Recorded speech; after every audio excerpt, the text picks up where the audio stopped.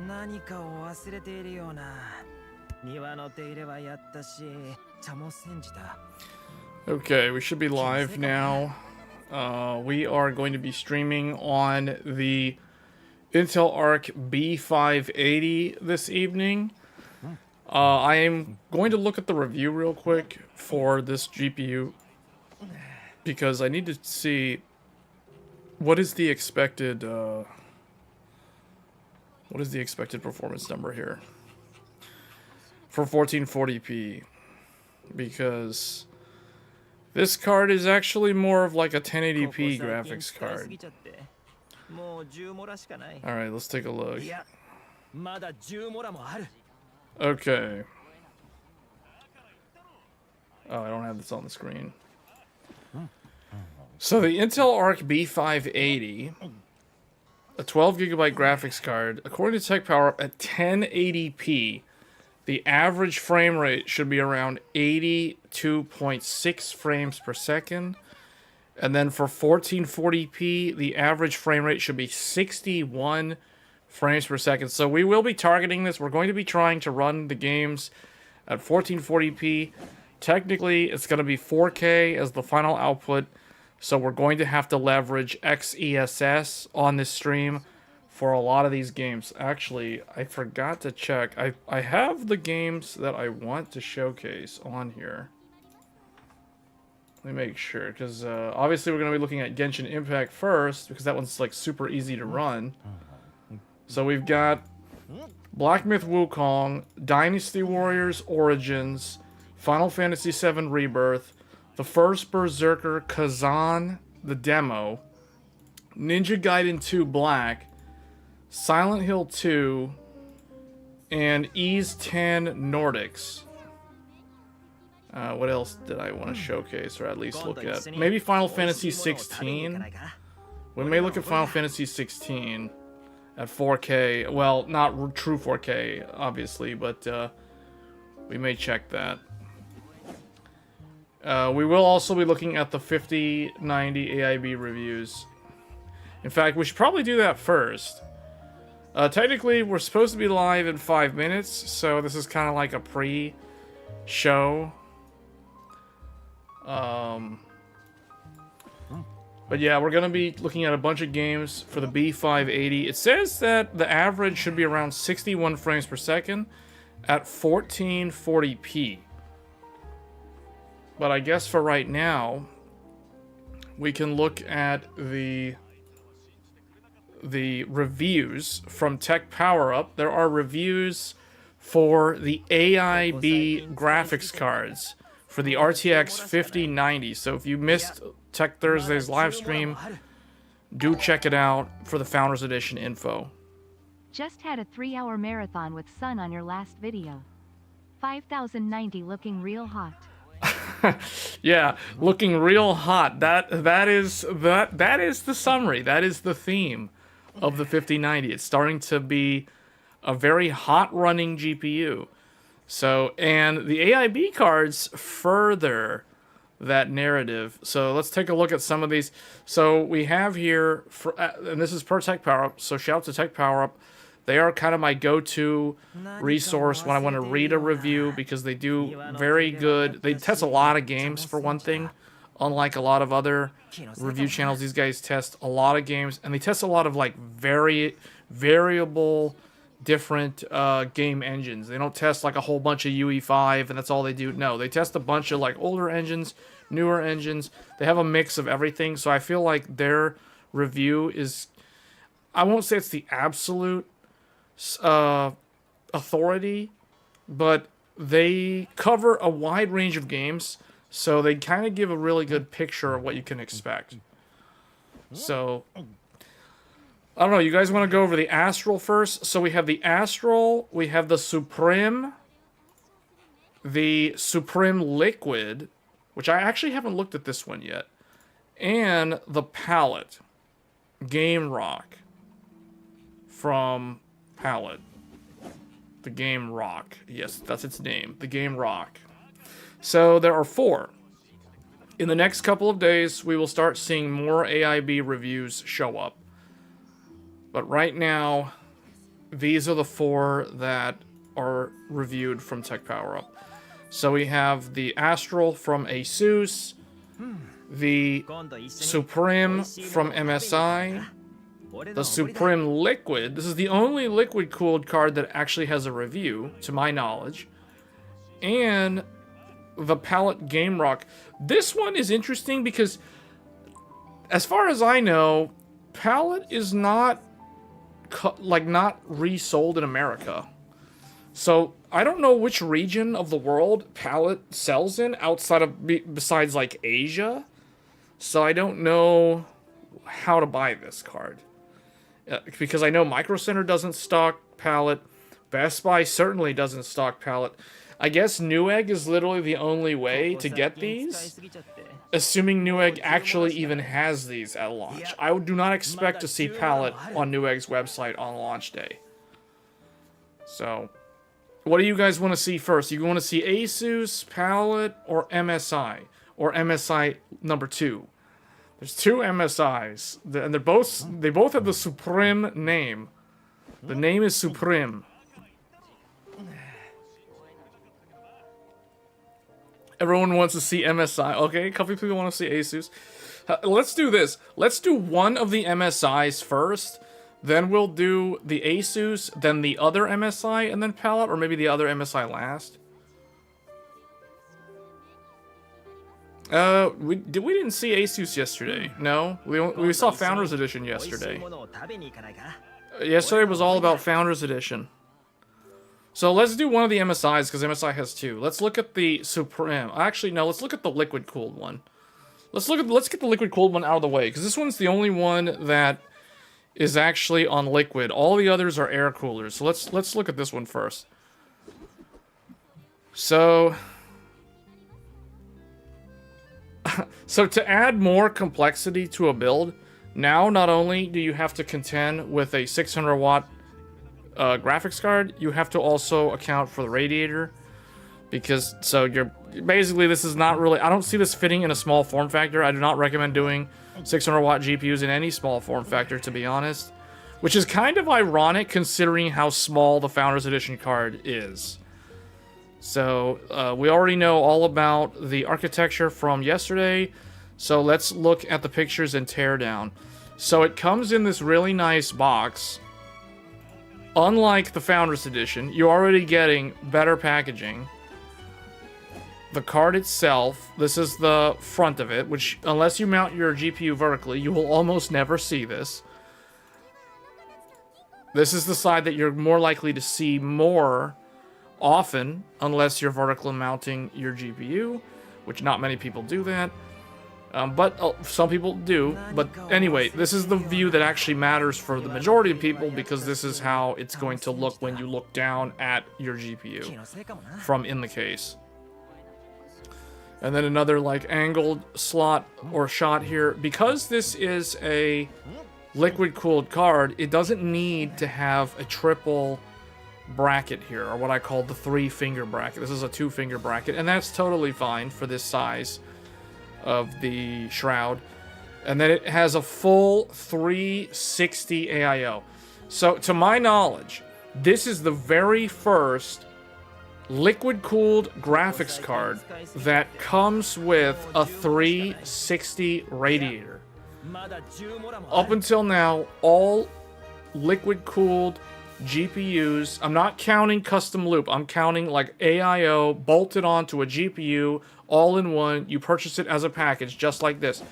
Up until now, all of those have been only, I think, 240. I don't even think 280 was even a thing for liquid cooled all-in-one graphics cards. The Asus Matrix, I think that was a 240. Did the Asus Matrix have a 360? I thought it was either 240, maybe 280. But anyway, this is like the first one that I've been aware of. So that tells you how much power this GPU is going to pull. The fact that they had to put a 360 AIO on here. So it is the classic triple fan. I like how they measured it. So it is about, what is this, 28 centimeters. 28 centimeters. So whatever that is in inches.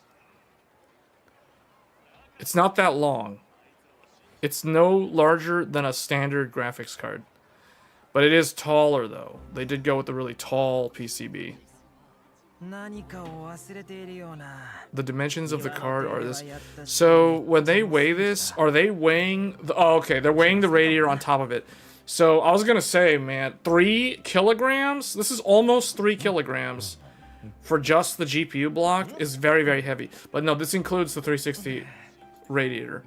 So that's the whole thing. You can see the radiator is literally like placed on top of it. So the whole weight altogether is 2,913 grams. That's pretty heavy.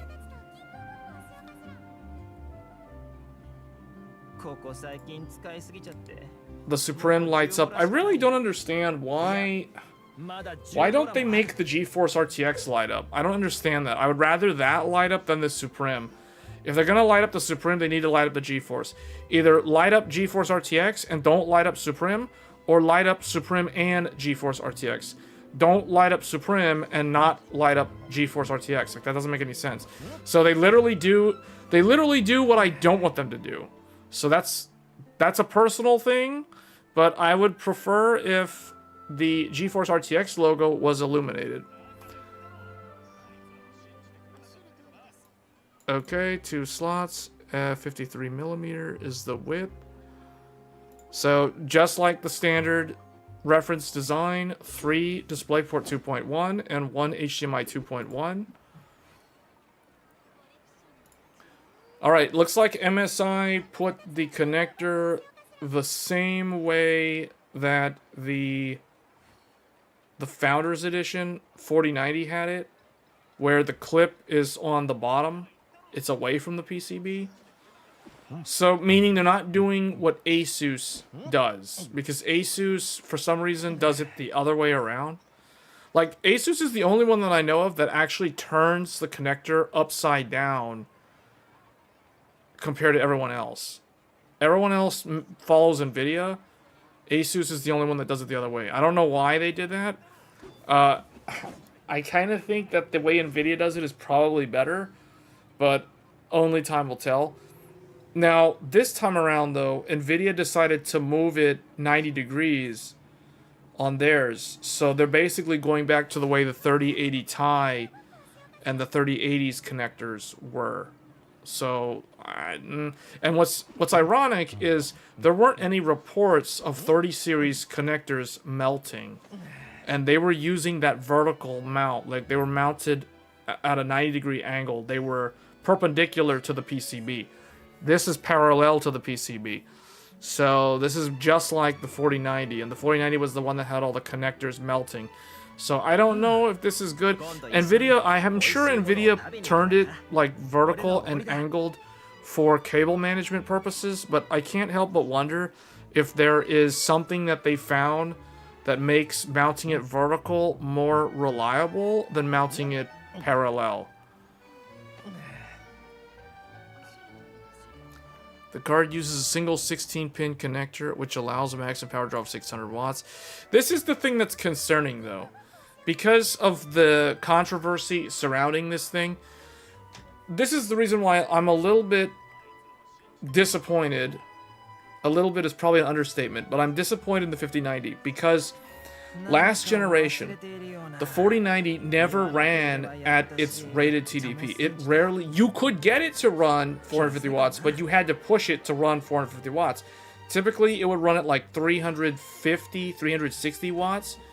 So I expected this to run at like 400 watts or 380 watts, not 600 watts. And the fact that it's actually running at its TDP while gaming is not a good sign because of the potential reliability issues with this connector. So I don't know. This is concerning. This is concerning to me. MSI installed adjustable RGB lighting zones. So I guess is anybody here interested in getting a liquid cooled 5090? Or are you just going to get an air-cooled one? Assuming you even are going to get one. Like, who here is going to get the Suprim Liquid Cooled if you can find one? It does look like it's decently cooled, though. I will say that.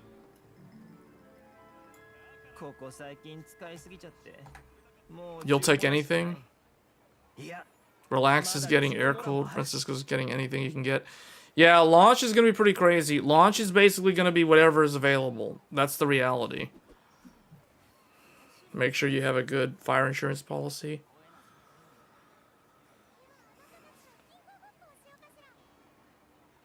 Only Astral Liquid? No 5090? You're not getting 5090? So it looks like they're using a vapor chamber. I think all of them are. Like it's $2,000 GPU, like, and it's 500 watts. Why would you, or 600 watts? Why would you not use a vapor chamber? So let's see, circuit board analysis. Let's take a look at this. Oh, this one actually looks really nice.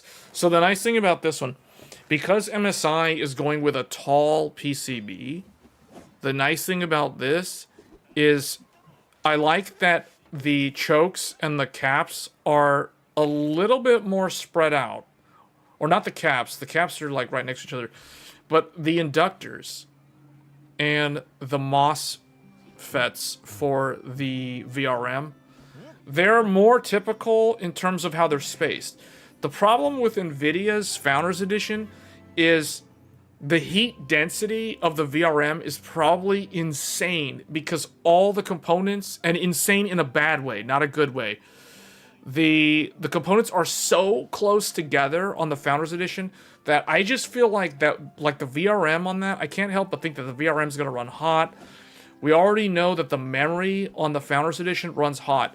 So the criteria that MSI and all these other AIBs need to showcase, need to like meet, is number one, the VRAM needs to run cooler on these AIBs. That is like the number one most basic thing that they need to do, is the RAM needs to be colder because NVIDIA's RAM runs at 94 degrees, which is cooking the RAM. I don't know how that's going to last for like 3 years under heavy load.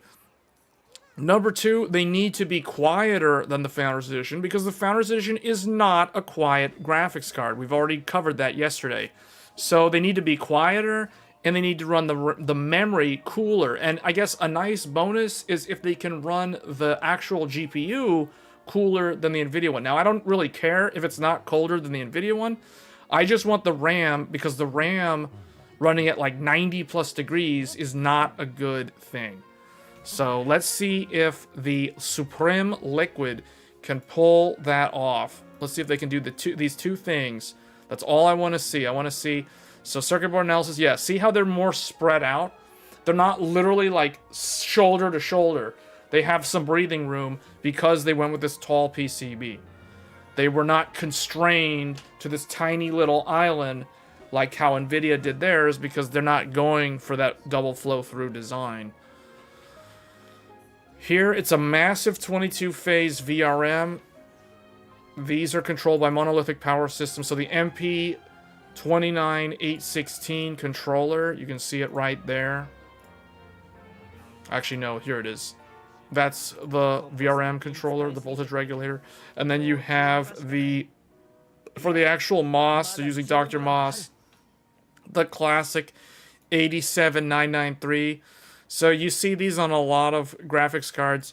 So that's the typical MOS. This is actually pretty good. I think those are 90 amp. All right, and then, yeah. So they're using like really good components. So MSI, obviously, it's an expensive GPU. The VRAM is going to be GDDR7 from Samsung. So right here, let's take a look. So there it is, Samsung. So they're using Samsung GDDR7. Gone are the days of Micron exclusivity with NVIDIA and the GDDR6X. So they're going with standard GDDR7 from Samsung this time around. Okay. 5 nanometer. There it is. Same exact node as the 4090, which is one of the reasons why everyone keeps, well, not everyone, but some people keep calling this a 4090 Ti instead of a 5090, because it's the exact same node as the 4090, and there's no node shrink, and it's basically all they did was cram more shaders on the die. Okay, what was their test setup? They're testing it with a Ryzen 7 98. It seems like every reviewer is using the exact same setup. The only thing that I noticed that's different is the RAM that they're using and the motherboard that they're using. So Techpowerup is unique. I've seen a lot of reviewers testing with the Asus motherboard, with the Ryzen 9800X3D, and like DDR5, 32 gigabytes of DDR5 at 6,000 mega transfers, CL28 or CL30, somewhere around there. That's usually what I see. So what these guys are doing, they're doing DDR5 6200, cast latency 28. This is some very high-end memory, if that's legitimately the actual speed. And they are running in a 1-to-1 ratio. That is really, really good. So what's hilarious, though, is the system RAM equals the VRAM. And that, to me, is a big no-no. So that's like the one thing. Like, if I end up getting a 5090 at some point and I do a review, you can rest assured that we're not going to be benchmarking with 6,000, and we're not going to be benchmarking with 32 gigabytes of RAM. We will be benchmarking with the RAM at either 8,000, and that'll be 48 gigabytes, or we will be testing at 6,400, 96 gigabytes. So that's typically how I'll review these things, because I remove the RAM bottleneck, because I don't want the scheduler and the paging file, all this stuff to get in the way. So we're just going to go like balls to the wall, everything, full memory capacity, no issues. Eliminate the entire CPU pipeline bottleneck, just get rid of all of that. But everyone's testing with the exact same CPU, which is, I mean, it's nice to see that there's consistency, because that means that the reviews are supposed to be more in line. You shouldn't see a lot of weird variance in the reviews, because they're all using the exact same CPU. Now, the motherboard is what's going to differentiate them. So Techpowerup is using an MSI.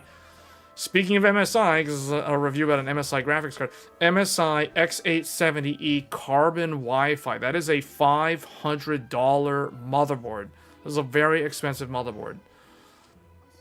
That is a super high-end motherboard. This one also, to my knowledge, this one has the external clock generator, so it can get the best single-thread performance uplift via overclocking.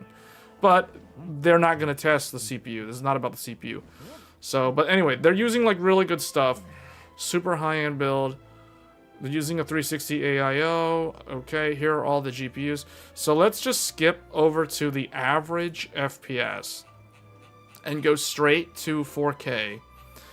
So, here it is. The Suprim Liquid at 4K beats the 5090 Founders Edition. The Founders Edition averages 147 frames per second. The Suprim Liquid does 154 frames per second. So this wins over the FE by a decent margin. Now, this is liquid cooled, so the one thing I want to see next is I want to see the relative performance. So it looks like they gained, what is that, about 3 to 4%, 2 to 4% improvement over the Founders Edition. So that means compared to the 4090, it's slightly more ahead. Oh, but this is a 1080p. So this is actually the worst result. See, here's 1080p. They're barely different, but let's see. Is there actually a difference? 1440p, it's a little bit more pronounced, meaning the Suprim Liquid ekes out another % ahead of the 5090. But then at 4K, it's basically the same as 1440. Okay, so the overclock from the factory makes the Suprim Liquid faster than the Founders Edition, regardless of resolution, no matter what. So let's look at the Do we need to see ray tracing? Ray tracing performance. So we see about the same split, but with the factory overclock. We don't need to go through all these games.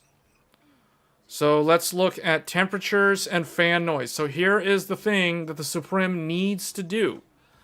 It needs to accomplish this goal. Okay.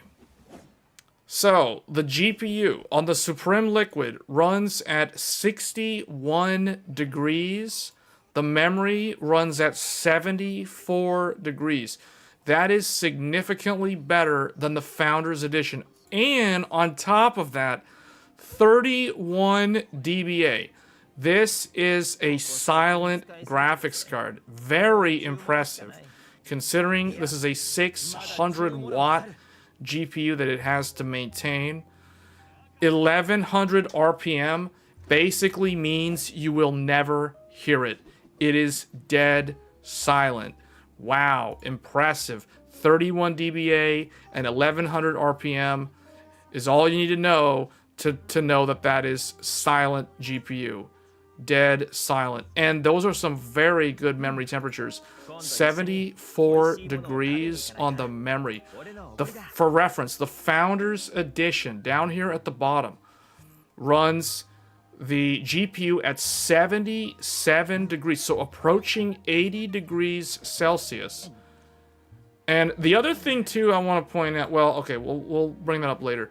The memory is running 94 degrees on the Founders Edition. 94 degrees on the memory. 40 dBA means you can hear it. It's not quiet. And 1600 RPM. Now, 1600 RPM, this is actually not super loud. So it's not like it's annoyingly loud. Like, annoyingly loud would be like 2400 RPM. Or anything over like 2100 RPM, you can definitely hear. Once the fans are above 1800 RPM, you can definitely hear them, even with the computer on the floor, away from you. You can still hear it.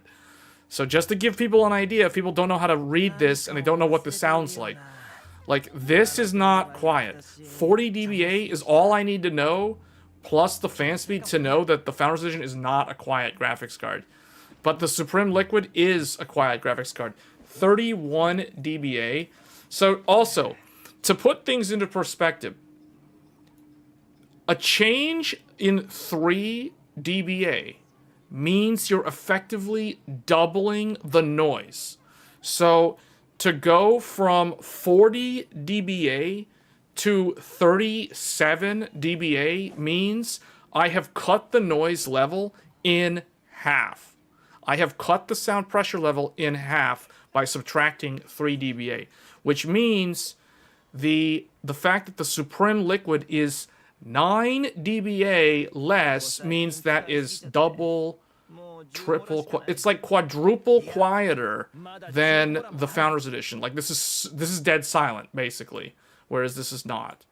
So very, very good. But it's a liquid cooled card, so it's like, yeah, it should outperform a 2-slot air cool. So it's not like, you know, it's not like the competition, in this case the Founders Edition, is putting up much of a fight here, you know, by comparison. So let's look at the thermal analysis. So it does average around what, 2700 megahertz. It caps out around 61. Yeah, that's okay. That's really good. These are some very good results. Fan RPM.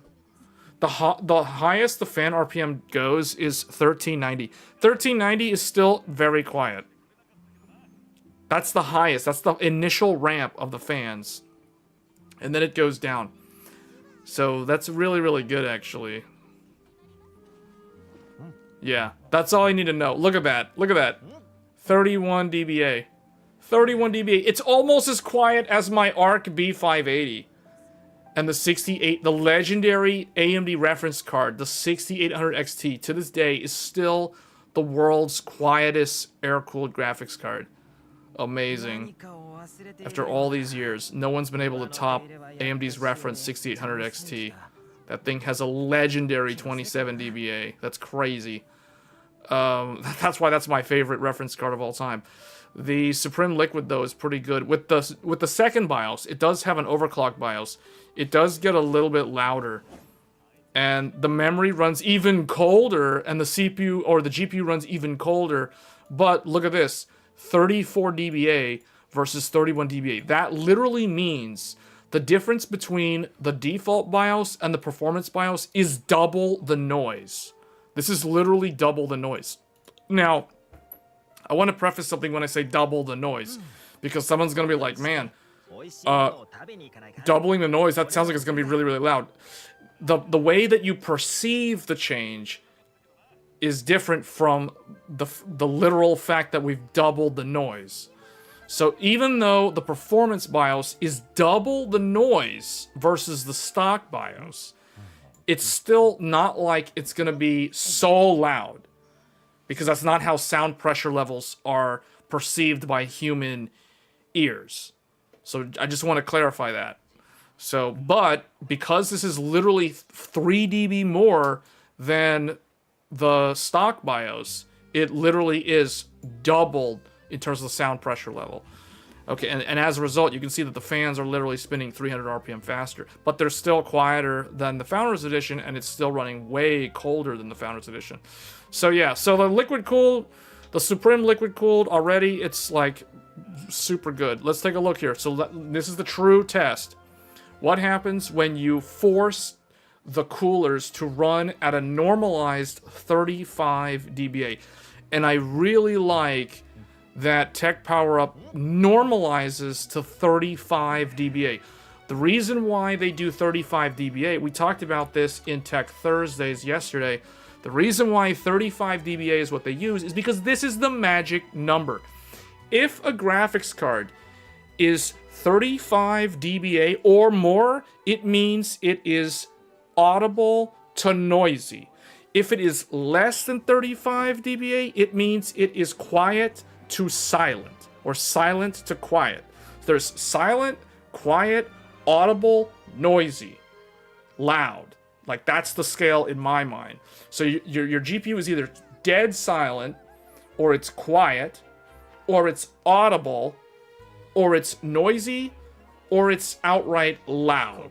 So that is the scale. So 35 dBA is right in the middle between quiet and audible.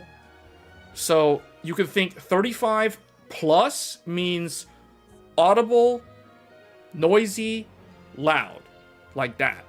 As it goes up, as it increases in the number, plus 3, plus 3, plus 3. So we have 35, 38, 41. Where does the FE land? 40 dBA. Therefore, you know the FE is not a quiet graphics card. But check this out. So when they normalize to the boundary between quiet and audible, the Suprim Liquid does even better. Here, when they force the FE to be on the boundary, the FE runs the GPU at 83 degrees.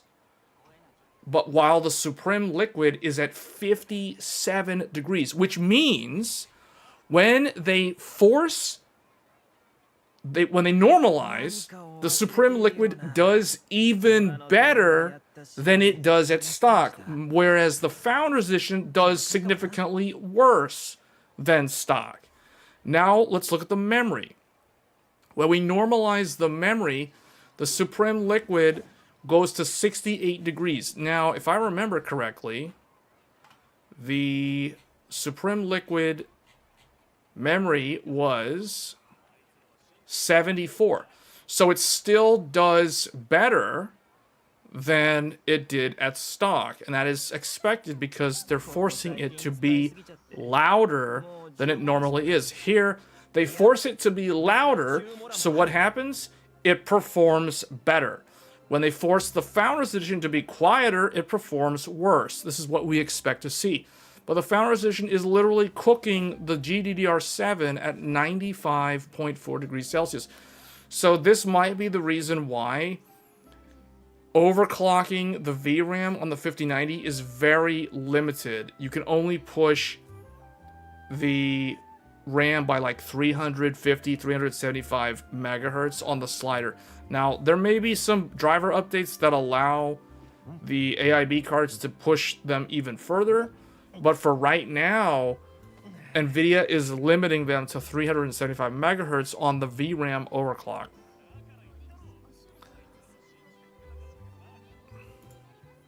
All right, power consumption time. This is the numbers that are the most concerning. Okay, here's the thing that is the most concerning thing about the 5090 in terms of long-term viability.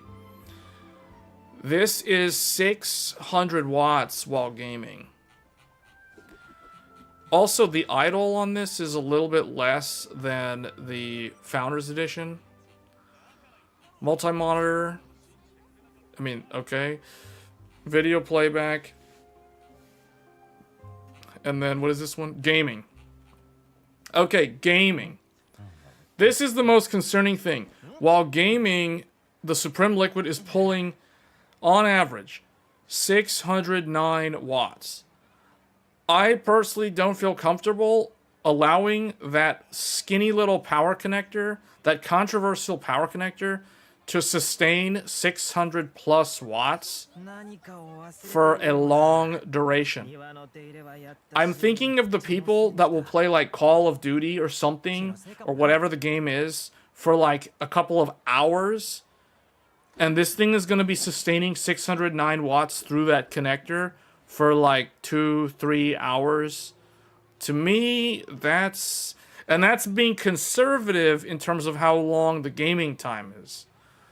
So this to me is very, very concerning, and it's raising a bunch of red flags, and it's almost like I feel like NVIDIA should not be marketing this as a gaming product.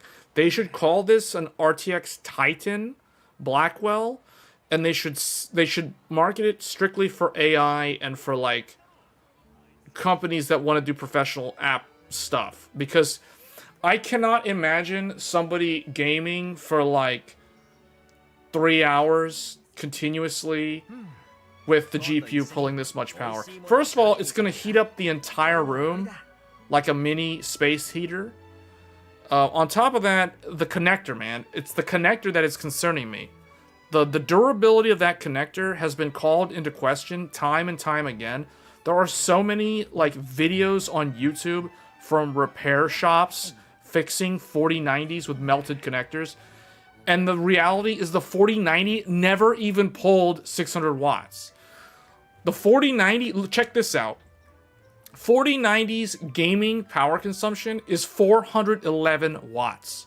411 out of a 600 watt rated connector. This is pulling 609 out of a 600 watt connector. Do you see what's wrong with this picture? Like, do you see what's wrong with this picture? Like, the FE is like a little bit under the line, but it's like, and MSI is going over the line, but it's like, the reality is both of them are so close to the line that it's negligible at this point. They're both basically like too close to the limit for comfort. So I don't know. To me, this is raising all kinds of alarms on like a do not buy if for gaming, because like, you know, I don't know, man. Like this is the only thing that is like the deal breaker, I should say, for the 5090 in terms of viability. Because the last graphics card that I had that is similar to this is the infamous, well, is it infamous? The 3090 Ti. The 3090 Ti. I'm telling you guys from first-hand experience as someone who has a 3090 Ti, and you guys can see the number of the 3090 Ti right here, 537 watts. This thing is pulling way more power than that. This is exceeding 600 watts while gaming. Like, do you see what's wrong here? Like, to me, it doesn't seem like it's safe long term. It'll be okay for like the first couple of months, but you're really gonna keep this thing for like 3 years, 4 years, with the consumption being like this, like with your room constantly like turning into a Sauna, like, can someone live with this thing for like 2 generations of This is why, I don't know, man. To me, it's looking more and more like a deal breaker. After 3 months, Reddit posts with Bernie. Yeah. Well, I don't even think it's really that. It's really gonna be like the user experience. The fact that it's a fire hazard and the memory is okay. Well, okay. The AIB seems like it's okay for the memory, but the FE is gonna cook the RAM. So the Founders Edition is gonna have artifacting RAM after like 1 year of ownership. Because the RAM literally runs at 90+ degrees every time you use the GPU. So do you see? There's like so many things that are wrong with this, man. Like, in my mind, I keep thinking of what happened with Nvidia and Apple when back in like the late 2000s, when Apple sued Nvidia because Nvidia was damaging Apple's brand.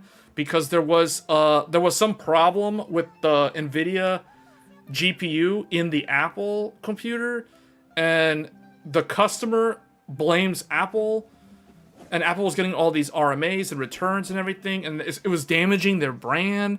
And they're like, no, they went to court, and Nvidia was like, no, we didn't do anything wrong. And then later, Nvidia admitted that they did something wrong, that there was an actual issue, that there was some kind of safety issue. And you know what happened? Guess what? Apple broke all ties with Nvidia. And that's the reason why you can't buy an Apple with an Nvidia chip in it. Stuff like this. That's history. I bet nobody here knew that. That's the reason why Apple went with AMD Radeon for their iMac desktop, the Mac Pros. They all have those Radeon cards in them because of the bad blood between them and Nvidia years ago. So something like this can create... I can see something bad happening, like hardware, like reliability. I can see the Founders Edition like dying, the memory chips failing after like a year of ownership, or like right around the time that the warranty is ending. You know, like... You'll start getting artifacting. You'll see Reddit posts of artifacting, assuming the connector doesn't melt. So, you know, to me, high wattage is a completely different animal. It's like it's way harder. It's high maintenance. We talked about this yesterday on Tech Thursday. It's like the 4090 is like having a pet cat. It's low maintenance. Having a 5090 is like having a dog. It's like high maintenance. There's a huge difference. Like, there's things that you have to do that you don't have to do if you have a 4090. Like, there's extra steps involved. Like, seriously. Okay, so let's move. Okay, and then here's the transient spikes. Okay, check this out. Spikes, 20 millisecond spikes. Oh, boy. This GPU is going to trip OCP on a whole bunch of old Seasonic power supplies. I can see it now. My 3090 Ti trips OCP on my Seasonic Titanium 1000 watt. That's the reason why I don't use my Seasonic power supply anymore. Because if I put a high wattage GPU, even the 6800 XT can trip OCP on a Seasonic 1000 watt power supply. So I'm not talking about the newer ones. I'm talking about the older ones, the ones that don't have the connector. So people who are going to go out and buy a 5090, I can see it now. They're going to try to put it in their... They're going to pair it up with their 7-year-old Seasonic 1000 watt or Seasonic 850 watt Prime Platinum or Prime Titanium. They're going to fire up Call of Duty. They're going to get into a multiplayer match. They start shooting the gun, and all of a sudden, the computer just turns off. Black screen. The computer literally just shuts off like there was an outage, like they lost the electricity in their house. And they're not gonna know like what's wrong, like what happened. I just spent like $2,500 on this Suprim. How come? What happened? Why is my computer turning off? Why is my computer turning off when I'm gaming? Help, help, help. There's gonna be stuff like that. I can see it now. Like this type of stuff. High maintenance, man. High maintenance. This is a high maintenance GPU. You gotta have the best power supply. You gotta have the best CPU. You also have to have the most energy efficient CPU. Because the GPU is already guaranteed dumping 600 watts. So like, it's like, okay, let's do some other stuff here. Let's do some other calculations. I just realized something. 9800X3D. 9800X3D. The best gaming processor. So what is the power consumption on this thing? Power consumption of a 9800X3D. 23 watts on a single thread. Multi-thread. Here, okay, wait, 150. This is the max. Okay, 88 watts. 88 watts, to me that's a little bit high, but 88 watts. We'll just say 88 watts, whatever. 88 watts. You have to add this to 600. So, if it's 600 from the GPU, you add like 80 watts. Now you're at 680 watts. Now you got to add your motherboard. Now you got to add all the SSDs, which don't use a lot of power, all the RGB fans, whatever. If you have a custom loop, you got to add the pumps, wattage draw. Basically, what I'm saying is the minimum power supply that someone should have if they're going to get a 5090 needs to be 1000 watt. Absolute minimum 1000 watt. Because let's do some other comparisons. Actually, no, they've got some other numbers here. Yeah. So, okay, 14900K. 14900K while gaming 180 watts.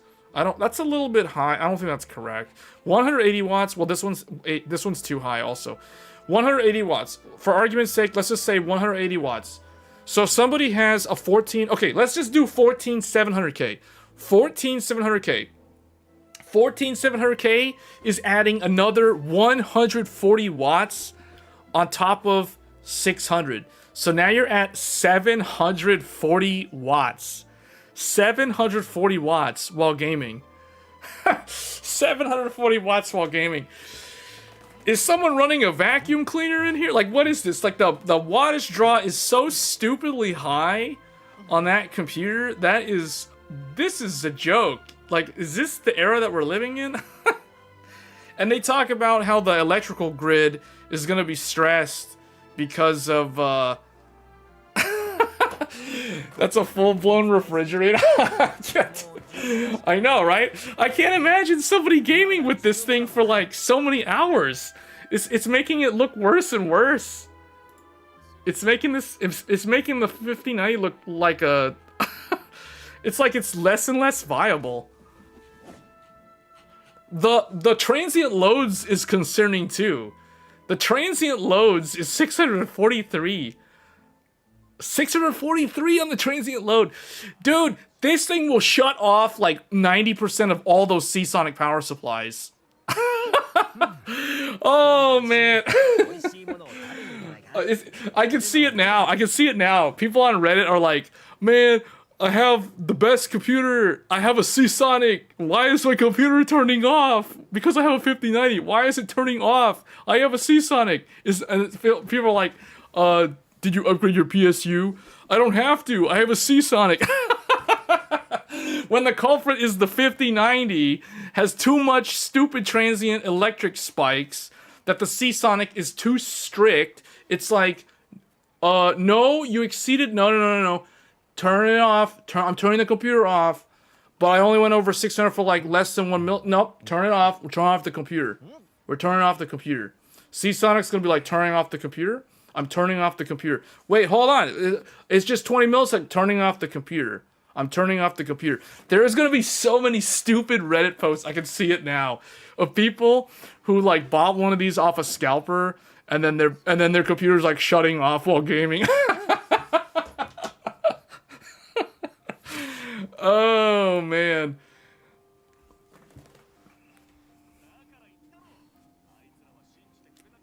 That's funny.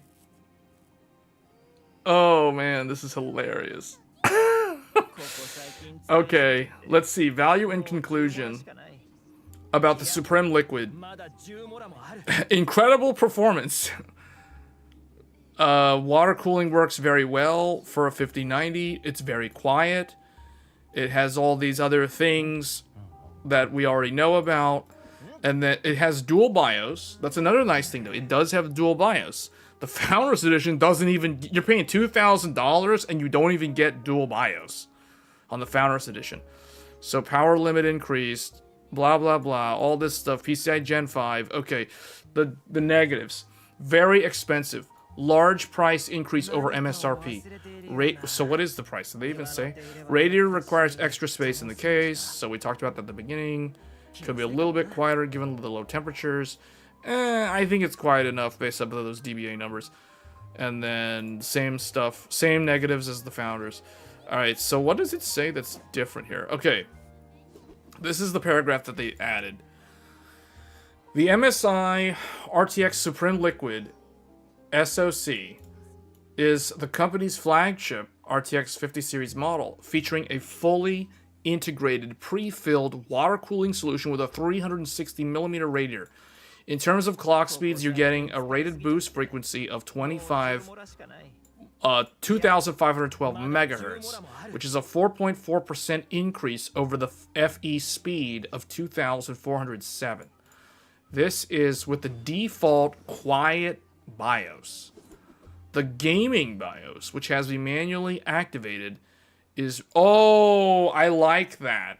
I like that the default BIOS is the quiet BIOS, the one with the lower power limit and less noise. That's good. The gaming BIOS has to manually activated, has a rated speed of 2,565 megahertz.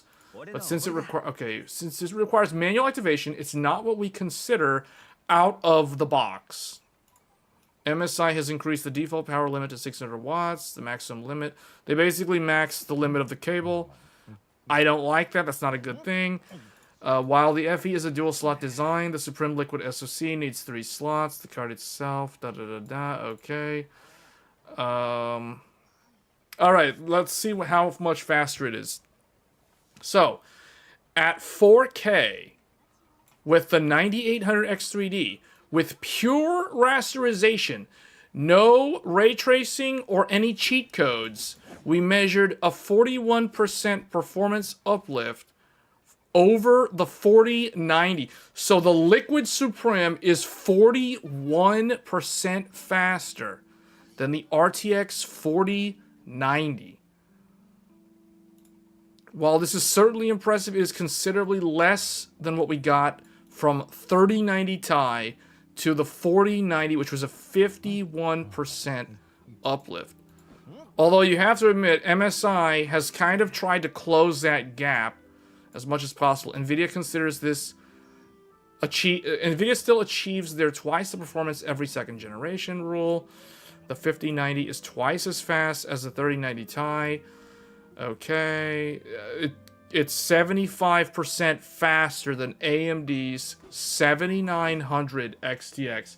Wow, the Suprim liquid cooled card is 75% faster than an XTX. Wow. And compared to the 4080 Super, the Suprim Liquid is 82% faster. 82% faster than 4080 Super. Wow. Okay, so they kind of repeat what they said about the thing, that it's like 3% improvement over the factory, over the FE, with the 4.4% overclock. Did they talk about the pricing?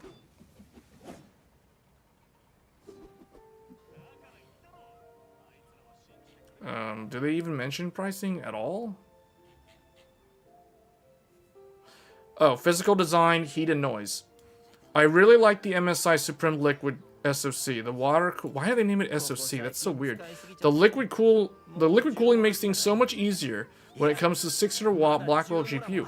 This is reflected in the card's temperatures. Even under full load, the temperatures hover just around 60 degrees. Very impressive. Yeah, that is actually very impressive considering it's 600 watts.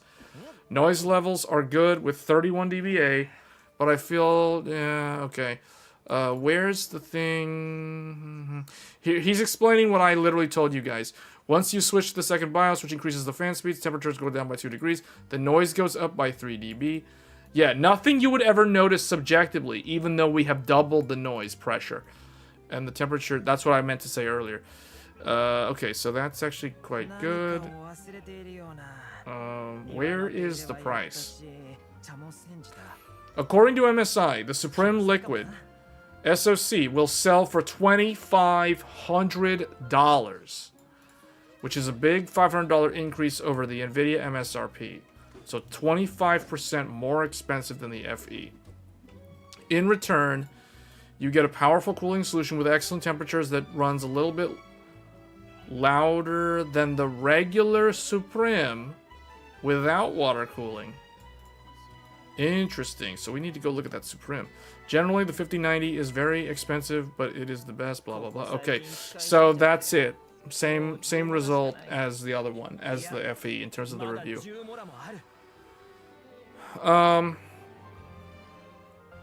Yeah, I don't know, that power consumption, man. That's killing it. All right, let's look at the Asus Astral next.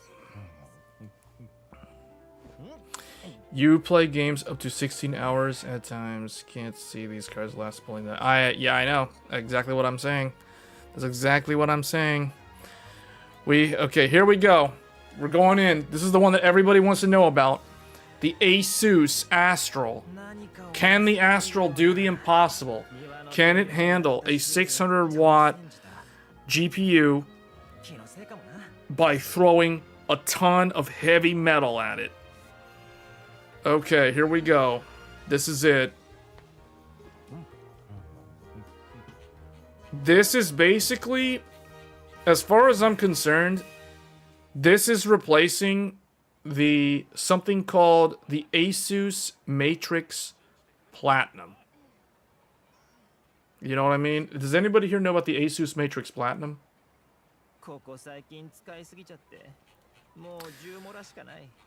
Does anyone remember that? Alright, let's take a look. Pictures and teardown. This is the successor to the Asus Matrix, the ROG Matrix Platinum.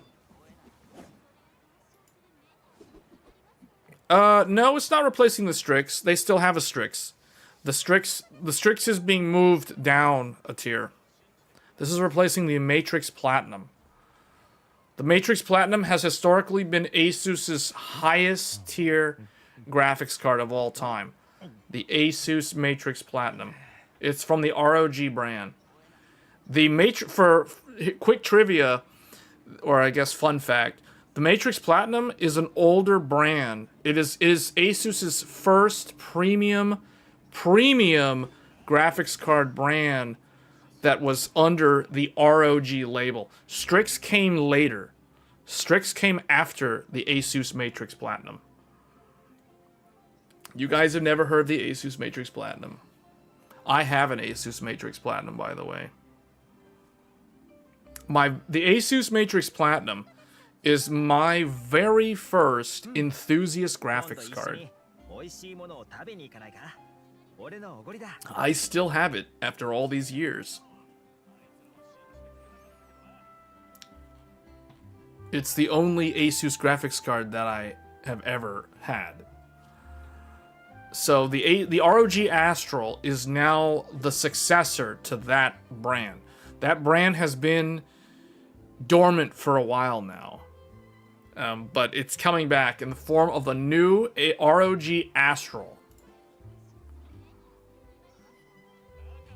So this is a quad slot design. It has a double flow through. Well, it has a dual static pressure flow through on one side. They say here, the Asus RTX 5090 Astral looks fantastic thanks to a beautiful color theme that works perfectly with the all-metal cooler construction. Most of the surfaces use a matte paint, which feels extremely nice to the touch. On the back, you get a metal backplate with a cutout for air to flow through and a fan to move additional air. Dimensions of the card are 35 by 15 centimeters, and it weighs over 3 kilograms. 3,038 grams. This is one heavy, heavy graphics card. You must use a support bracket for this graphics card because that is way too heavy. Look at that. They really needed to put a third finger on there. This would have looked so much nicer if they had the third finger. I don't know why they didn't do that. That looks... This whole thing is a metal frame.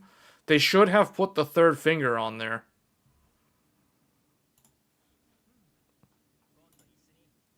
That looks big. That's chonky.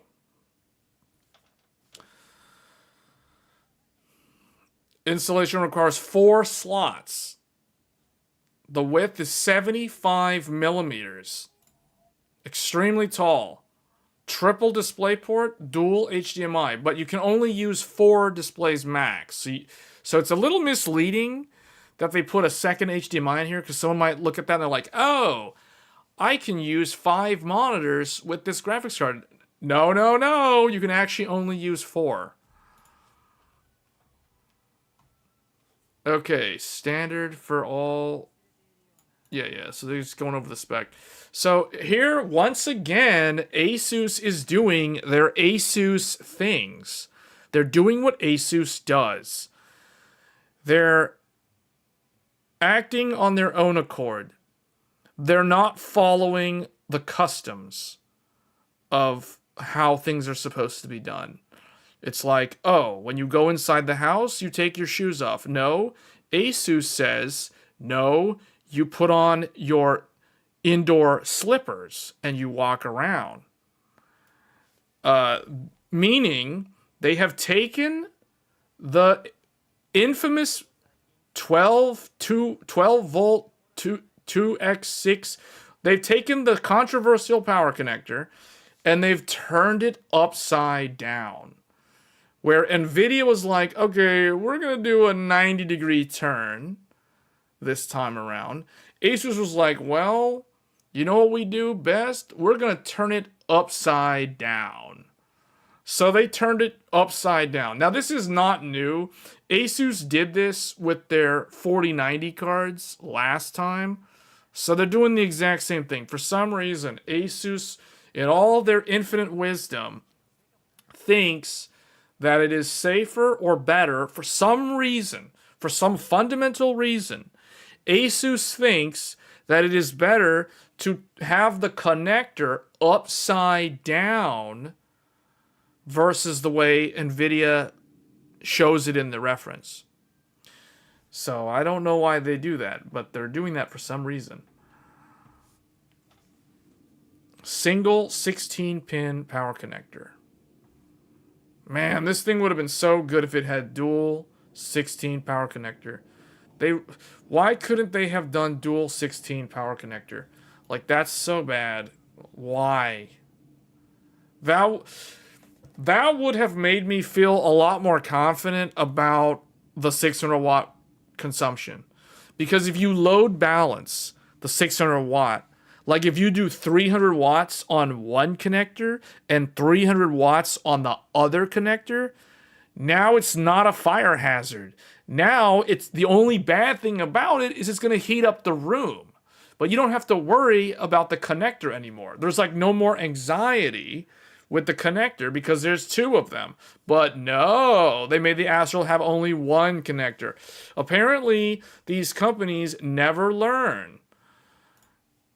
If all those videos from, man, what's that YouTube channel where the guy, he runs this business where he fixes like GPUs and hardware? You guys know what I'm talking about? Northwest Repair or North Falcon Northwest Repair? Like one of those companies, Northridge Fix, thank you. Northridge Fix. Northwest Fix? No, I think it's Northridge Fix.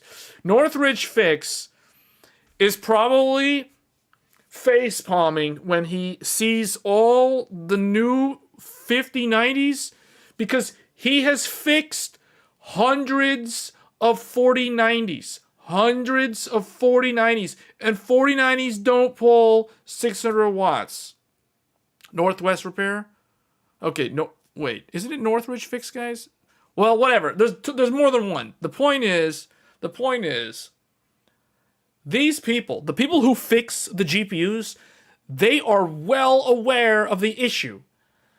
Yet, the ironic thing is they have been sounding the alarm that there needs to be a redesign. There needs to be a redesign. Either don't use this like flawed design anymore, or put two of them, or do something. Der Bauer even said put two of them. Put two of them, guys. It's called load balancing. It's called redundancy. It's a thing that you could do.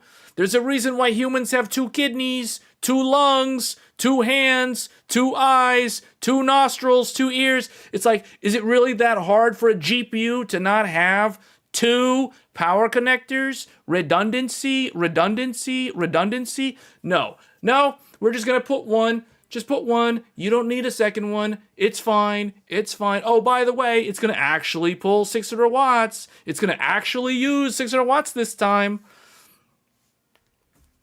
So, apparently nobody thought outside the box. So it's very disappointing to see Asus make a marvel of design, yet it's like it has this Achilles heel. It's like they sculpted the GPU to perfection. And there's an Achilles heel. It only has one power connector. 600 watts through one power connector. Fantastic. Great job. What a way to not stand out. All right. So, teardown. Big chunky metal. All metal design. That is a nice looking heatsink. I will give them that. That's a nice looking heatsink. That is some good heatsink right there. This is an all metal part of incredible build quality that weighs almost a kilogram. Cooling for the memory, GPU, memory chips, and VRM circuitry. Uses a large vapor chamber base with 8 heat pipes. Such a nice design. Oh, such a nice graphics card, yet so flawed in such a fundamental, simple way. What an Achilles heel. Look at that VRM. Look at that PCB. That looks like a Matrix Platinum. This is a Matrix Platinum. It's been years since I've seen the Matrix Platinum choke covers with that logo on them. Oh man, it seems like it was yesterday since I took apart my Asus Matrix Platinum. Looking at this, I immediately think of the Asus Matrix Platinum. I guess they went with Astral as a new name because somebody somewhere at corporate was like, we could call Matrix Platinum, but I think we should go with one word this time. Okay, how about Astral? Okay, I don't know why, but we'll just call it Astral. So that's the new name. Yeah, this is a really nice PCB. They do their custom stuff here. So they got monolithic power systems as the controller. And then they're going with 24-phase VRM. So 2 more than the MSI Suprim.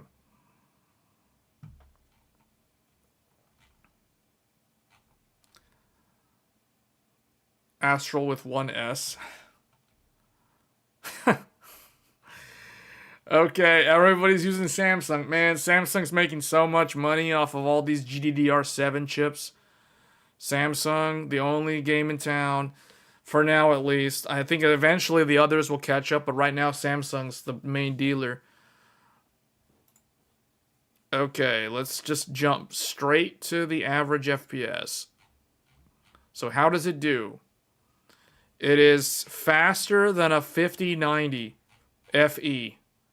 It, just like the Suprim Liquid, it is also faster. So FE does 147 at 4K. The Astral does 154. So it's about 7 frames per second faster than the FE.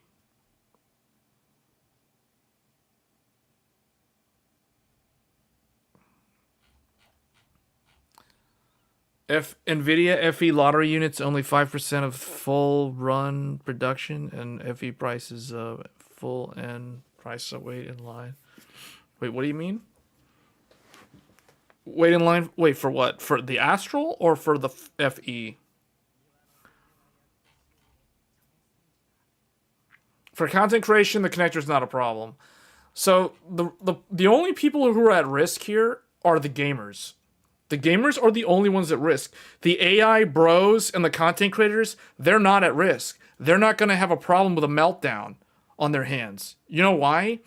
Because rendering videos doesn't take like 8 hours. But a gamer might actually game for 8 hours.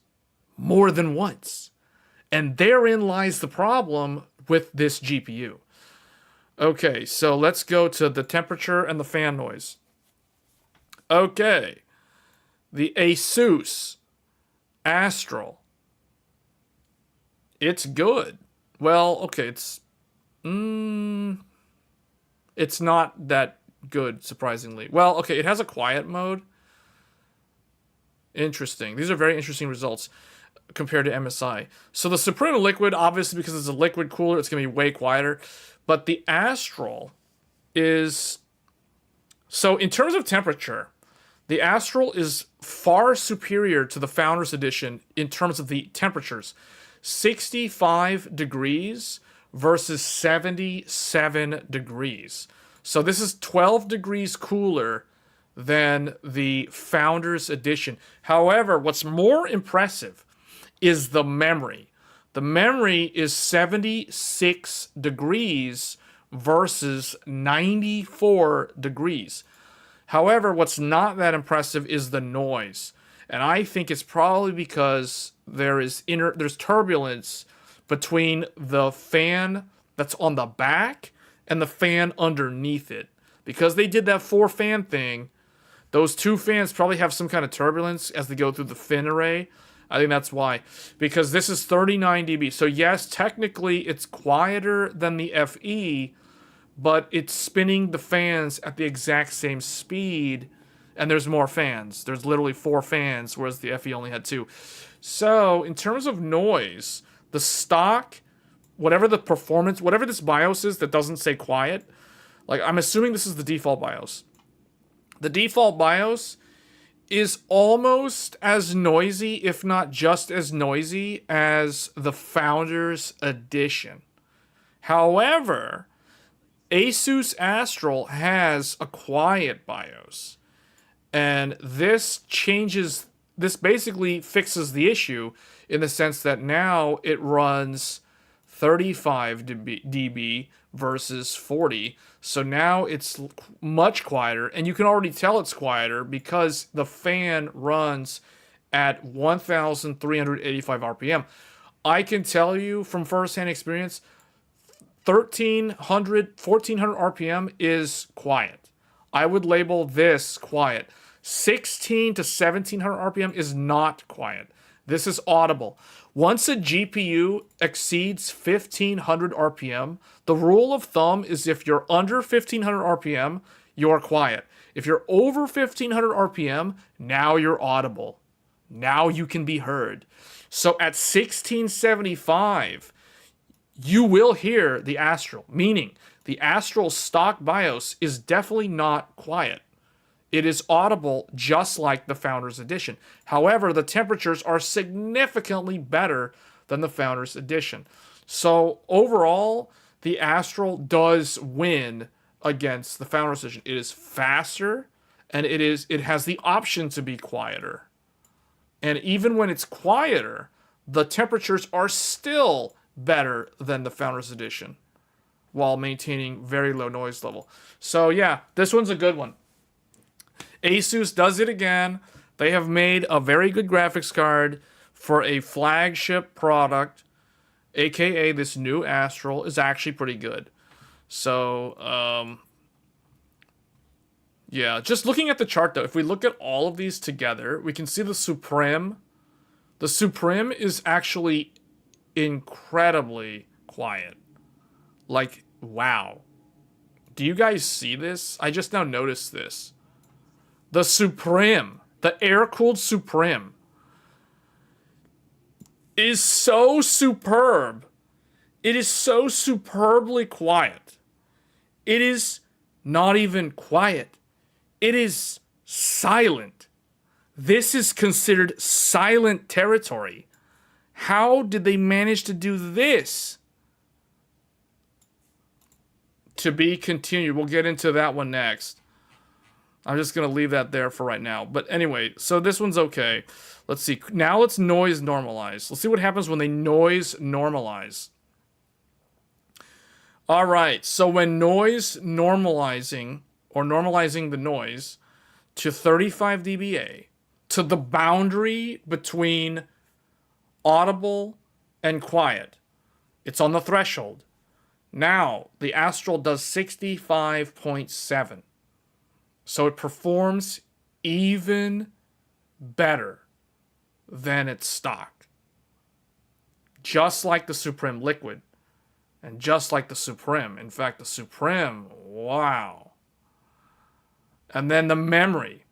The memory temperature. When noise normalized, the memory temperatures on the Astral are very good. 74 degrees is very, very good. Not excellent, but very good. We're going to get to one that's performing with excellent results in a minute. But I think we can already see it on the screen right now. But the FE is failing miserably right here. It's looking pretty bad. This is showcasing why a two-slot design, while it was a novel idea, I think it would have been better if NVIDIA stuck with a triple slot or even a quad slot like that prototype that they had previously. So not very good result for the Founders Edition. Power consumption, okay, just like the Suprim Liquid and just like the FE, it's pulling a lot of wattage while gaming, which is very disappointing. If we go down here to the gaming results, oh boy, this one's even more power than the Suprim Liquid. 621 watts. Talk about exceeding the limit of the safety margin on that power connector. Can you imagine somebody gaming for 8 hours with the Astral? Can you imagine someone gaming in their gaming cave for 6 hours while this thing is pulling 621 watts the whole time, the whole 8 hours, the whole 8 hours? Can you imagine that? What if it's a gamer that just games 8 hours on Monday, 8 hours on Tuesday? Man, can you imagine? I just thought of something.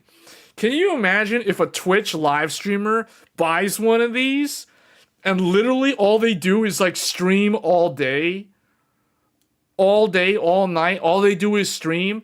Can you imagine a Twitch streamer getting one of these and literally giving themselves a tan because the thing is a sauna, like day in, day out, so uncomfortable, sweaty, mess, nasty, musty, humid room? Can you imagine the electricity bill of the Twitch streamer running this thing day in, day out? This assumes that the thing doesn't self-destruct with the melted connector due to too much heat degrading the plastic covering the metal. You know what I'm saying? Like, this is this is so bad. Wow, 621 watts. 621 watts. That connector has a history of melting, and that was on a GPU that didn't even pull 600 watts. Now we actually have a GPU that pulls 600 watts. And all the gamers want this thing? Like, Oh, wow. Wow, they should not be marketing this. This should not be called 5090. This should be called Titan or some kind of professional card. 32 gigs of RAM. Put it in the professional market. This is a joke, man. This is a joke. 621 watts. It's over the safety limit. It isn't even like it's beyond the safety limit. They're like, what? All right, what about the spikes? What is this, Furmark? Furmark? All right, no, who cares about Furmark? No one cares about Furmark. The gaming number is the one that matters because that's the one that people were doing 8 hours. Okay. So 20 mil. Oh, here we go again. Why is my PC shutting off? Why is my PC shutting off? The funny thing is the spikes are barely higher than the actual gaming power consumption. Can you imagine? Wait a minute. What was the Furmark number? What was the Furmark number was 636.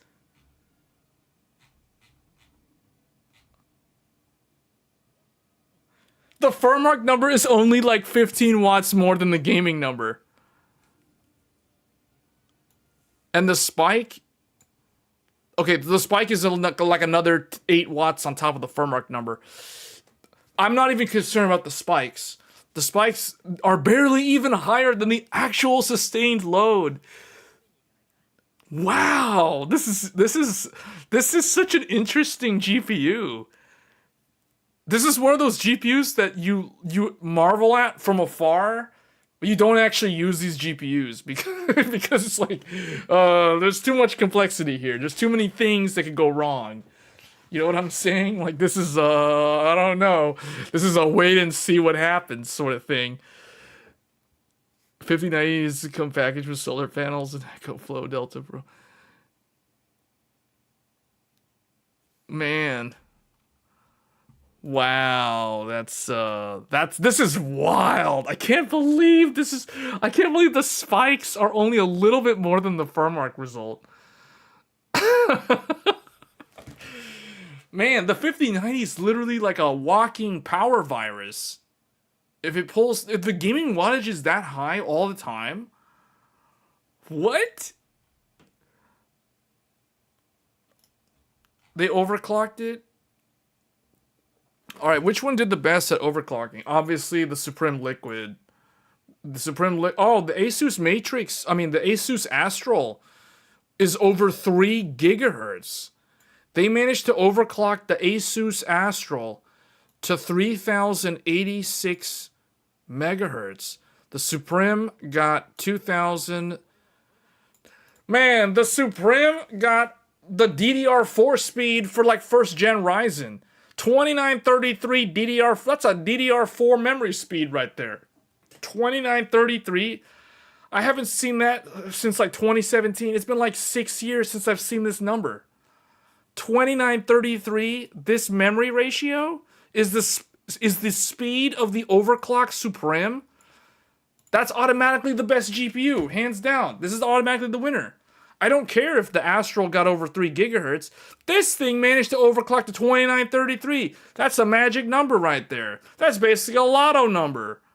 What? The Suprim got a lotto number? That's amazing.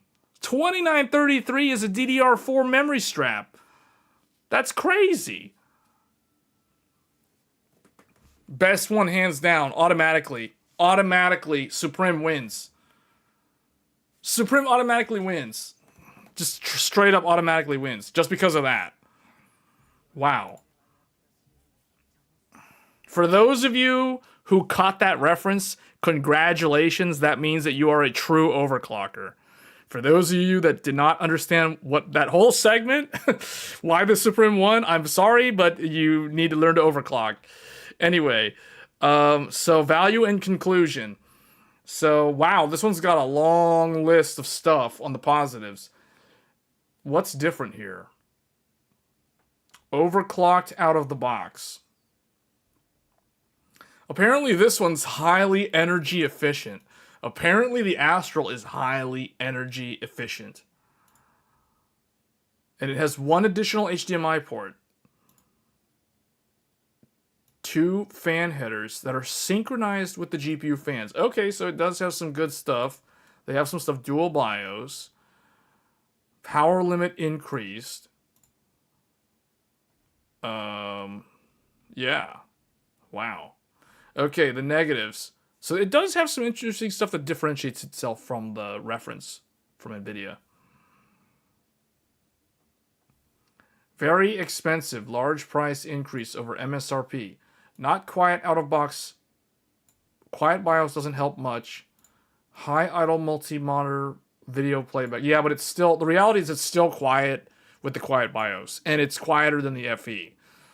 Memory overclocking artificially limited by driver. Okay, so, yeah.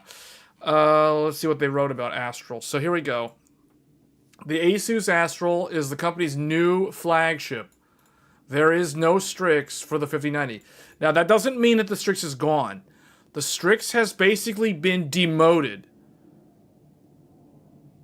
They demoted the Strix. It's now like, I guess it's like for the 5070 and 5070 Ti. Maybe the 5080, I don't know.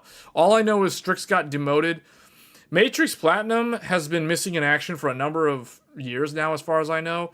Unless there was a Matrix Platinum 4090. I don't know if there was. But the Astral is now the new flagship. It's the successor to the Asus Matrix Platinum.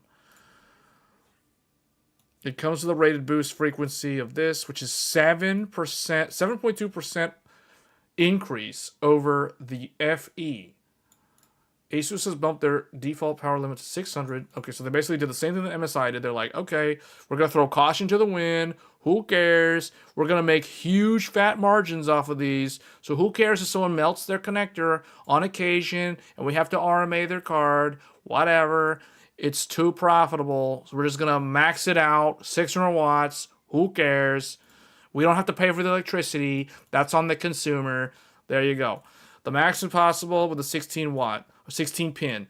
With the Astral, Asus is introducing a quad fan design that uses an additional fan to exhaust the hot air.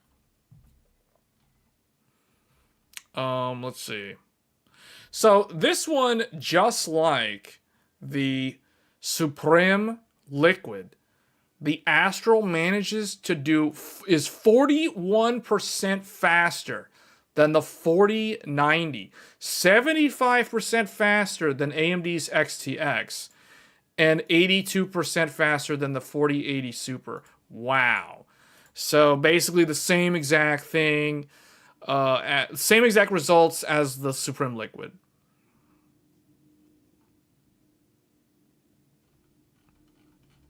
Last thing, what's the price on here?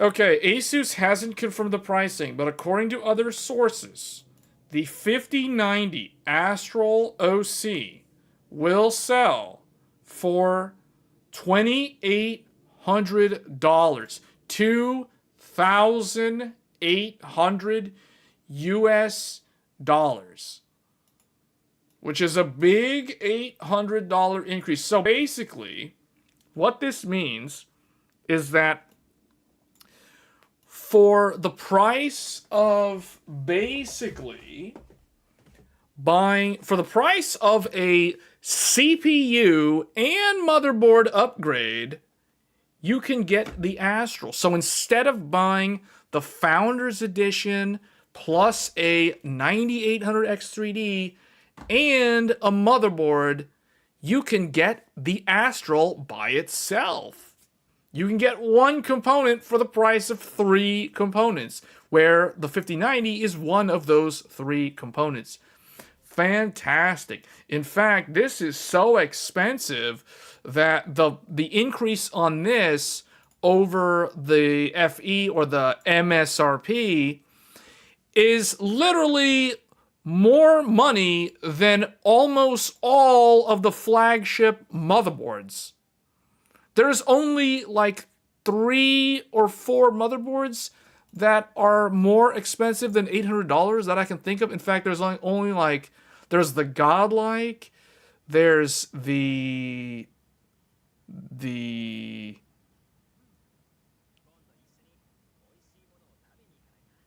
there's just the Godlike. So basically, this thing is more expensive. This thing is... The markup on the Astral is more money than almost every single high-end motherboard. That's insane. That's insane. So, 40% more money than NVIDIA MSRP. In return, you get a bigger cooler. So for $800, you're getting a larger 4-slot cooler with excellent temperatures, but noise levels aren't much better than the dual-slot FE. Yeah, as we saw. Although it's a little bit better, but it's not much better. The 2% gain, I mean, it's definitely not 800%, or I should say, it's not 40% price differential better than the FE. The 2% gain from the factory overclock isn't monumental, even when pushed a further 5% manually. And asking that much money for the metal design and the fourth fan seems like a stretch. Wow. According to some rumors, the availability of the 5090 will be problematic with only a small volume in stock at retailers that will go on sale on January 30th. Wow.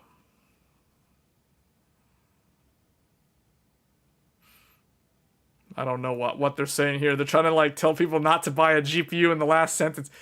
Also, isn't gameplay the most important thing? Who cares about gimmicks rather than the graphics? Are games fun at 1080p with medium settings? Absolutely. Why do they include this in the review? This is the weirdest way to end this review. This is almost like, don't buy a graphics card. Like, what? Why is this here? What? The review is written for a 5090 GPU, and they're talking about, they conclude, isn't gameplay the most important thing rather than the graphics? Are games fun at 1080p with medium settings? Absolutely, as long as the game is good. So the conclusion of this review is buy a Nintendo Switch 2 when it comes out later this year.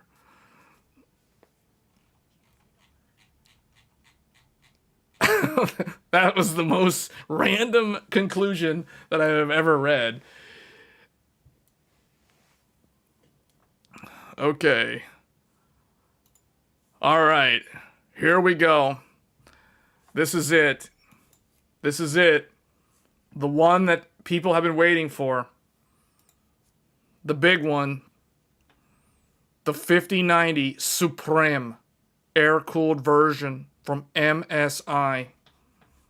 This is it. Here we go. The MSI RTX 5090 Suprim SoC is designed to resemble jewelry. See what I said when I first saw this card? Remember what I told you guys? They're trying to sell you a luxury designer product. It's like jewelry. It's like a luxury.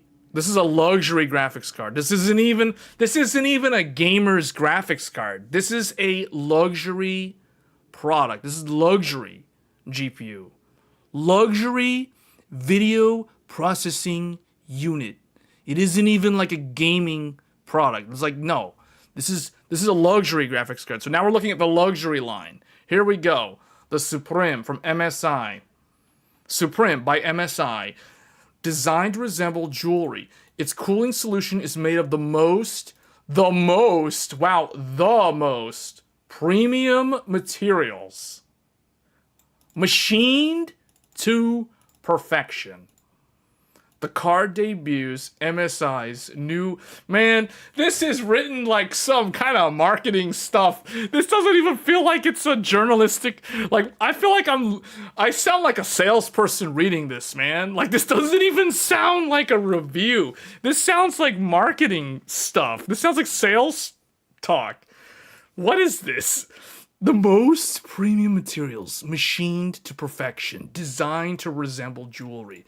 The card debuts MSI's new Hyper Frozer Supreme Cooling Solution, featuring a sturdy outer frame that suspends the rest of the card. A large vapor chamber baseplate pulls heat from the GB202 ASIC and the 16 GDDR7 memory chips, conveying it to an arrangement of 7 heat pipes that are flattened and bunched up over this vapor chamber. The heatsink is ventilated. Okay, so it's boosting up to 2,512 megahertz versus the 2407 on the reference. This may not seem like much, but the whole point of this nearly 4-pound cooling solution is to ensure the GPU holds onto boost frequencies better by keeping temperatures lower. MSI is asking $2,400 for this card, which is a stiff 20% premium over the base. Okay, so here's the thing. At least props to MSI for actually telling the reviewer the price. They actually said what the price is. Asus didn't tell them what the price would be for the Astral. They dodged the question. So the reviewer had to go and find, okay, what are the rumors? Oh, the rumors are $2,800. So Asus wasn't fully transparent. They didn't tell the price. The $2,800 price could be a fake price or it could be the real price. Nobody actually knows. But at least when it comes to MSI, unlike Asus, MSI told them the MSRP. So $23.99, $2,399. They're just saying $2,400. It's basically $23.99. So $2,400 for the Suprim for a luxury graphics card from MSI. Suprim by MSI. Okay.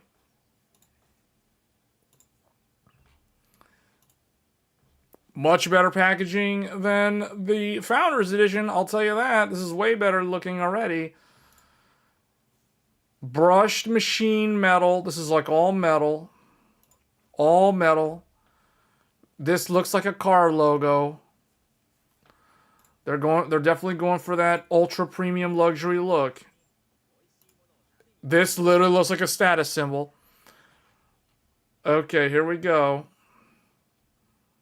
How long is this? This is 36 centimeters. 36 centimeters by 15 centimeters. 2,839 grams.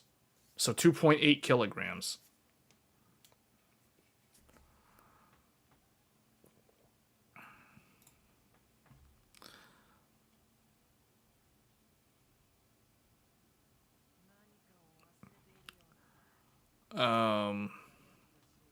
Installation requires 4 slots. So just like Asus, I don't like that they didn't put the third finger on here. These triple quad slot GPUs definitely should have 3 fingers. This is like a pet peeve of mine. I don't like seeing graphics cards that are super chunky with only 2 fingers to support them. Display connectivity includes 3 standard. All right, so it's the same as the reference. Okay, MSI follows the leader. They follow NVIDIA in the sense that they put the connector the way NVIDIA recommends people put the connector. It's like when you're in a class. They're all the AIBs are in a class. NVIDIA's the teacher. NVIDIA's the teacher at the front of the classroom. He draws it out. This is how the connector goes. This is why we do the connector. But then what NVIDIA doesn't say is do as I say, not as I do, because we all know NVIDIA went and turned it 90 degrees on their FE card now, and then they angled it. So MSI was kind of like caught holding the bag. They're like the good student. They do what the teacher says. They put the connector the way it was recommended, and that's how it is. Meanwhile, Asus is like, no, I'm going to stand out. I'm not going to wear my school uniform properly. I'm just going to put the connector upside down. I'm going to put it on there upside down because I'm going to be cool like that. And that's why the Astral is the way it is. So anyway, you can see the difference in the corporate citizenry of these different AIB partners. But there must be a reason why Asus does it that way. I don't really know what the reason is, but MSI and everyone else kind of follows NVIDIA in this regard. So, okay, so there you go. There it is. Did they install this with a support brace? Because that's already sagging. This isn't even straight. It's already sagging. It's sagging because it's 2 fingers. It's 2, and he didn't even screw it in. The top screw is not even holding it in. Wow, dude. Like, man, really? Really? They're going to put an almost 3 kilogram graphics card in the PCIe slot, not put the top screw in? It only has 2 fingers. They only have 1 screw, and there's no support brace? There probably is a support brace, but they didn't put it on correctly because the thing's sagging. This is why you need 3 fingers. This is why you need 3 fingers. To account for the end user's incompetency. To put it bluntly. That's why these chonky GPUs need 3 fingers. Just saying. Okay, and then vertical mount, it is what it is. But still, I can't believe this. Really? Like, a 2.8 kilogram GPU? You're just gonna let it hang there with the 1 screw? Okay. Okay. MSI has installed the adjustable RGB. Here's the dual BIOS. So at the very least, you're getting dual BIOS on all these super high-end parts. The teardown. So there it is, fully assembled. So it looks like the backplate is actually 2 pieces. There's a traditional backplate, and then there's this uniframe that includes this this almost like a car's grill up here. Vapor chamber. It's nickel plated. Okay. And they are using some thermal pads with that heatsink, so that's good. Circuit board. Okay, very similar to the Asus Astral. I like that because they went with this really tall PCB, they're able to spread things out. I like that the memory chips are also spread out. They're not literally side by side, shoulder to shoulder, like on the NVIDIA Founders Edition, which means the memory on this is probably going to run a lot colder than what we saw on the Founders Edition. The VRM will also run much cooler because they're not shoulder to shoulder. So very good. Massive 22 phase. So 2 less than what Asus is offering. But yeah, this looks like a very good VRM. And I like the spacing. Again, Samsung is making all the money on those GDDR7. All right, let's jump to average FPS. 1080p, it's like literally stupidly high.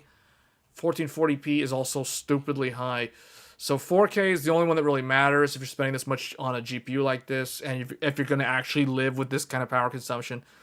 So 152.6 frames per second versus 147 on the FE. So yeah, all the AIBs are faster than the Founders Edition. I think it's pretty safe to say that the typical AIB 5090 is like 3 to 5% faster than the Founders Edition.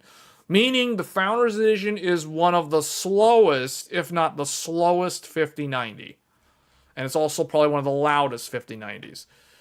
Relative performance. So that's 1080p, 1440p, and 4K. So you can see, like I said, 3% or so better than the Founders Edition. So that does kind of help, like, move the needle ever so slightly further ahead than the 4090 to try to justify the upgrade. But I don't know. I don't think people with 4090 should get this card. I honestly feel like the people that would consider a 5090 are the people who are stuck on high wattage GPUs, like the 3090 Ti, the 3090, although the 3090 Ti is really what I would consider the last real high wattage GPU. So those people are going to get a huge uplift if they in fact upgrade to this. And the funny thing is, the ironic thing is that someone who is on a 3090 Ti already is well, they're like, what is the word? The word just escaped me. They're like already well adapted to dealing with a high wattage graphics card. They're already conditioned to deal with their gaming room being a sauna because they've used the 3090 Ti. So this is like a little bit worse than that. It's like, you know, like 100 watts more. It's only 100 watts more. You know, like how much worse can that possibly be? Same exact connector. So if we go to the relative, oh, I just did relative, oops. So let's do thermals and noise, or temperatures and noise. So the Suprim is very impressive. This is by far the quietest. This isn't even quiet. This is silent. This is silent. 1093 RPM. 75 degrees on the GPU, 80 degrees on the memory, 28.4 dBA. 28 dBA is basically you can't hear it. 28 dBA means you cannot hear this graphics card over your case fans. This means your case fans are louder than the Suprim. Or your radiator for your CPU is louder than this GPU. Or your CPU's Noctua fans are louder than the Suprim.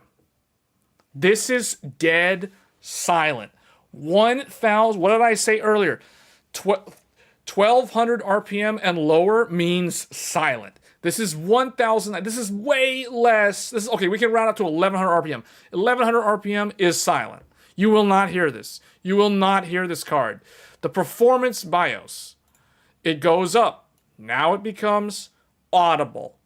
36 dBA, significantly louder than 28 dBA. But you know why? 16 to 1,700 RPM. That is why. Now the fans are approaching the same speed as the FE. However, for some weird reason, this luxury graphics card, despite the fans being almost as fast as Founders Edition fans and having a third fan and not having access to the dual flow-through, it is still quieter from a sound pressure standpoint. 36 dBA is like less than half the sound pressure of the 40 dBA on the FE. So this is a fantastic result.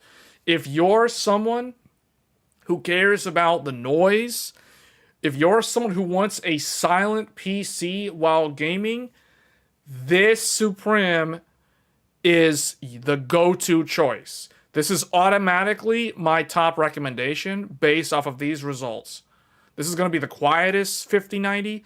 It outperforms the FE. Just like straight up, this one right now is the best one. The Suprim is the best one. Objectively speaking, from a noise standpoint, from a performance standpoint, this is the best one. From a pricing standpoint, this one's the best one. Because the Astral is going to be way more expensive than this, while not offering anything more really. You know, like the temperatures are better, but it's noisier. Even in the quiet, look, get this. Check this out. Check this out. The Astral Quiet BIOS has the same sound pressure, 36.5 dB, a little bit, 36.5 dB versus 36.3 on the Suprim, which means the Suprim in performance mode has the same noise level as the Astral in quiet mode. Mind blown. That means when you push the Suprim with the higher power limit BIOS, it's as noisy as the Astral when the Astral's in the quiet mode. That's crazy. All right, thermal analysis. Yeah, so, I mean, this is already the chart topper. Like, that 1093 RPM is all you need to know. Like, this is automatically the winner. Whoa, look at this. Earlier in the stream, I mentioned how AMD's RDNA 2 reference card was the legendary, the most quiet, it's the quietest air-cooled graphics card ever made. 27.4 dBA. That is the record. The 6800 XT sets the bar so high. However, the Suprim from MSI has to handle a 600-watt graphics card. This cooler from MSI is almost as quiet as the legendary 6800 XT reference card from AMD, while managing to cool 600 watts. This is insanely impressive. This thing's quieter than a 4060 Ti, and a 4060 Ti pulls like 130 watts. Insane. Insane. Incredible. That's incredible. Now, you put this thing in the performance mode, the noise shoots all the way up, 36 dBA, so it's almost as loud as a 7900 XT reference card. It's right between a 7800 XT reference and a 7900 XT reference. And those are relatively quiet graphics cards, to be honest. They're at full load, the 7900, I can say this because I have a 700 XT reference, so I can tell you exactly how it sounds. I know how it sounds. It's not a loud graphics card. It is what I call an audible graphics card. Not a loud, it's audible. So the fact that this thing in performance is still only in audible territory, not loud territory, is very impressive. Very impressive. So the Suprim definitely wins when it comes to that. Now let's look at noise normalized results. So again, wow, whoa, the memory, when you noise normalize, it beats everything. The memory is only 67 degrees when noise normalized at 575 watts cap. Very impressive. It beats the Asus Astral. The Asus Astral is at 74 degrees on the memory. Meanwhile, the Suprim is 67 degrees. This is almost 30 degrees cooler than the Founders Edition. So 62, okay, it loses. So the GPU loses to the Suprim Liquid, but 62 degrees, it's still the best result for the air-cooled cards. So yeah, the Suprim is definitely a very, very impressive cooler. It's a very impressive cooler that MSI has put together. Now let's look at the most controversial part of this, the power consumption. So interesting, it's staying lower on that 600 line while gaming. So let's see the numbers. Here we go. Is it viable? Oh my God. Are you serious? It manages to stay under the 600. It stays under the 600. Now, I mean, I'm giving them a little bit too much credit here, but it's actually under 600 watts. That's hilarious. It's actually under the 600 watt limit. Wow, it outperforms the FE while also staying under 600 watts. It doesn't exceed the limit. Yeah, it's still about 30. Yeah, it's okay. This one looks pretty good. Ray tracing. Okay, here's the other thing that's kind of weird, guys. Like, ray tracing, I don't know what the deal is with the ray tracing results, but for some reason, the Founders Edition, while doing ray tracing, uses like way more power than the AIBs. Like every single one of the AIBs is significantly less power than the FE when doing ray tracing. I don't know why. And I don't understand why the ray tracing power consumption would be less, because typically You turn on RT, for example, gaming on a 4090 pulls 411 watts. You turn on RT, it pulls 451 watts, which means ray tracing pushes the 4090 more, uses more wattage when doing RT. But for some weird reason, these AIB 5090s use less power, significantly less power. So I don't know if this is like some kind of like the test results from Techpowerup are like flawed in some way or something. Because to me, I don't understand why the RT power consumption will be lower, because the card should be stressed to the max while doing ray tracing. So I don't understand why there's such a difference here. Because, like, honestly, here's the weird thing. If this was the gaming number, then my like reservation about getting a 5090 would go away. Like if the typical gaming power consumption was 462 watts, this is actually acceptable. Like this is still within safe margin on that 600 watt connector. But the reality is the gaming consumption is actually super high. So I don't know why that is. Like, I don't understand why. But the NVIDIA results are more in line with what you would expect, like much closer to the TDP limit. So I don't know what's going on here. That's something that I noticed about these AIB cards. And then we look at FFVII. FFVII, yeah, 608. So it's over the limit, but it's FFVII. Who cares? No one's going to run FFVII like ever. VSync. Okay, so it's like if you're okay like playing your games at 60 FPS, then it's not a problem. All right, spikes 20 millisecond spikes. So basically the same exact results as the Founders Edition. So very interesting. So still going to trip OCP on a whole bunch of old Seasonic units, but it's not. It's like what 40. It's like 50 watts more than the gaming power consumption. So it's so wild to see the spikes not even that much further than the actual typical gaming power consumption, which is crazy. All right, let's see what they said for the conclusion. Basically, they put the exact same stuff. Oh, they did say very low temperatures with the performance BIOS. But everything else is pretty much the same as the NVIDIA one, or the Astral. Very expensive, large price hike. All right, so basically the same stuff. So what did they say? The MSI Suprim is the company's flagship air-cooled RTX 50 GPU with a rated boost frequency of 2,512, which is 4.4% higher than the FE of 2,000, blah, blah, blah. Okay, this is almost the same exact stuff that we read on the Astral. So they raised the power limit. Unlike the FE, it's a massive quad slot with 3 fans and dual BIOS.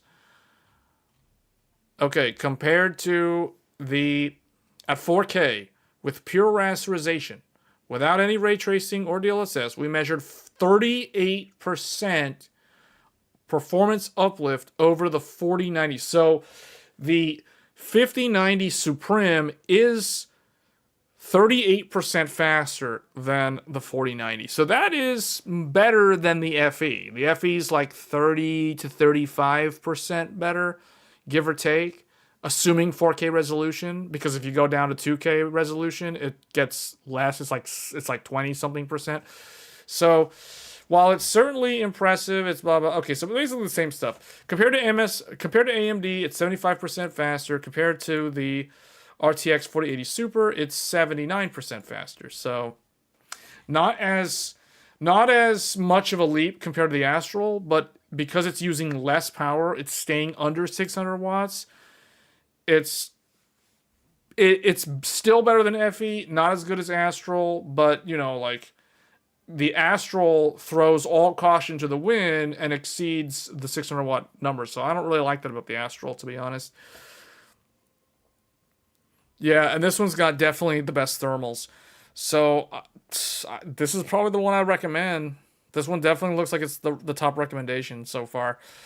According to MSI, it'll sell for $2,400. I like that MSI was also upfront with the price. They didn't try to hide it like Asus. They're asking for $23.99. So it is $400 more, but remember, it's not $800 more. So it actually, I'm surprised that it falls underneath the $2,500 expectation that I had for a lot of these flagship variant, these premium brand variants of the AIB cards. So, because I thought they were all gonna be like $2,500. So I'm actually surprised that this one is $2,400. So for that extra $400, you get a bigger cooler with excellent acoustics. Something that the FE can't achieve.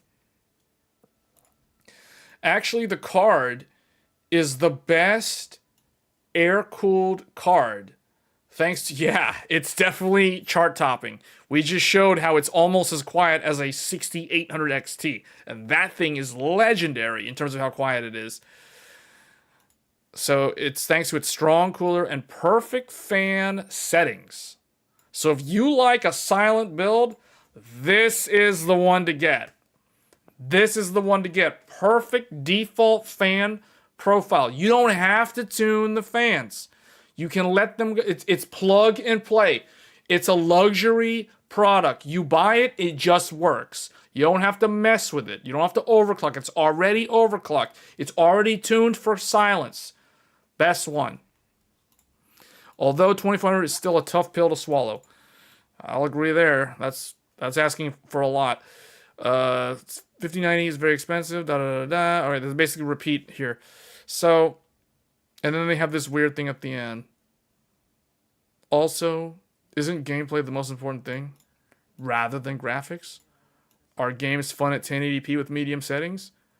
Absolutely. As long as the game is good. I don't understand why this is here. This last part of the review sounds so out of place.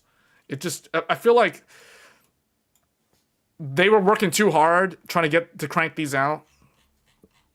That last part is just kind of weird.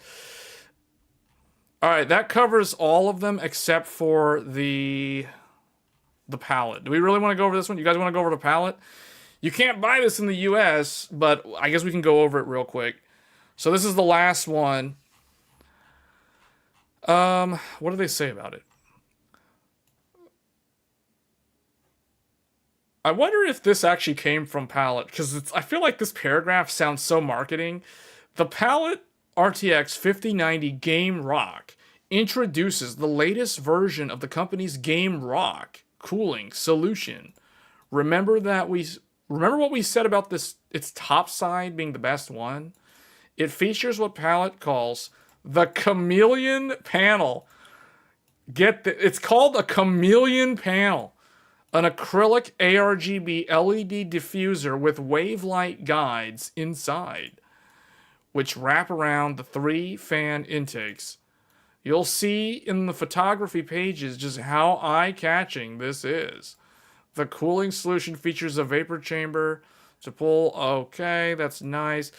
Ventilated by a trio of Palit's latest turbofan 4.0 units. Oh, yeah. Man, they've got turbofan 4.0. Turbofan 4.0. Yeah, they've got it. Which features serrated fan blades for increased turbulence. Increased turbulence? Don't they mean decreased turbulence?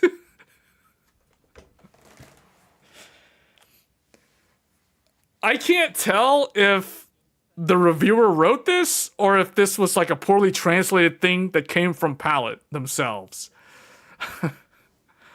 Turbofan 4.0, which has serrated fan blades. Okay, so it's meant for like cutting like meat or something for increased turbulence. I can barely keep going. This is too much. It's got increased turbulence. It's got increased, not decreased, increased. Turbo turbulence. We got turbo turbulence on this one. This one has turbofans 4.0 with increased turbulence. What is this? Dual ball bearings. The card puts out an ARGB header, letting you sync the rest of your thing with a chameleon panel. Palit's 5090 GameRock runs at default. Oh, Palit's RTX 5090 GameRock runs at default. Default. Default. It's default. There's also an OC model, but that's not what they're reviewing here. The company hasn't revealed its price, but we are assuming a price of $2,200 or a 10% premium. Okay, that's actually not that bad, but let's see. Let's see. They're saying to go look at the pictures. Here we go. Okay, the box looks like this. So you know by looking at this.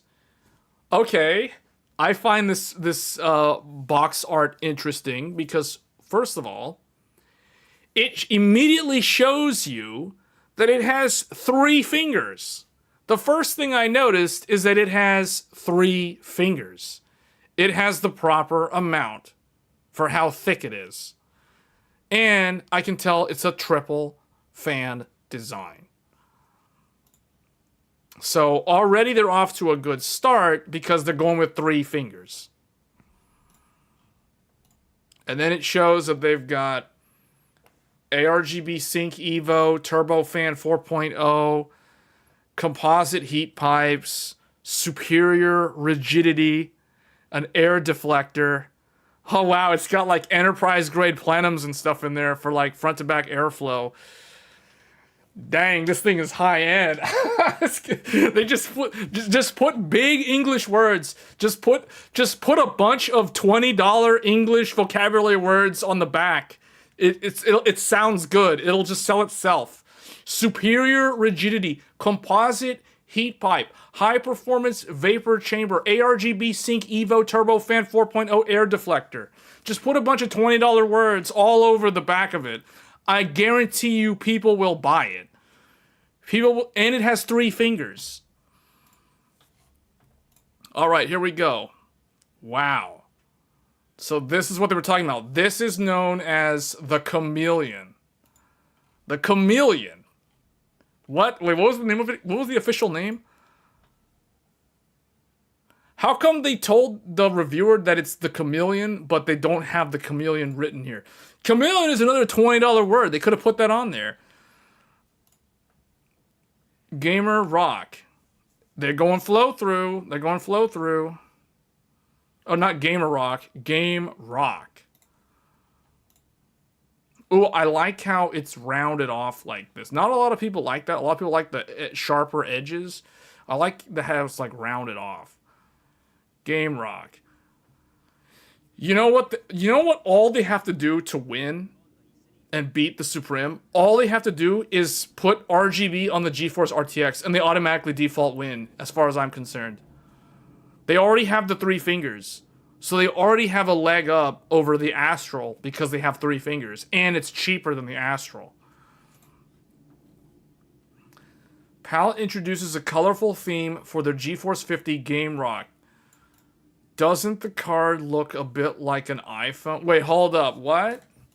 Does this look like an iPhone? I don't see the resemblance. I mean, I guess the rounded edges. The rounded edges look like the candy bar shape of the iPhone. So I guess I kind of see it.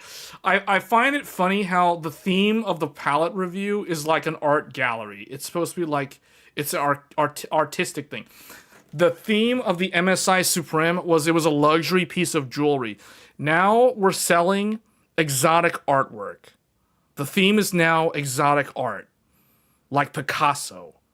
You know, it's that kind of thing. We went from selling luxury jewelry from MSI to collector's art pieces from Palit. That's where we are. That's where this is going.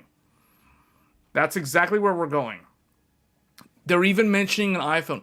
They're trying to, like, elicit, like, they're trying to get you to identify the Palit, the GameRock, with an iPhone. So you associate it with something positive.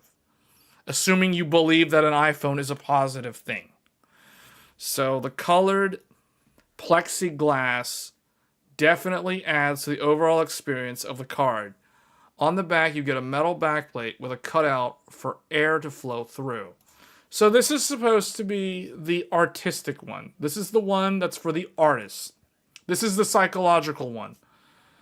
This is the iPhone design. This is the one that you would see in the Trailblazers rig, in his room on the Polar Express, in I almost said Starfield, not Star Rail. That's what I'm looking for, yeah. Yeah, so dimensions are 33 by 14.5 centimeters, and it weighs 2.2 grams. So it's surprisingly lightweight. Now, 2.2 grams is not light by any means, but compared to what we saw from MSI, MSI Suprim was 2.8, and the Asus one was over 3 kilograms. Palit spent their design budget on the psychologists and marketing. Yeah, they're definitely trying to market this to the creators, the gamers, they were trying to get it to like appeal to everyone. Like, this is their idea of appealing to everyone. The sort of person that can afford to spend $2,200 on a laptop, they can buy this because now they don't need a laptop. Don't worry about the fact that this goes in a desktop and a desktop's not a mobile device. They don't need to think about that anymore.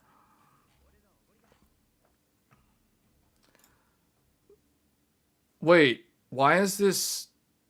Is that supposed to be like that? It literally looks like somebody cut the third finger off. Wait, is that supposed to be like that? Why is one of the fingers missing?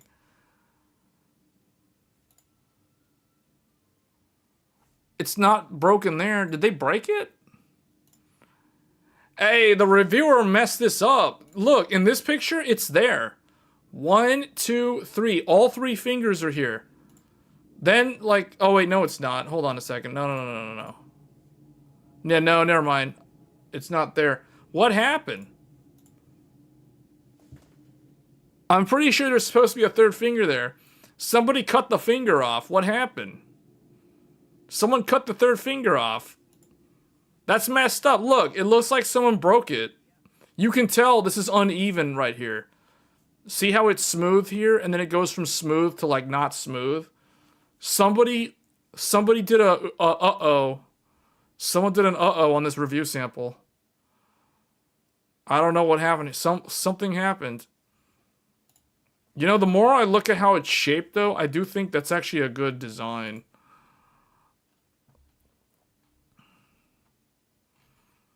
I like how they don't mention that something happened here. Like, oh well, whatever. Okay, so they just like MSI, they follow NVIDIA. They do as they're told. They put the connector on the exact same way that NVIDIA told them to do it. Unlike Asus, who did not follow instructions.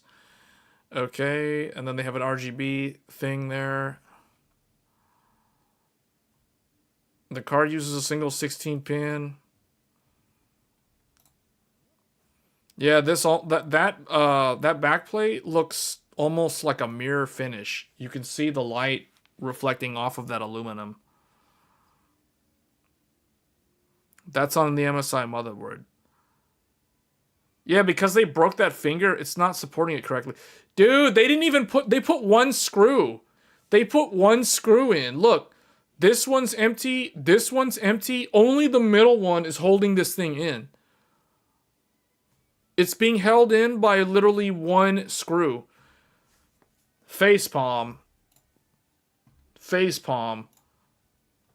Whoa, that's trippy. Look at that. Look at that.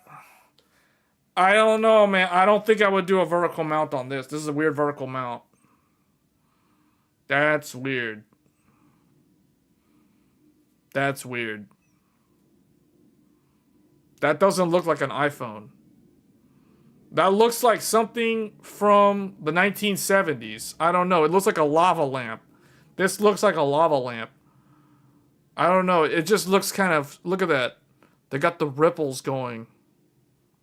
Yeah, I can... You're right. You know what? This is a psychologist slash therapist type. Like, they consulted with the psychologist people for this one. Yeah, you can tell. You can see it.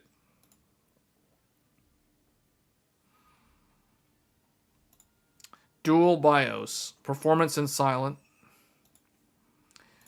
It's in a really weird spot, though. It's at the back where you can't easily reach this because this is going to be in a case. So basically, the dual BIOS is like literally way back here.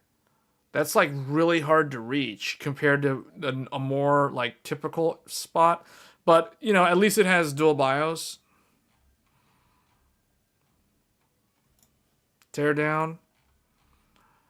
Okay. It looks pretty standard. It has a vapor chamber. Yeah, it has a vapor chamber. You can see it right there at the back. The V, okay. It doesn't look like the backplate's being used to cool anything.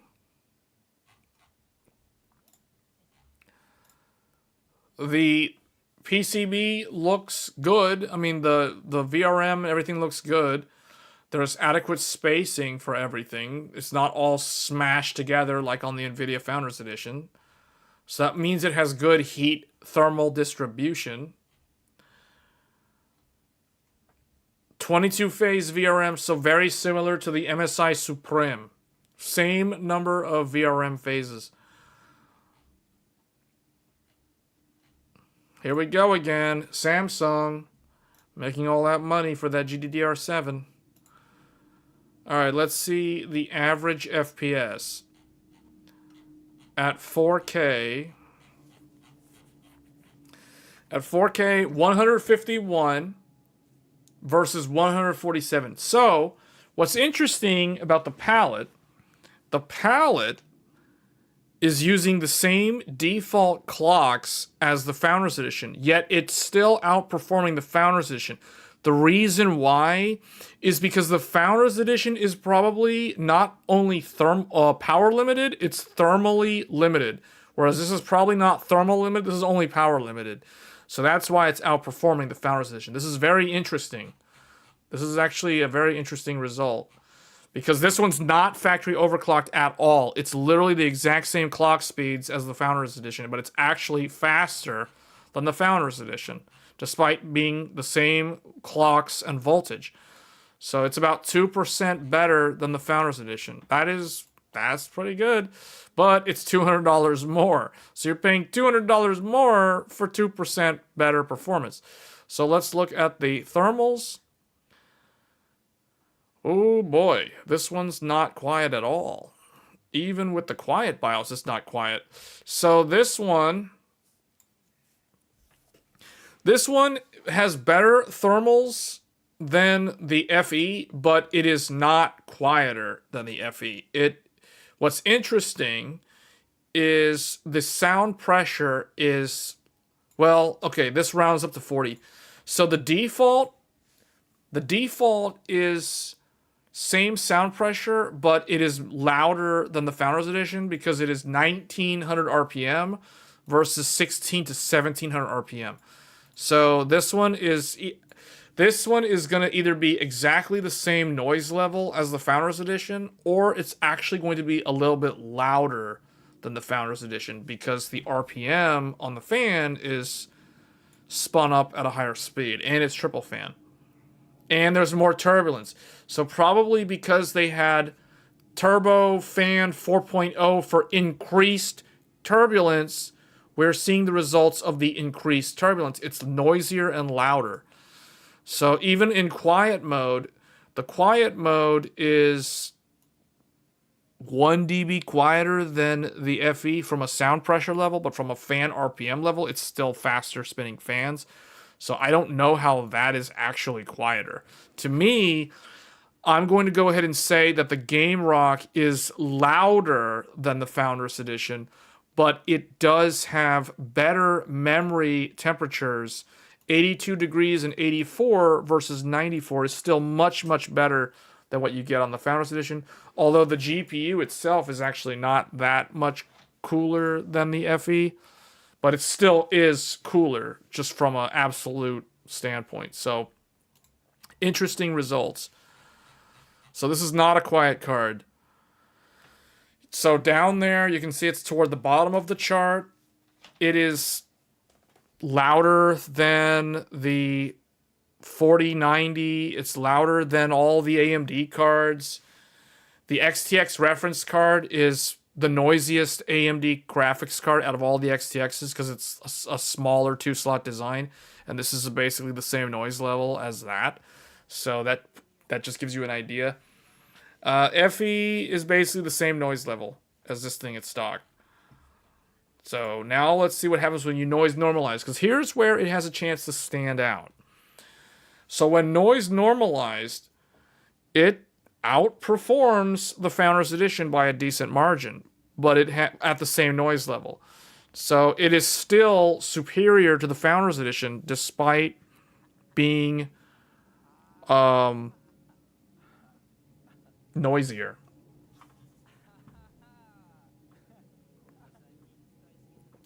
Supreme versus Vanguard versus Gigabyte. You mean Gigabyte? Yeah, so unfortunately, we don't have any review data on those yet. Supreme is probably going to be the one to get, though, to be honest. All right, power consumption. Let's see. Gaming. Oh, dear. Oh, no. It needed to do one thing. It just needed to stay under 600 watts, and it couldn't do that. Okay, so this one is basically on par with the FE. It's more expensive. It's the same noise level. Yeah, I don't know. It's not going to be sold in the US, so for me, it isn't even an option because I can't even buy one. So, you know, whatever. But yeah, that's kind of a disappointment. 620 watts while gaming. What's the RT number? See, this is the thing that's so weird. All the AIB cards use way less power when doing ray tracing, which I don't understand why. Like, the FE's not. So it's like, I don't know. I don't know what to make of these ray tracing results. I'm just kind of ignoring them for now. The gaming one is the one that actually matters at the end of the day, because that's how you use it for like almost all the games anyway. And that's not a good result, which is very unfortunate. The transient loads are laughably barely higher than the gaming number, which is crazy. So that is hilarious. And then the spikes, yeah. So same result as the FE. So if we go to the conclusion here, what does it have that's different? So this one has more negatives than the MSI and the Asus. So what does it have that's positive that's different? Dual BIOS. So it has dual BIOS. The FE doesn't have dual BIOS. So you're paying $200 for a dual BIOS over the FE. Very expensive, could be quieter. Small differences with quiet BIOS. No power limit increase allowed. No power limit increase allowed. So the VBIOS locks out changes to the power limit. That's interesting. Okay. Yeah. $2,200.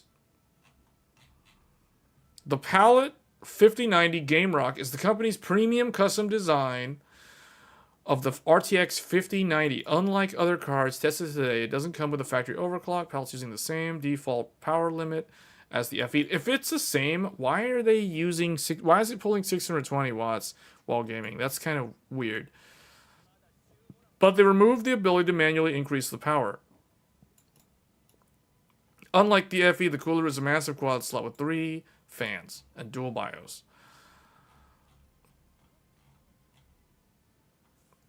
What was the percentage uplift? 39% faster than 4090. Okay. 79% faster than 4080. Super. 75% faster than the XTX. So.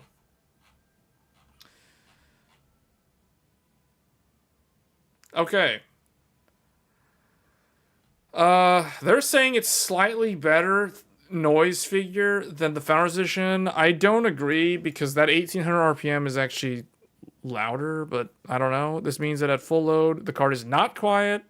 Other custom designs tested today achieve much lower noise levels, but they are more expensive. While Palit offers a dual BIOS feature with a quiet mode, differences between the BIOSes are minimal. I even originally suspected during testing that the BIOSes run the same thermal settings. Okay, yeah, 18. Da, da, da. Yeah, so, yeah, I don't know. This one's definitely...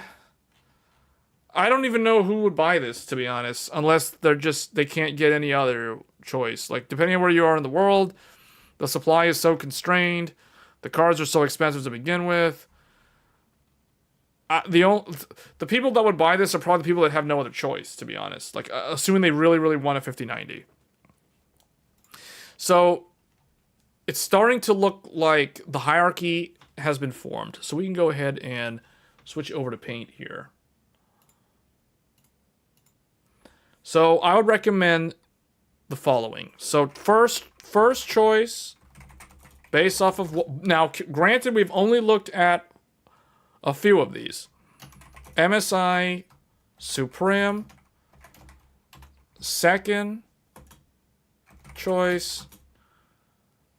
Well, you know, I don't need to write choice. Let's just do first, second, third, like that. The MSI Suprim was the most impressive one. Then, me personally, I'd probably go FE second. Third, Astral.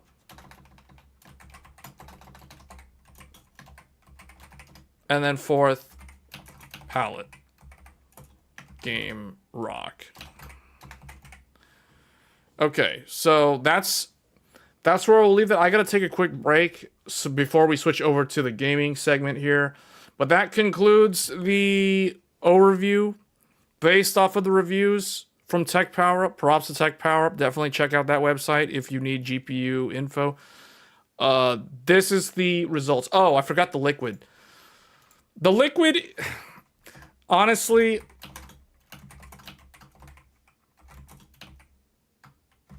I would do this one last because I'm not a liquid cooler person. So, but that's just me. And that's one's going to be $2,500. So it's like the Supreme Air is just better. So that's the order that I would go in. So I'm going to take a quick break. Then when we come back, we'll be doing some gaming comparisons with the 5080.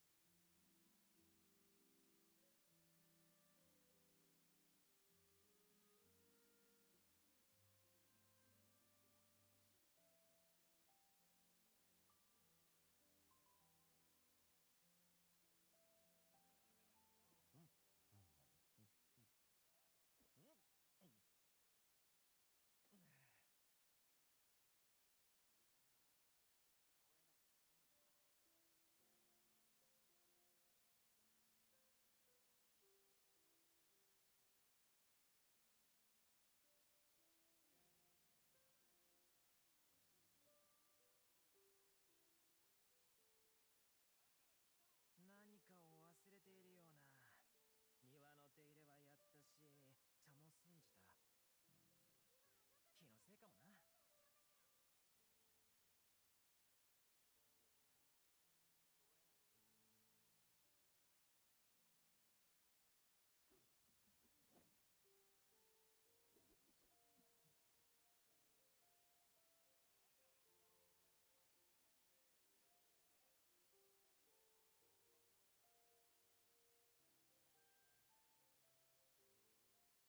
ここ最近使いすぎちゃって、もう10モラしかない。いや、まだ10モラもある。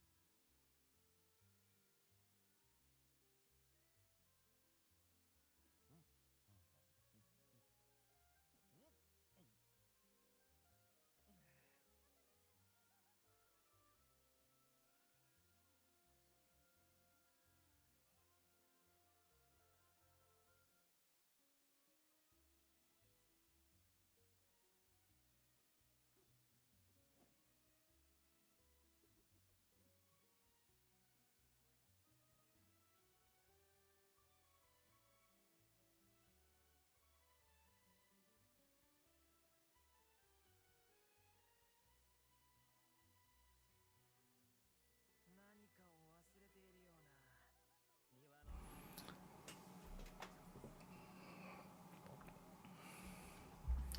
Okay. Okay, so I guess the last thing I'll add here. This is like my top. This is like the hierarchy, I guess, for now. Like this list can change once there are more AIB options available. But as it stands today, based off of what I've seen, this is the order that I would prioritize these. But I guess, like, if I was going to get a 5090, what would the computer look like? Well, it would have a PCIe Gen 5 motherboard. It would have a I don't know. Ideally, for this graphics card, you would want an X3D CPU. That would be the ideal CPU. It doesn't have to be a 9800 X3D. Just X3D CPU. Why? Because X3D CPUs don't pull that much electricity. I'm trying to lower the power consumption as much as possible. Basically, we're trying to compensate for the 5090's insane power consumption by trying to reduce the power consumption with everything else in the build. So as much as possible. So basically X3D CPU, that's like the only choice from an efficiency standpoint. 1200 watt minimum power supply. So these are the things. Oh, also large mid tower or full tower case. This is another thing. Like, I would never put the 5090 in a small form factor build. It would have to go in a large mid tower or full tower case, because you need to have good airflow.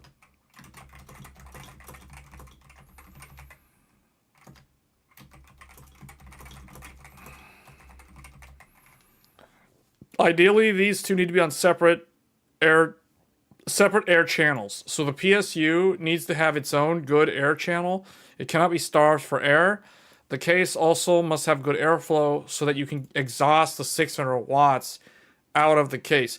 Ideally, you also want enough air going across the power connector so you don't have to worry about the power connector on the 5090 melting. So typically, these are kind of the things that I would look for. Oh, and I guess also 4K monitor. 4K monitor. OLED 240 hertz recommended. Yeah, it doesn't have to be this, but it must be a 4K monitor. To actually benefit from the $2,000 plus investment, you would need a 4K monitor. Otherwise, it's not worth it. So anyway, that is basically the things. 4K monitor. Yeah. I think that's pretty much it. I think that covers it for the RTX 5090 build.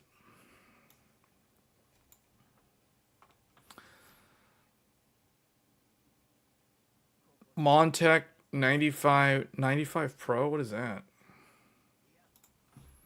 Montech.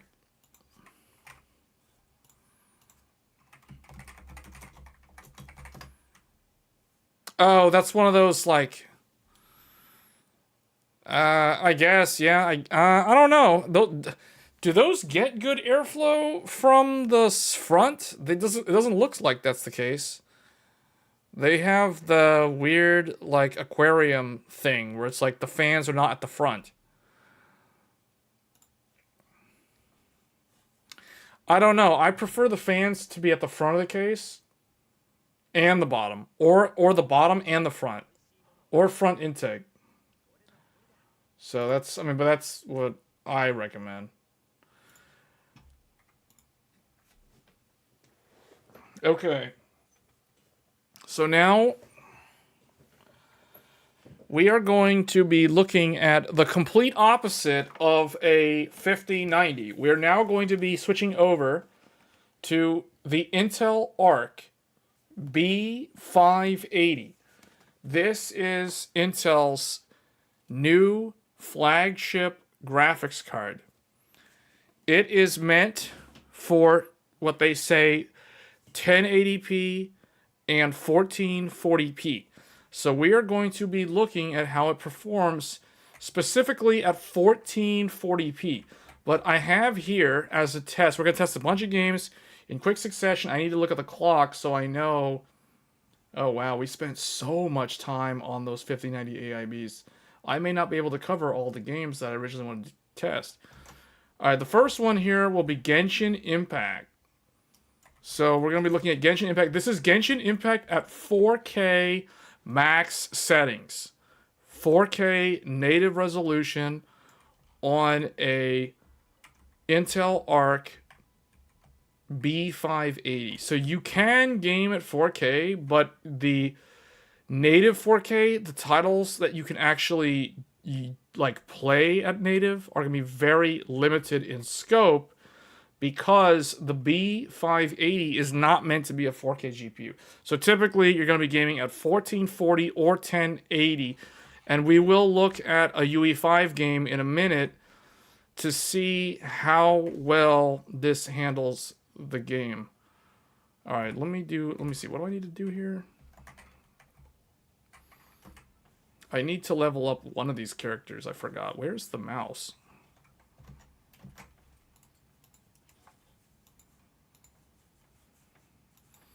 Okay. For a second, there was an Intel ARC bug, and I didn't have the mouse cursor until I, like, alt-tabbed and went back in. That was weird. Okay, so I need to go and fight this thing.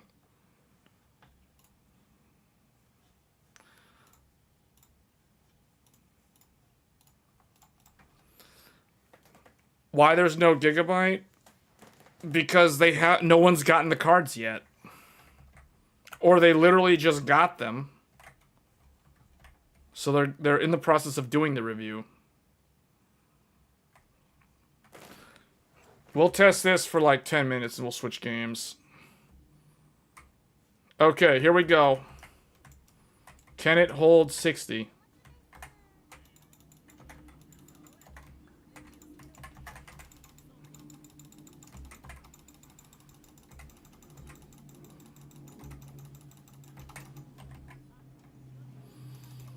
Chlorine is the new... I don't even know if this is the right character for this fight. Oh, boy. Snipe him.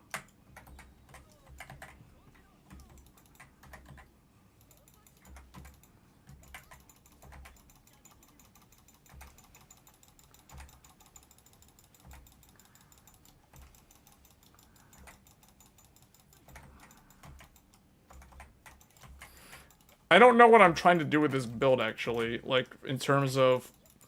It's supposed to be Dendro-based. It's supposed to be like an aggravate build.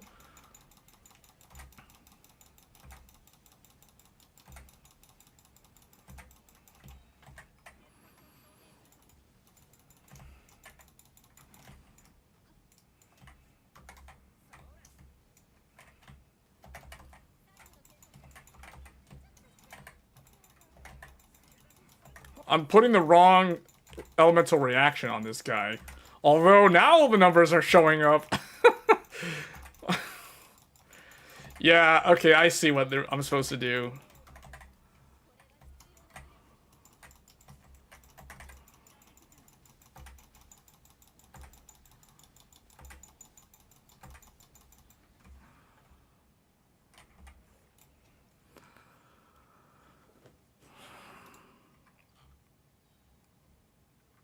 Rich, get Astral, leave the Suprim for me. What the heck? Wait, what? Why is this thing respawning so fast? I didn't even get a chance to read the chat. That's not fair. What the heck? This thing respawned on me so fast?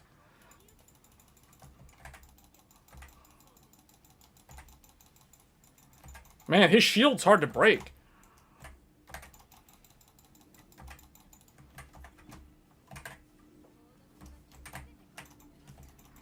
I like how she just like sniped that thing. She just sniped the thing point blank.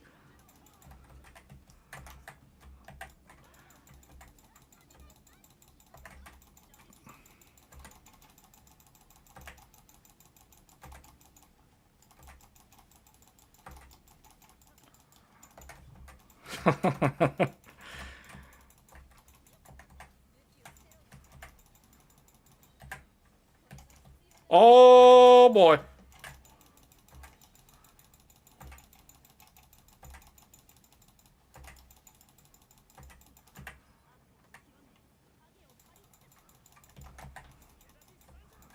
You're talking about the cases?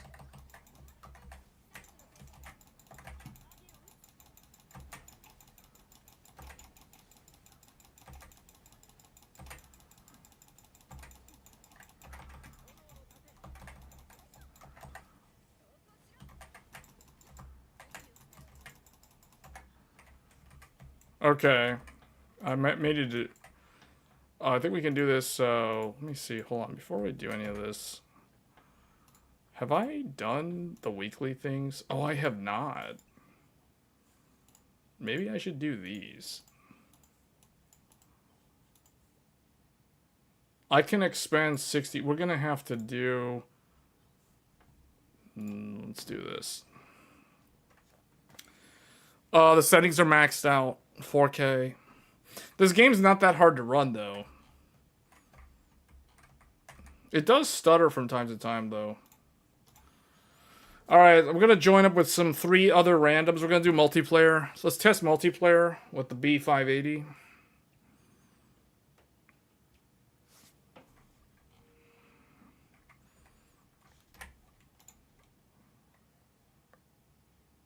Okay, I'm going to be... They probably... Oh, actually, you know what? Let's go Natlan. Team Natlan.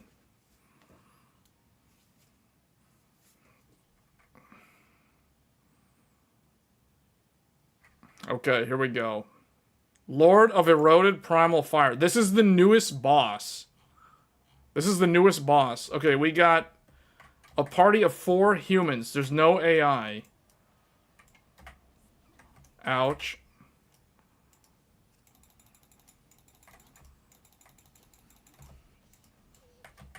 Whoa, how did my...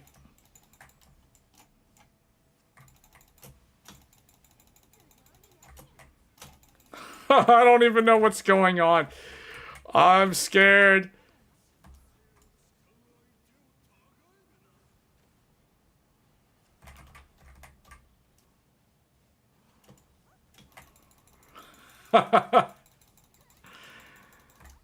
Oh no. Okay, here we go. Here we go. Big damage, big damage, big damage, big damage. Oh, I don't know what to do. Okay, just keep wailing on it. Keep wailing on it. Keep attacking. It's like Phantasy Star Online. New Genesis. Go, attack. Go, attack. Okay, I don't know what happened there. There was like a rift in time. Ooh, that guy got killed. That guy got killed. He got cleaved. What's happening? What's happening? Phase change. Phase change. Phase change. Watch out. Oh, he's trying to cleave.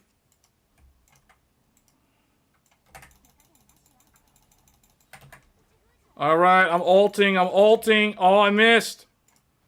I missed. Help me break the black hole.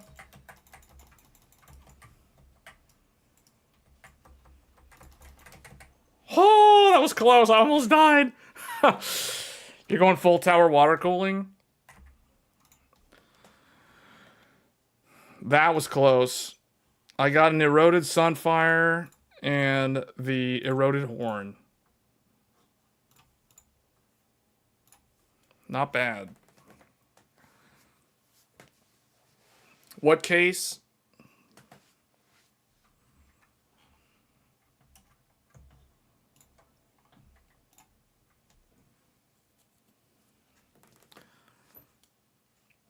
Wait, who here is doing a full water block? Oh, okay, I guess let me rephrase this. Based off of everything that we just discussed, who here is going to get a RTX 5090? I'm going to do a poll. Are you getting an RTX 5090? It's yes or no. Who here's... I'm curious, because we have 81 concurrent viewers. We had more viewers. I think we lost some viewers because we finished the... some people left after we stopped talking about the 5090 reviews. Most people say no. Yeah, the thing is, the power consumption is very off-putting. Like, seriously, the power consumption, the concerns with that power connector degrading over time, the fact that it's actually running at the limit of what the cable's capable of handling.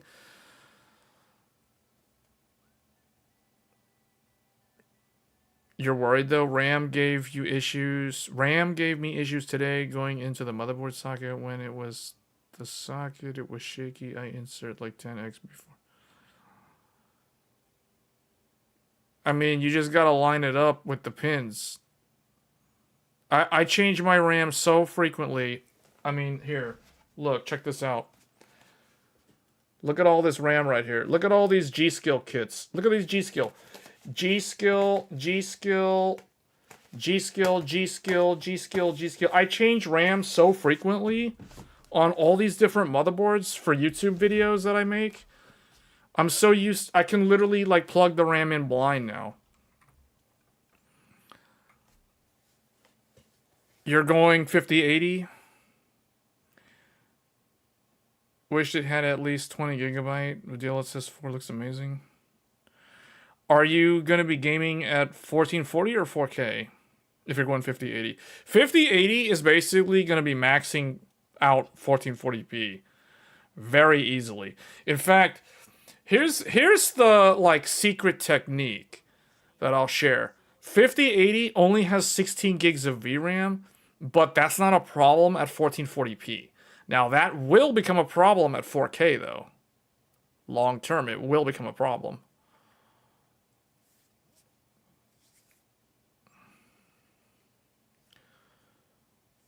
You're also going 5080 for the overkill 1440p.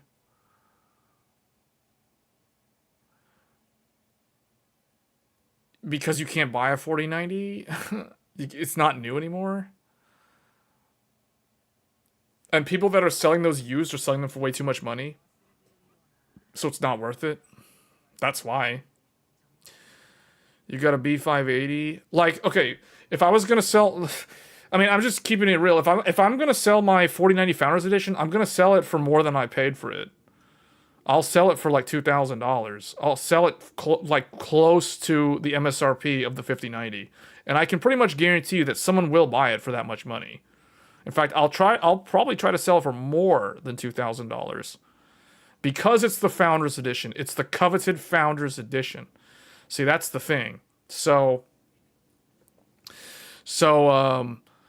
that's the reason why people are going to get the 5080.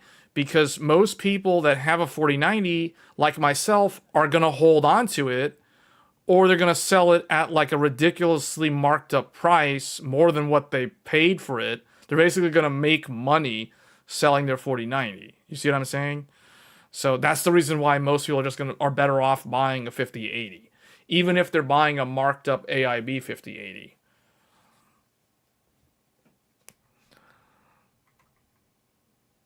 You're going from 3080 Ti to 5080. You're using the LG 144 Hz monitor. Oh yeah. Wow, this thing like lagged like crazy there for a second. There's a lot of like stuttering. What happened there? Let me do another one of these. Let me see this one. Yeah, we need this. The narwhal.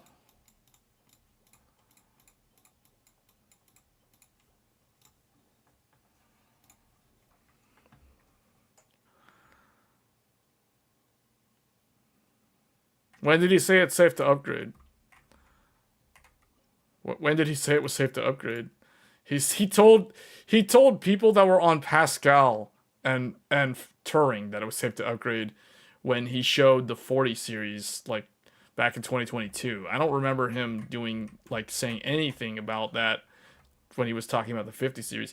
The only thing people are going to remember Jensen saying, they're going to remember two things about this keynote. They're going to remember the weird Spartan shield moment where he picked up that silicon shield. And they're going to remember the part where he claimed that the 5070 has the performance of a 4090 for $549. This would not be possible without AI. That's what everyone's going to latch onto. That's like the only thing that people are going to remember. Hold on, we got a healer in here. Hold on a second. Is someone playing heals? Because I really don't want to be a healer. Do I have to be a shielder? No. Hold on. I got an idea. Hold on. I got an idea. Can I bring the new girl? Because we have a healer. We have a Dendro. We have a Dendro and an Anemo. That's exactly what I need. You remember him saying there was plenty of I don't ever remember him saying that. He never said that once. He never said that there was going to be a good supply. Go find the part where he said that there was a good supply. He never said that.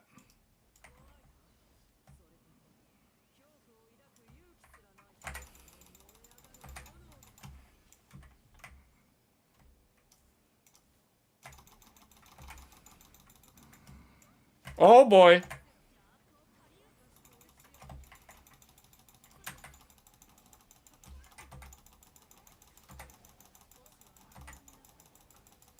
Wait, we have a Nuvole in here.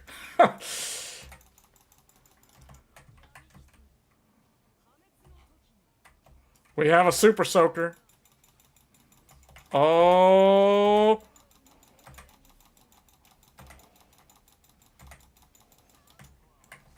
Ooh, that's a lot of life. That's a lot of life, Bond. Or Bond of Life. That's an insane amount. I don't think I can survive that.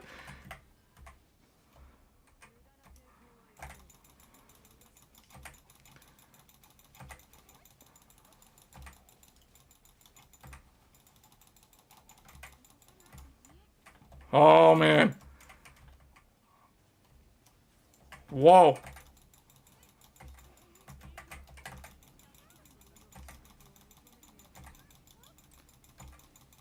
Yeah, the FPS is dipping sub 60 when all those particle effects are going off. I can see it. I can feel it. The latency. This is struggling at 4K. This is certainly struggling at 4K. But, I mean, it's not... That's what I expect. I don't expect this thing to handle this normally. But this game is not insanely hard to run, though, so...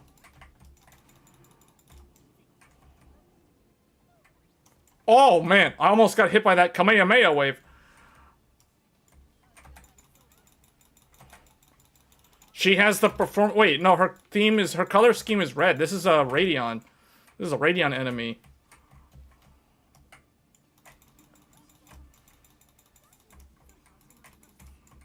This is basically... Oh, I don't know what to do. Stay with me. I'm scared. I'm so scared. What do we do?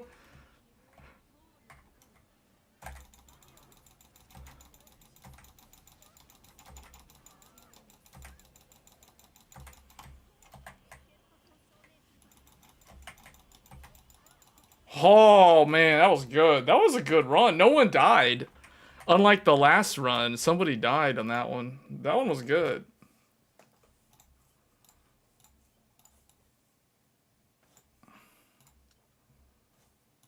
I got 2 5 stars on that one. Yeah, the frame rate was dipping a lot during the battle sequence with all those numbers on the screen.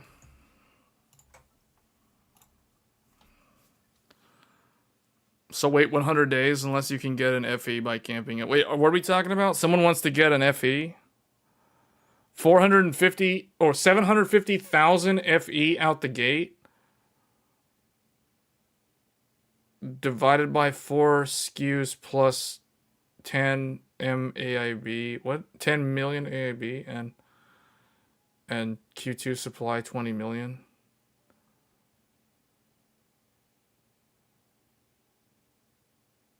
What do you mean by divided by 4 SKUs? What does that mean? 750k Founders Editions out the gate divided by 4 SKUs? What are the 4 SKUs? We're going to have lots and lots of supply and we will be able to ramp. Yeah, he's not talking about launch. He's talking about... You do realize what he's talking about. You have to take into account the conversation. The Bloomberg conversation is in quarterly earnings. It's not talking about launch.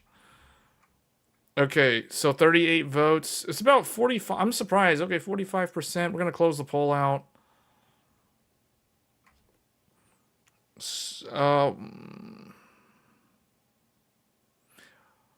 Wait. What was Mike saying earlier?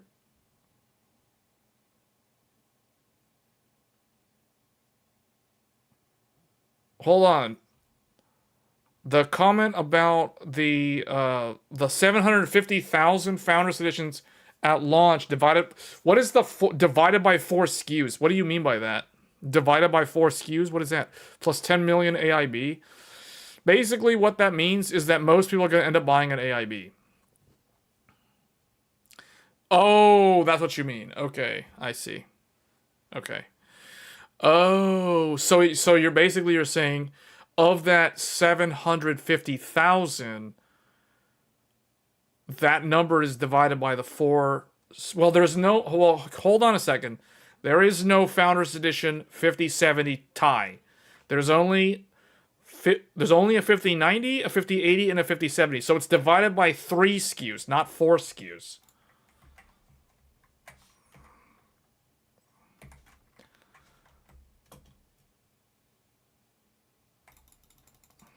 Oh no, I don't have someone that can break this stuff easily.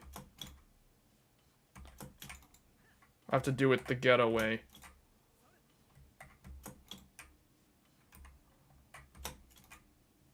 There.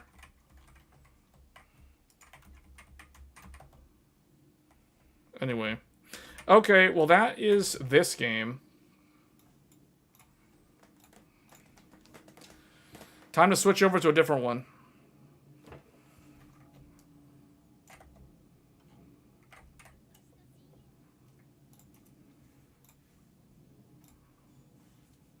Oh, you guys aren't even hearing the audio of it because it's like super quiet for some reason. Okay. All right, so let's switch over to a different game. Let's exit out of this.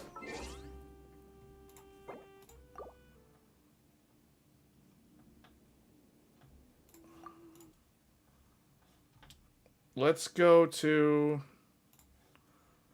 Let's try a game that's harder to run. How about Black Myth Wukong? Black Myth Wukong, we're firing it up. Here we go. Black Myth Wukong inbound. Intel ARC B580.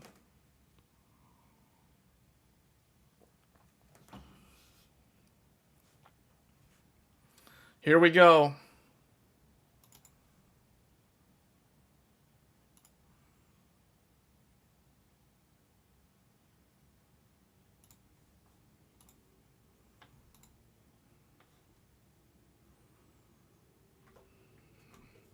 Shader compilation in progress.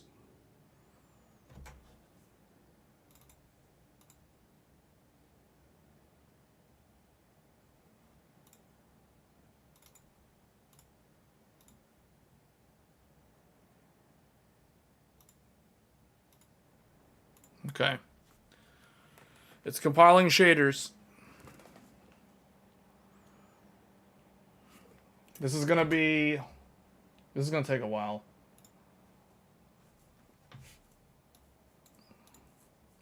Yeah, this is pushing the CPU to the max. Check it out. This is a full Intel computer. This is Intel plus Intel. We have the Intel Core Ultra 285K. And I can see that the stream is like lagging because the Intel is having trouble right now. Shader compiling. It is maxed out. Without the help of the hyperthreading, it is struggling right now. You can see that CPU is at 100% load. Hopefully it can not crash. I think it's going to be fine though. Man, the fan is ramping up. I can hear it. What's the 70 degrees Celsius. That Noctua is handling the cooling. Black Myth Wukong is compiling shaders. 50%. We're 50% of the way there. 52%. Shader compiling. Oh, man, it's loud. Whoa. That Noctua is getting loud. So half of the FE will be 70. But there are 9 million more AIB. There is not shortage. I think it's a scam to inflate rollout price. Well, the MSRP prices are the MSRP prices. It is what it is. So I don't know on the Hero, because the Hero is using some weird, like, new connector type. It's not the same standard one. Asus is doing their Asus things. So in terms of durability, I can't really say. It definitely feels different plugging the memory into the X870E Hero versus like a standard motherboard, because Asus is doing a different type of connector. They're using the Nitro path. Okay, it's successful.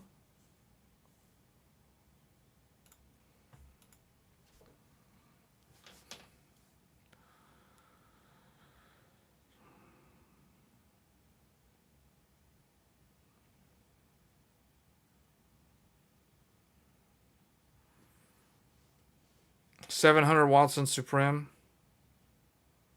I don't think it does that at stock, though. Did they overclock it? We just went over the reviews of the Supreme.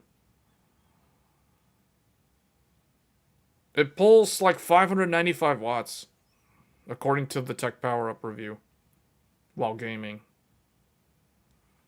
Is this done? What happened? Did it freeze?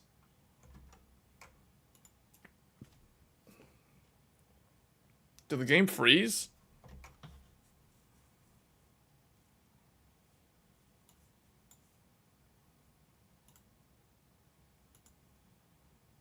No, it didn't freeze. It's just, I don't know, it's just taking its time. Shader compilation successful, please wait. Well, we're waiting on it to do something.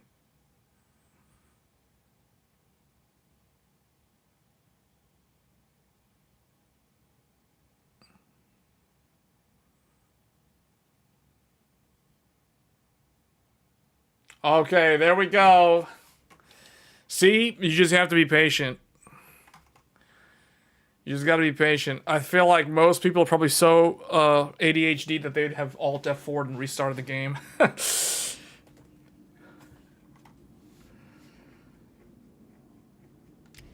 Okay, we're gonna have to probably lower some settings on this game because this is definitely gonna be too much for this GPU. Yeah, 4K resolution. We'll do a 120 cap. I don't expect it to even get close to that. So the graphics, we can use Intel's... Oh, if we do TSR, we have access to frame gen. But let's not do frame gen. Let's just do Intel's XESS 1440p render scale, no RT. And we're going to do medium settings. 1440p. What does this do? The current settings exceed the recommended. Okay, we'll do low then. Global illumination makes the biggest difference, so I'm actually going to do medium still.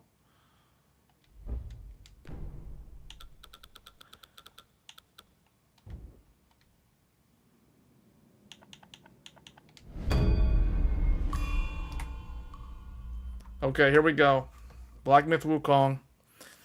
It said that the last time I played this was December 28th. So it's been almost a month.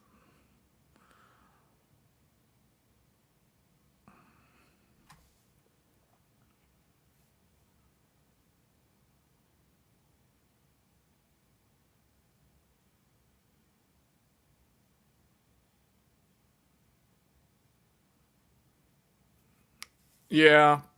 Well, I know that the channel, because what's funny is like some of the retailers like Micro Center, they don't have any more inventory of GPUs. I guess they're getting some straggler like Radeon cards from the disty channels and stuff like that, but as far as I've seen, the channel is mostly all cleared up. Okay, let's yeah, this is, hold up. Let's do this.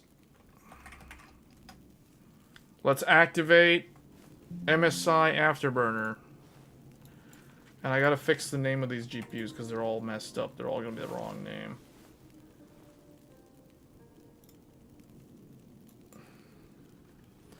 This is gonna be ARC B580.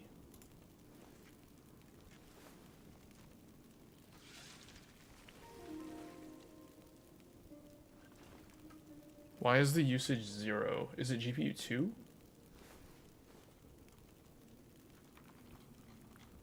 Oh, you know why?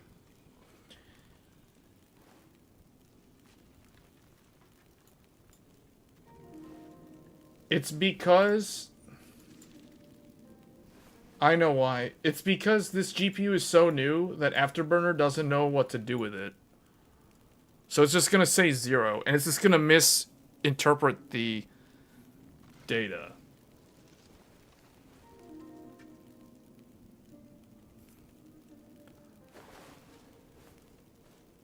Is the stream lagging? It shouldn't be lagging. It doesn't show me lagging.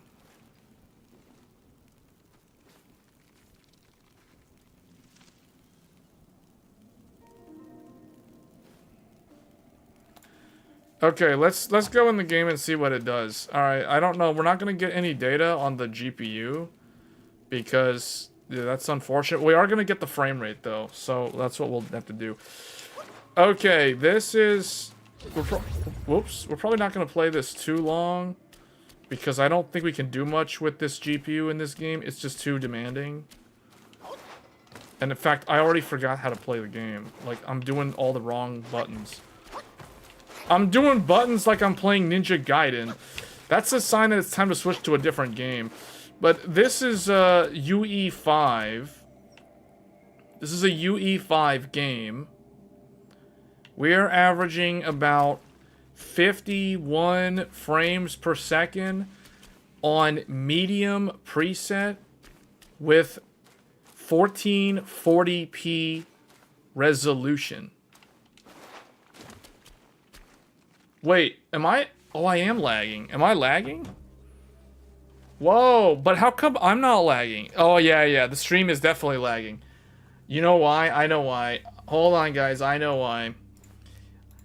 It's because of the Intel ARC. It can't handle... It's overloaded. It's overloaded. Hold on. I gotta change some settings. Hold on. It's gonna say I'm offline. Hold on. I'll fix it. I gotta lower the stream settings because the Intel ARC B580 can't handle Black Myth Wukong and the stream at the same time. That's the reason why.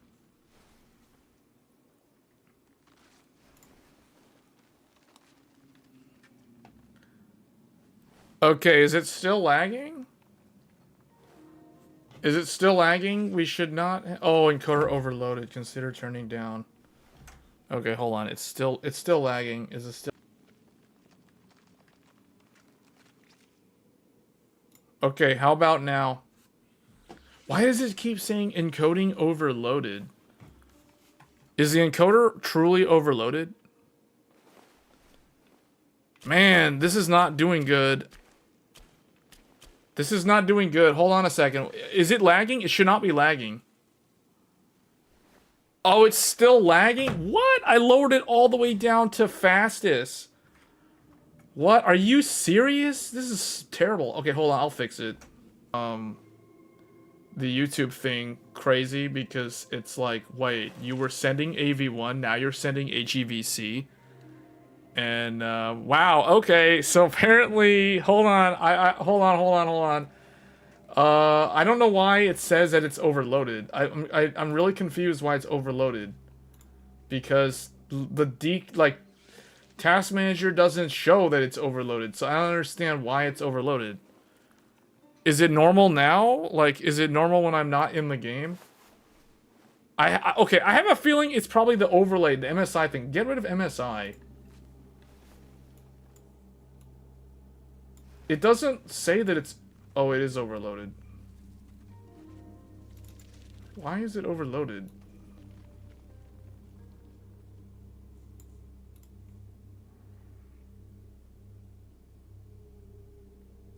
Is the game normal? It keeps saying it's overloaded, though. Okay, the difference is... We were streaming on AV1, and then as soon as I started doing the MSI Afterburner, I think that messed it up. So I got rid of MSI Afterburner. Is it normal now, or is it messed up? Let's go in the game. Is it... It keeps saying encoding overloaded. Is it lagging? Oh, it's lagging. Oh, no. What? I don't understand why. Okay, look. This is the reason. Look, let me show you something. Let me show you something. Hold on. Check this out. Check this out. This is what makes these live streams so unique compared to other live streams. Okay, look at this. This is the Intel ARC B580. The game is running the GPU at 97%, 99%. The live stream is right here. These spikes are where you're going to see me lag.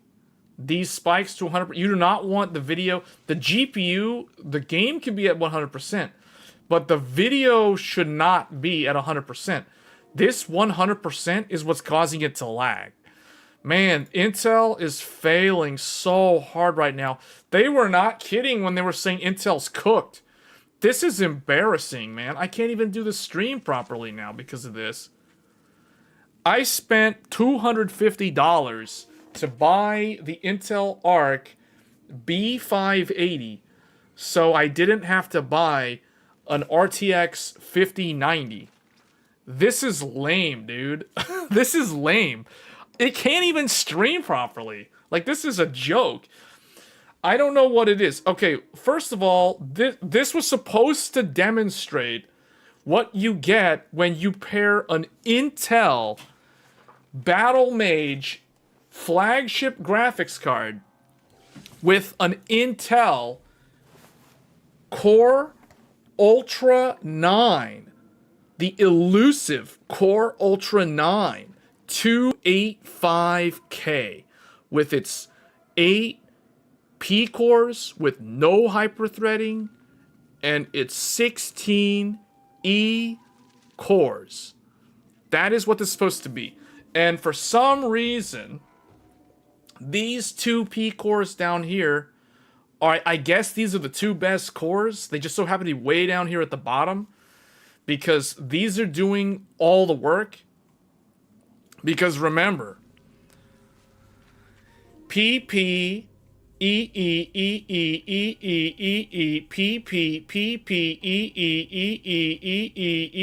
PP. That is how you count the cores on an Intel Core Ultra 9.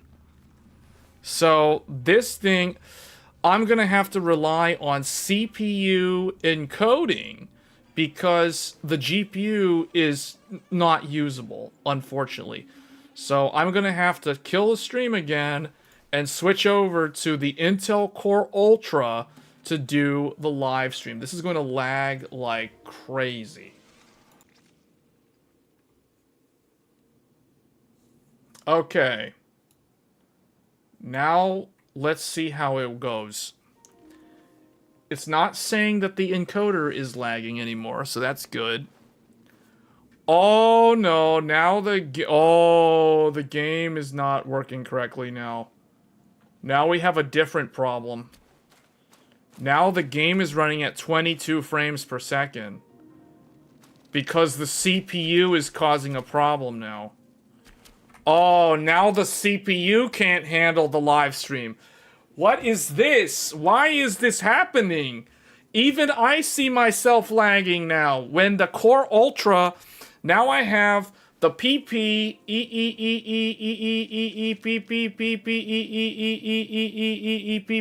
This thing is now handling the encoding, and now the game is 22 frames per second. I can't even react. I can't even play the game. Like, what's happening?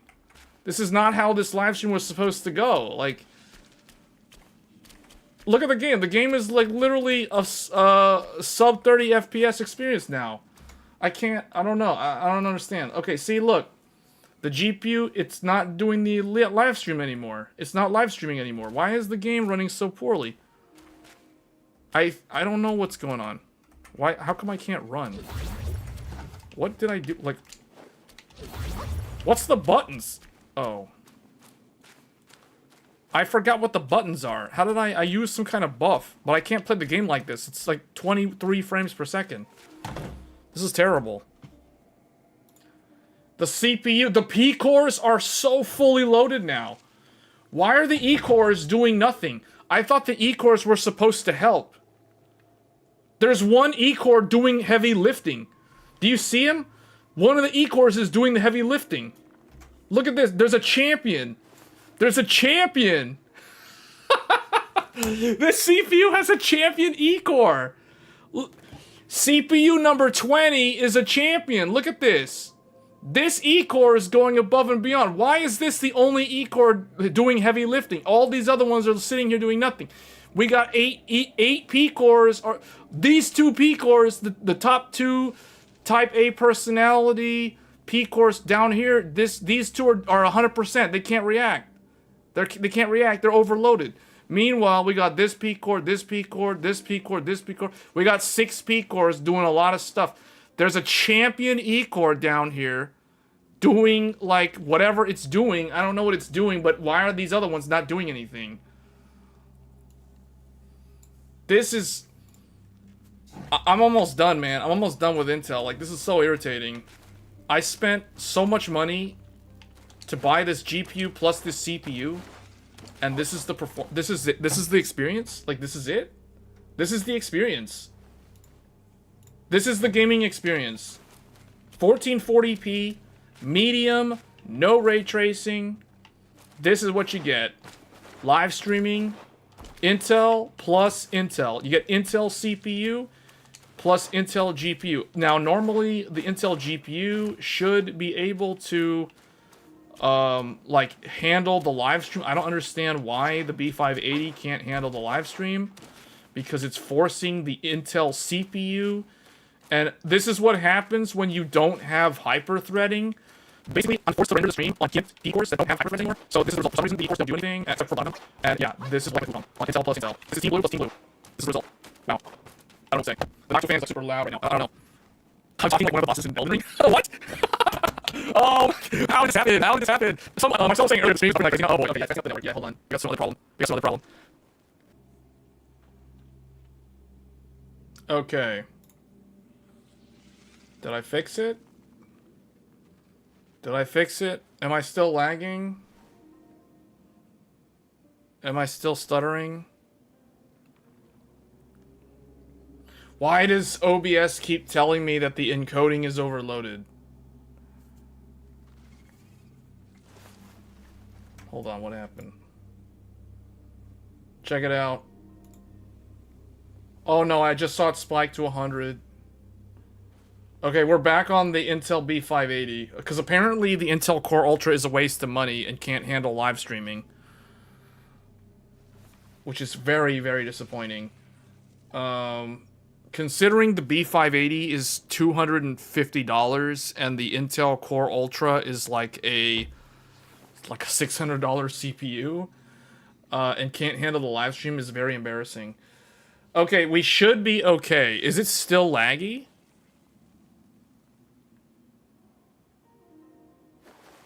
Is it good? It should be good because it's not overload. Well, okay, I don't know why it says it's overloaded. It's still laggy? Okay, yeah, I don't know, man. I don't understand what's going on here. Hold on, get rid of this thing. Maybe just have the game by itself with nothing. The game looks like it's playing smoothly now, though. I think we have to switch to a different game. I think this game is just too hard for the computer to handle. I don't know what the problem is with the Core Ultra 9, though. That should be able to render the stream. Like, that's literally 24 cores. I don't know why either Windows is to blame on this, or it's either Microsoft or Intel's fault. Because those E-cores were not helping with the live stream, which was stupid and annoying. The P-cores shouldn't be doing the live stream. The E-cores should be doing the live stream. It's lagging? Alright, well, we're done with this. Okay, yeah, okay. It's smooth with the game running at 50 frames per second.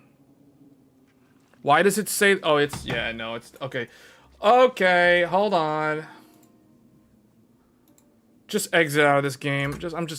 I just Alt F forward. I don't care. I just Alt F forward. I'm out of that game. We aren't even streaming in AV1 anymore, by the way. We're streaming in, like, old school AVC. Trash quality. I just closed out the game. I don't know.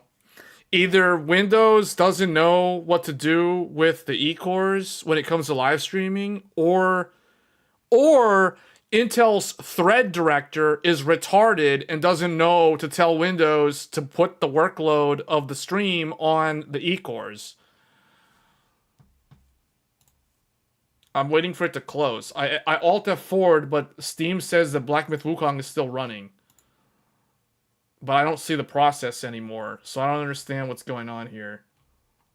Oh no, it's still there. All right, and okay, yeah, let's get out of here. Okay, that's closed. Okay, goodbye. All right, now let's go to... Let's try this game. Let's see if this works.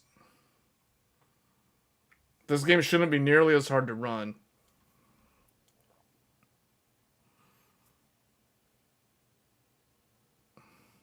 If it'll load. Not responding. Oh, here we go. We're in. We're in. Is it doing shader? What's happening here? Why is it going so slow? 8%? What's going on?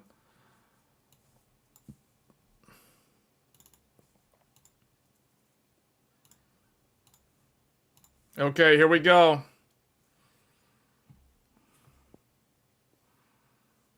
It's there. You can't see. Oh wait, there it is.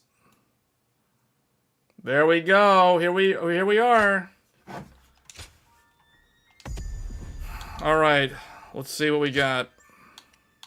Dynasty Warriors Origins. Why is it in a tiny little window that I can barely see?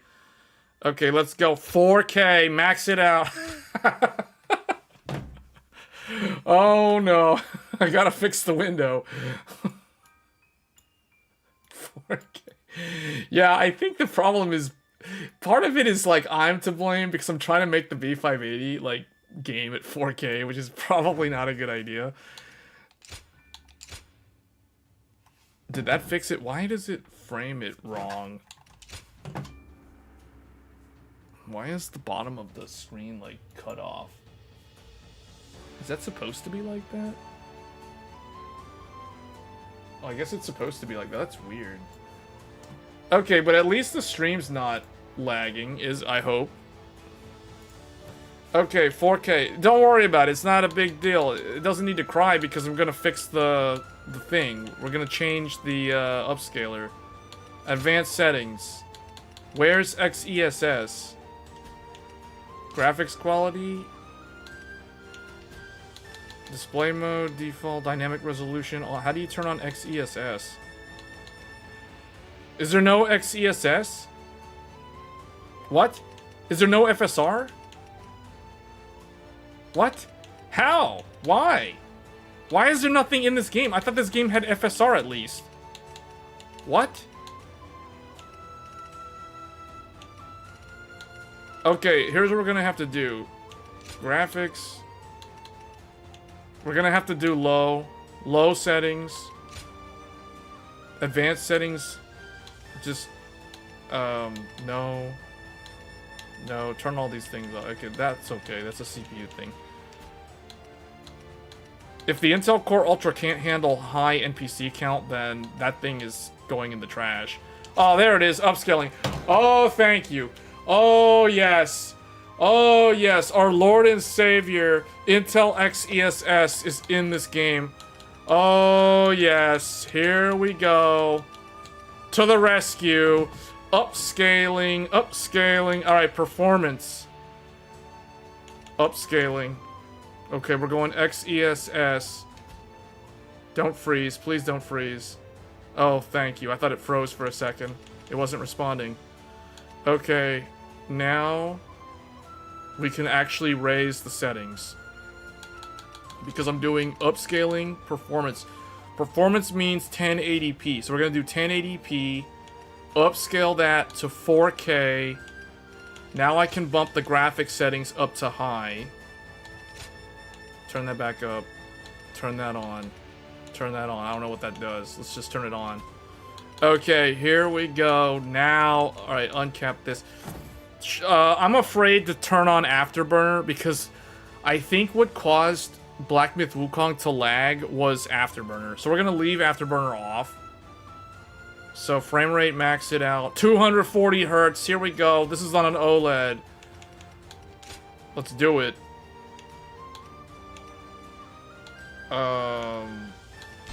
This one. Here we go.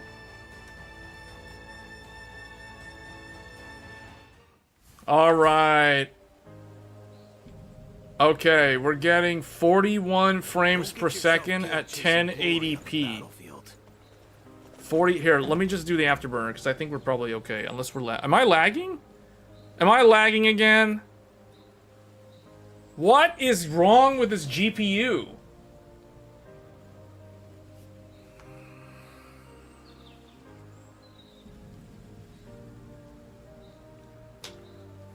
Oh my god, are you serious?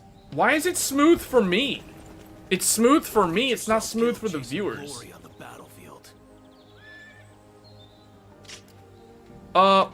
It's not 4K. It's 1080p upscaled to 4K, so the render resolution is only 1080p. You do realize that we're running XESS on performance, right?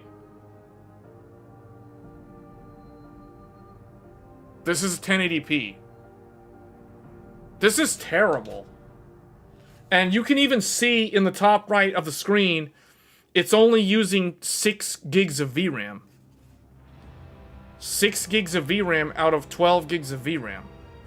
So, it's like only using half of the VRAM. So, I don't understand why there's such an issue here.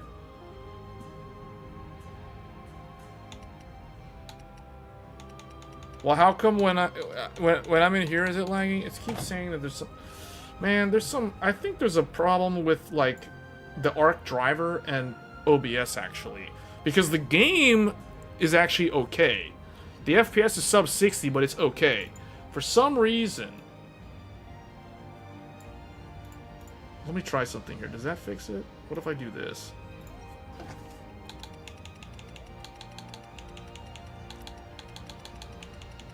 Does that fix it?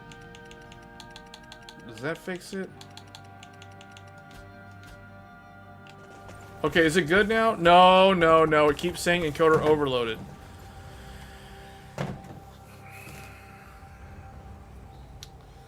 Alright, on to the next game. That didn't work. Alt F4. Get out of here. On to the next one. I thought that one would be okay, because that one wasn't using Unreal Engine. The stream was smooth in Genshin, though. I know, right? I know. That's what I'm saying. Like, I don't understand. Genshin was fine. How come this stuff is such a hard... Like, I don't understand why there's a problem, because, like, I didn't even change anything. Like, nothing changed. Hold on, let me make sure that Afterburner is 100% gone, because I think Afterburner was causing some kind of conflict. Because I don't think Black Myth Wukong was lagging until I opened Afterburner.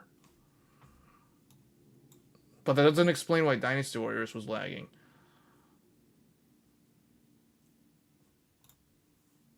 Okay, let's try an older engine.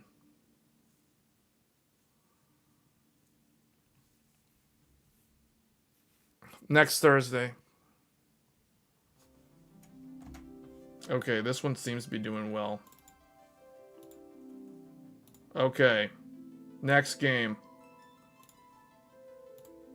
Final Fantasy VII Rebirth. Graphics. Oh, wait. This game doesn't even have... Okay, we're gonna have to do... Yeah.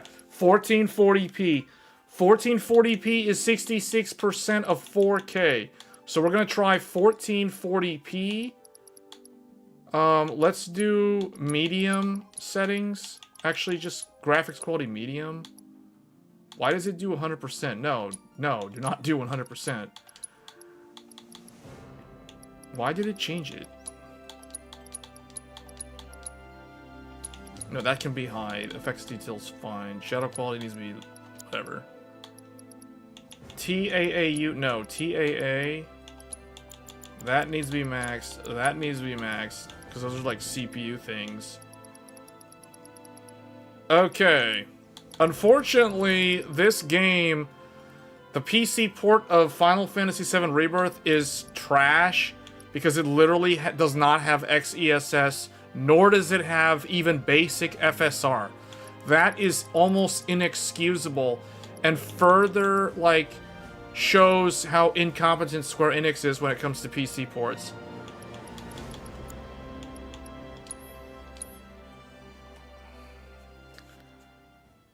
Okay, hopefully this doesn't lag. Don't lag. I mean, we've streamed with an Intel GPU before. It wasn't this bad, so I don't understand what's wrong. Encoding overloaded. Consider... Alright, hold on. I gotta stop the stream. You know what? I'm gonna actually close OBS completely and, like, reopen it, because I think that there was a problem when I did the Afterburner thing.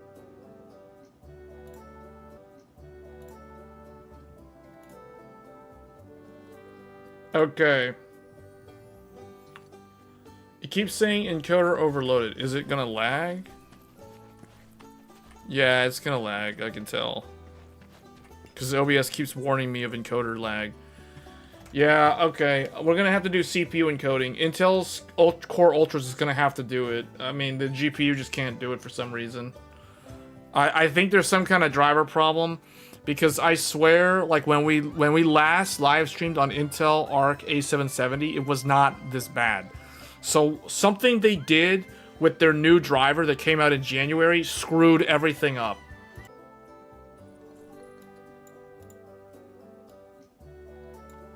Okay. But see, the problem, what I don't understand, why is it that when I start doing CPU encoding, the game becomes so laggy? This is what I don't understand.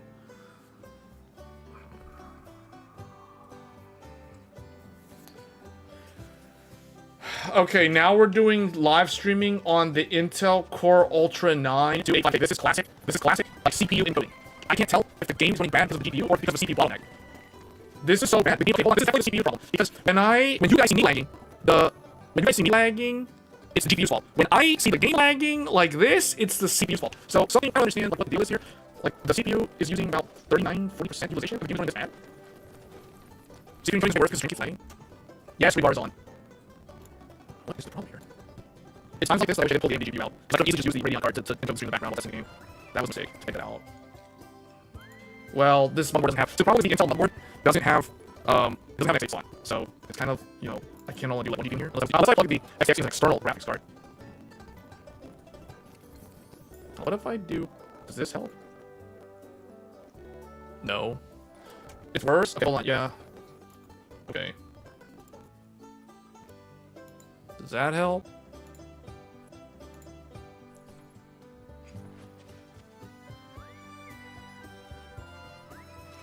Does this work better? Is it still laggy?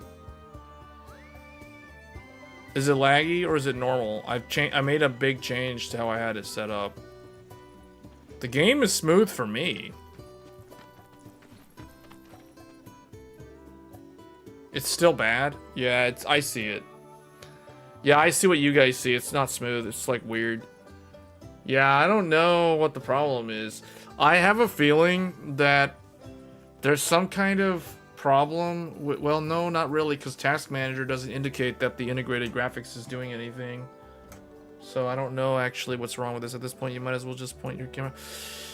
But the thing is, we did a live stream with the integrated graphics not too long ago. We streamed using Arrow Lake's integrated Alchemist graphics. And it was, I mean, it was okay. It was not good. Like, the game performance was terrible, but the stream was not laggy. It was not like this. So, I don't understand why it's a problem. No, it has nothing to do with the internet provider. This is not an internet provider problem. When we stream normally with the XTX, we don't have this problem. It's definitely a problem with the software, though. There's a software problem with something. It's probably OBS. It's probably a problem with the Intel GPU driver and the OBS software. That's what it is. Do I have a really old... What's weird, though, Genshin Impact was working, wasn't it? So I don't understand. It's like these 3D games are, like, having a problem.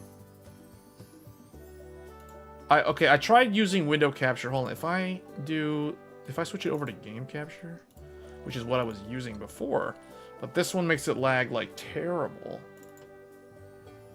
And really nothing changed. Like, I don't understand why.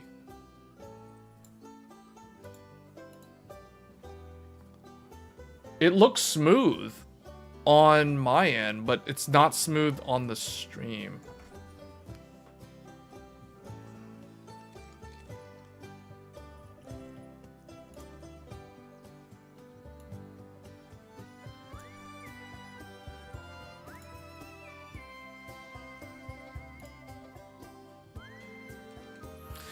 Error. YouTube is not receiving enough video to maintain smooth streaming. Alright, I'm going to get rid of AV1. I think the AV1 encoder is doing stupid things. And it's probably turning down... Hold on, is it okay now?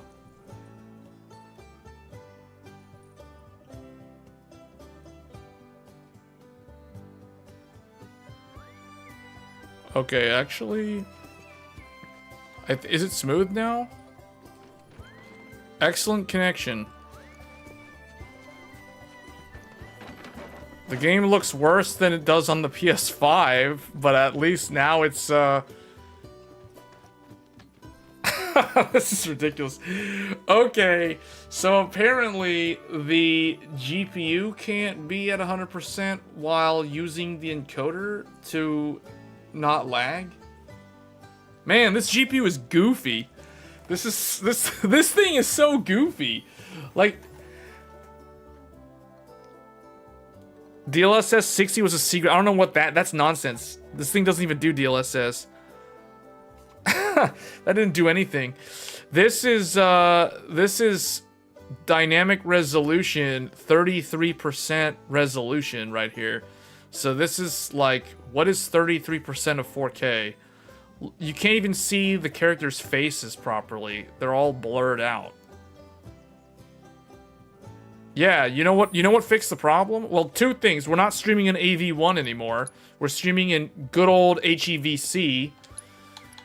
And the other thing is the graphics. We're running the game at 33% of 4K. So whatever this is. No, 720p is not 33% of 4K, because isn't 1080p 25% of 4K? So this is actually still more than 1080p.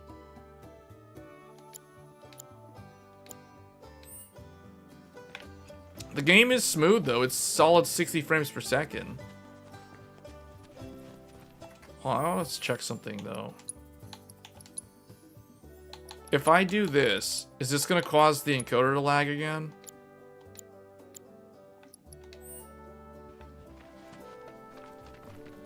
Now we're getting 80 frames per second. No, okay, hold on. It doesn't look like it's lagging. There are some moments where it does lag though.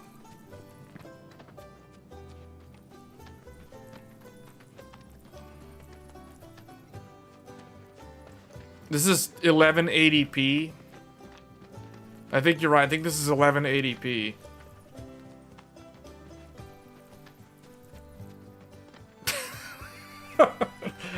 This is 1180p upscaled to 4K using nearest neighbor scaling. This isn't even XESS or FSR.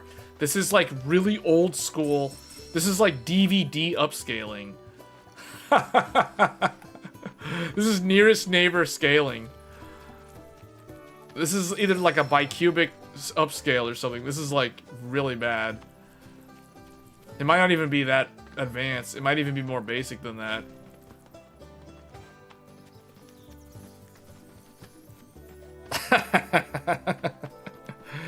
Oh, I can still... There's a lot of random stutters. You know, it's probably better to cap it to 60.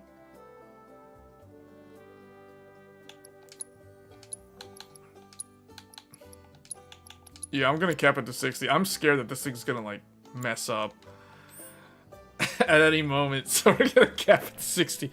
This is so terrible.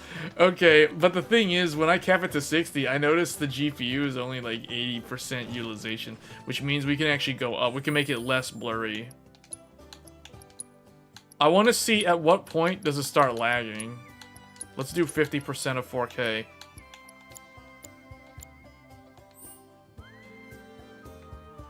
I'm not getting the warning. I'm not getting the warning that it's encoder lagging.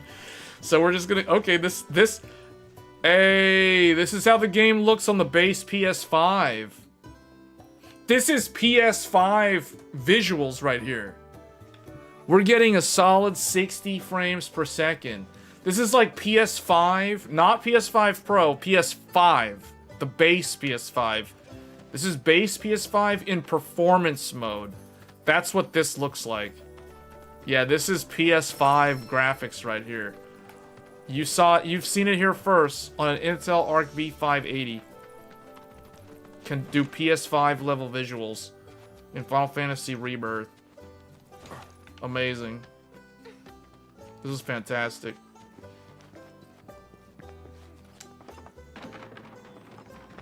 He was going so fast, he made that piece of furniture fly off. Yeah, look at that physics-based rendering right there. Look at that. Look at that stuff right there. Oh yeah, look at that. I can climb on I can stand on this if I want. Look at this. Look at that. Look at that. Awesome.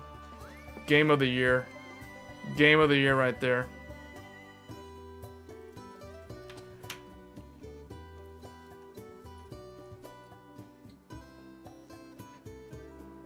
Yeah, no, it's fixed. Man, that's cool. He's hovering. Look at that boot. The boots are like floating in the air.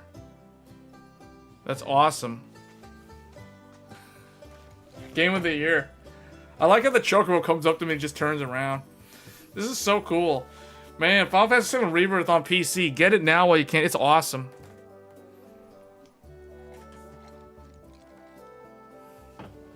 Such a good game. Such a good game. Yeah. What a way to showcase. Such a wonderful computer.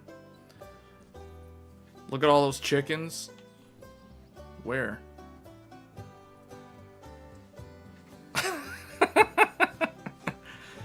He's on the Intel ARC platform? Wait, what?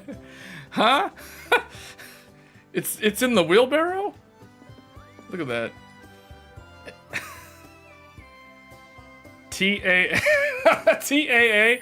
Wait, hold on a second. Wait, is this TAA? For real? Can we fix the graphics? Wait, I don't... Okay, hold on. Let's do 66. Is it gonna lag? Please don't lag. Please don't lag. Oh, no! No!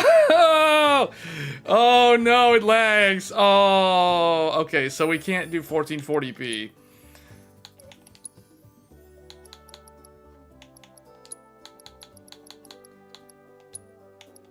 I figured it out. You can't go above 50%. You can't go above 50% on dynamic resolution scaling. Wow, that's lame.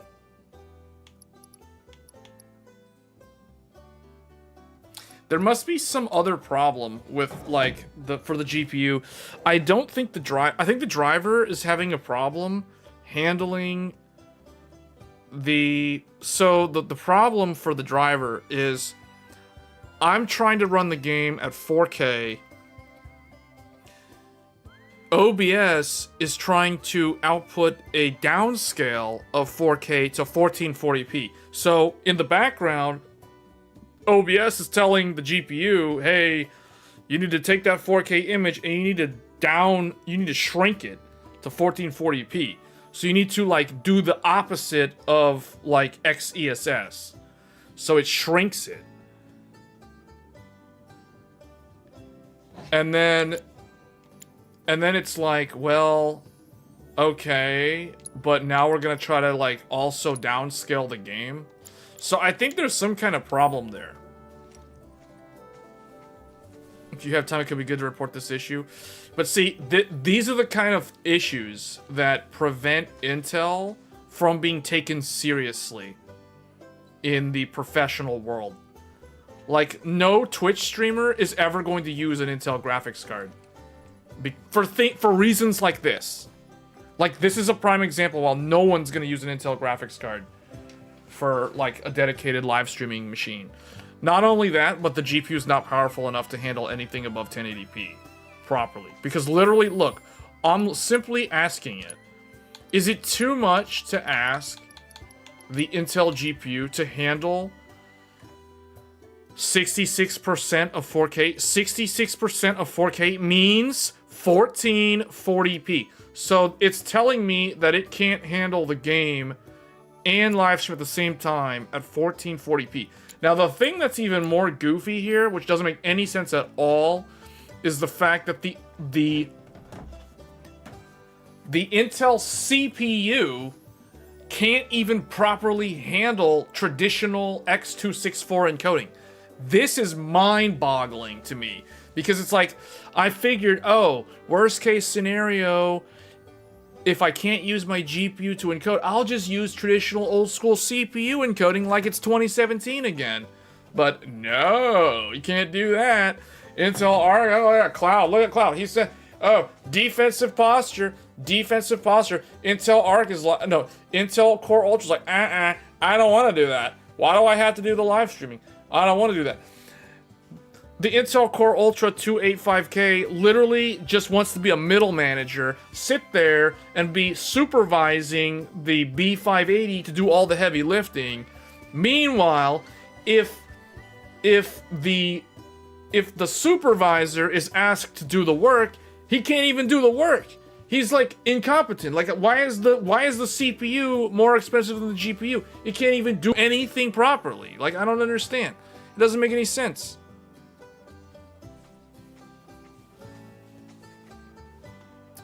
No, you're wrong. OBS does support H.265. H.265 is what we're streaming on right now. In fact, I normally stream in H.265. That's typically how all of the Tech Thursdays live streams are done. They're done using H.265. But because this is not a Tech Thursdays stream, we're using the what I call the experimental computer, the one that gets changed a lot. So, yeah. Anyway, okay, so that's Final Fantasy VII Rebirth. On to the next game. Yeah, let's just exit out of this, because that just is like whatever. Okay.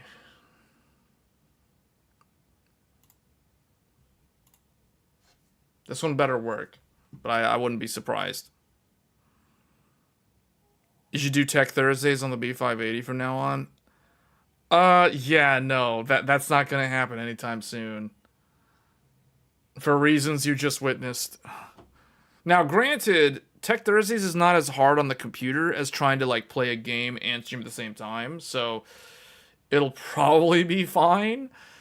But no. All right, let's get the next game.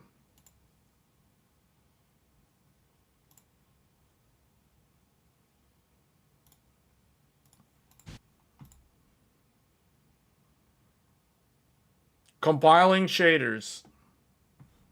Compiling shaders. Why is it not, like, showing the game? The shader's compiled.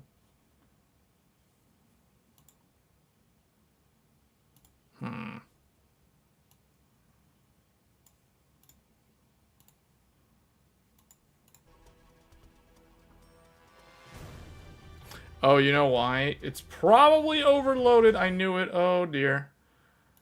Hold on. What if I do this mode? Does this work? Okay. We're gonna have to drop settings again. Down from my XTX settings. Actually, hold on a second, because we can do... Oh, encoding overloaded. Okay, yes, I know. XESS, performance, light.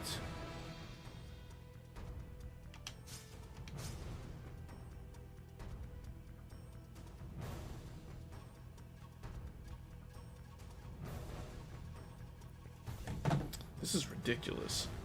Like, how is it having a hard time with this? We aren't even doing anything. We're like not even playing the game. We're like in the menu and it's already saying it's overloaded.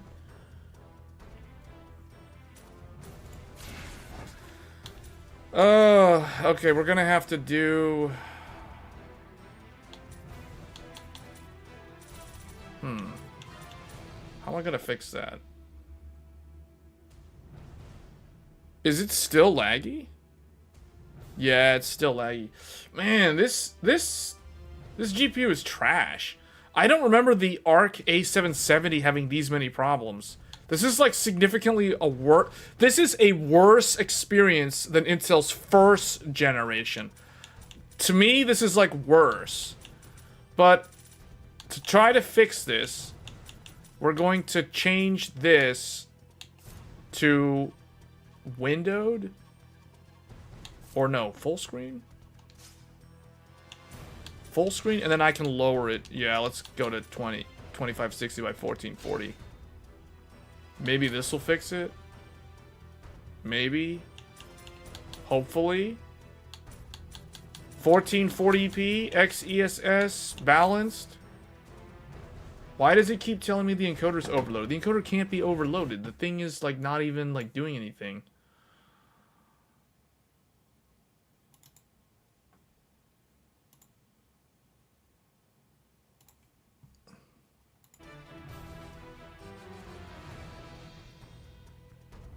Is it still lagging?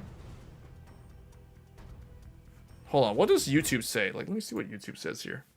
YouTube is not receiving enough video to maintain smooth streaming. As such, viewers will experience buffering. Stream status, poor. OBS says, encoding overloaded. Consider turning down Video settings or using a faster encoding preset. Okay, I'm gonna have to stop the stream again and try to set this to like the bare minimum.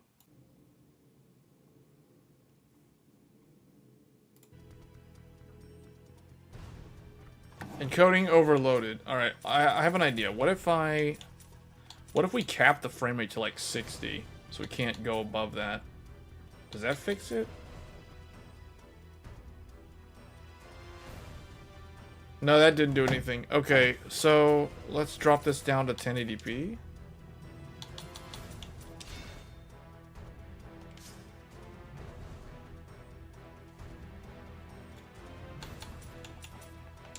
Hold on. Let's make this windowed. Maybe that fixes it. But now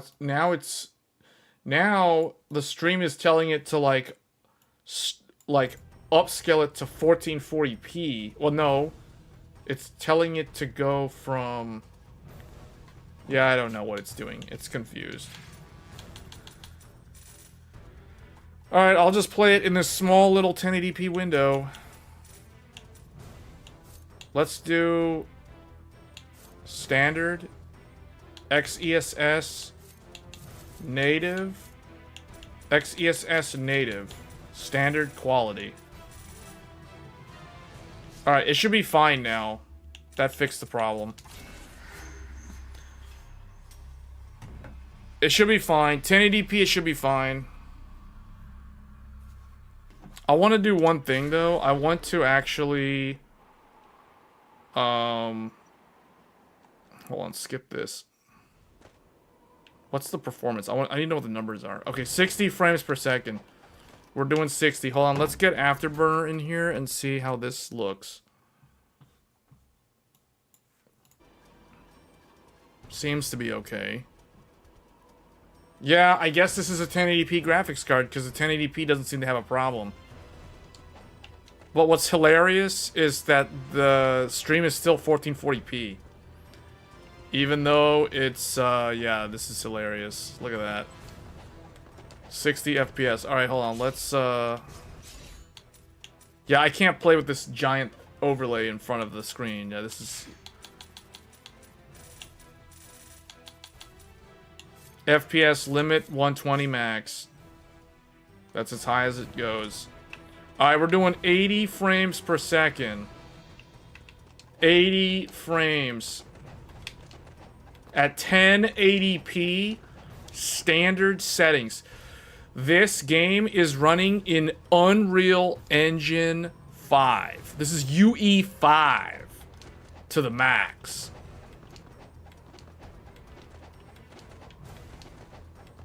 Alright, let's go Intel 1080p. 1080p. Now the overlay's way too big. I need to move this out of the way. I can't play like this. Shrink this thing down more. Or put it over here. Or not. No, just whatever. Also, the CPU label's wrong. This is a Core Ultra 9, not a Core Ultra 7. Hold on, I need to fix the overlay. This is Unreal Engine 5, though. I can't believe this game just shadow dropped out of nowhere. Unreal Engine 5.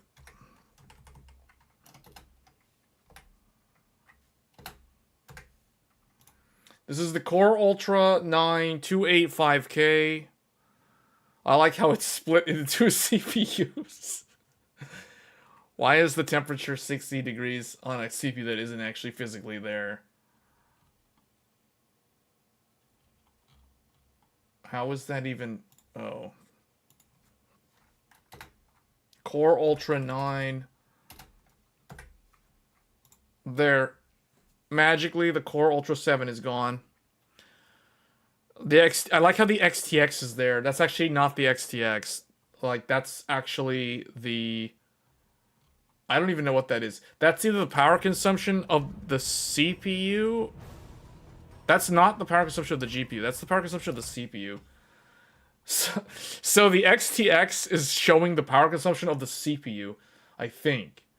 I hope. Like, I hope that's not the GPU's power consumption, because the GPU should be using more power than that. Where's GPU 2? The problem is there's no info on it, so I guess that's what it is. Alright, so that's it. Alright, that's how we're gonna play the game. We're just gonna play the game like this. I give up. I'm tired of this. Let me do one more thing. Let's do full screen. Is it gonna lag? Where did the game go? Why is the game, like, on my other monitor, though? Huh?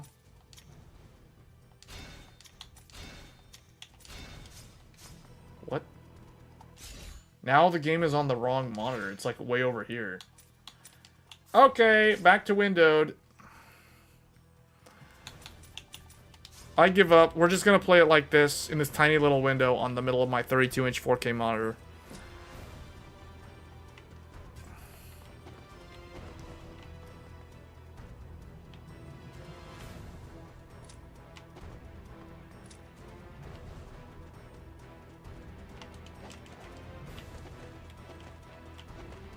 Hopefully I can see. Everything is so small, it's so far away on a little window. I'm playing this game in a small little window.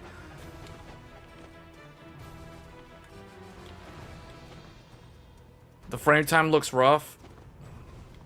I'll manage.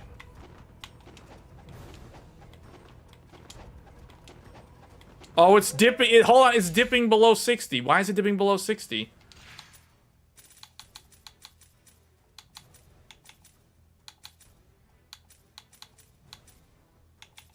Hold on. Change this to light.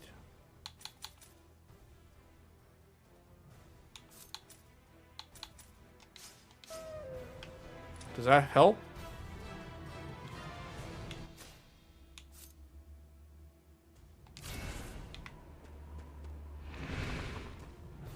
There's dogs. Oh, they're demonic dogs too. Wow.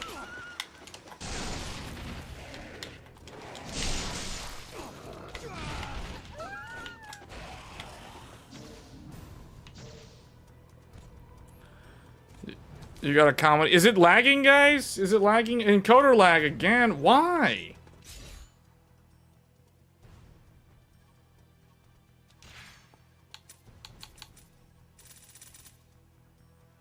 What did I do? I didn't even change anything.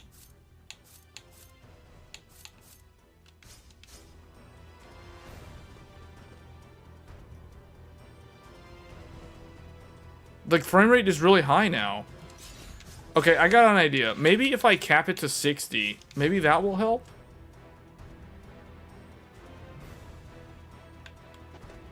Okay, when I cap it to 60, it's not lagging. What's weird is the compute starts activating. The card's not overheating. The card is running at 54 degrees Celsius.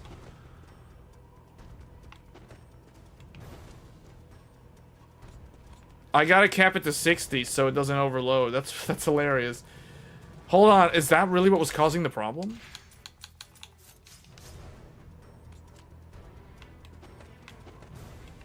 Was the encoder lagging? Okay, it looks like it's okay now. Hold on. I have to keep lowering the graphic settings though, which is super annoying.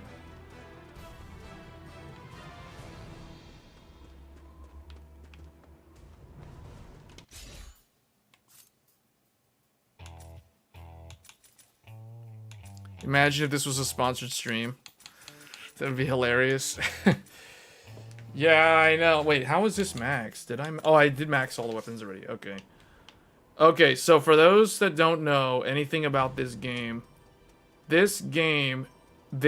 is a Unreal Engine 5 remaster of a 2008 classic. This is the cult classic Ninja Gaiden 2, which was originally an Xbox 360 exclusive. And then eventually in 2009, it came out on the PlayStation 3 as Ninja Gaiden Sigma 2. And now this is like a brand new version of the game rendered in Unreal Engine 5. This is the classic. This is the... Oh, I don't want to be on this. Okay. Alright, we're going to have to do this on these demon dogs because... wait, can I go in here? Wait, I can go in here? But I'm not supposed to go in here? Let's just go in here anyway. What's over here?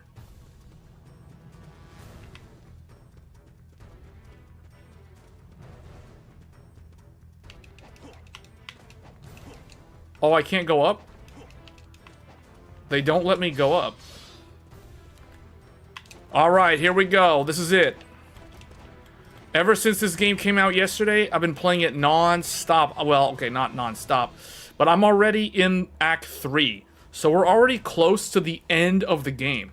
This game has 17 chapters total.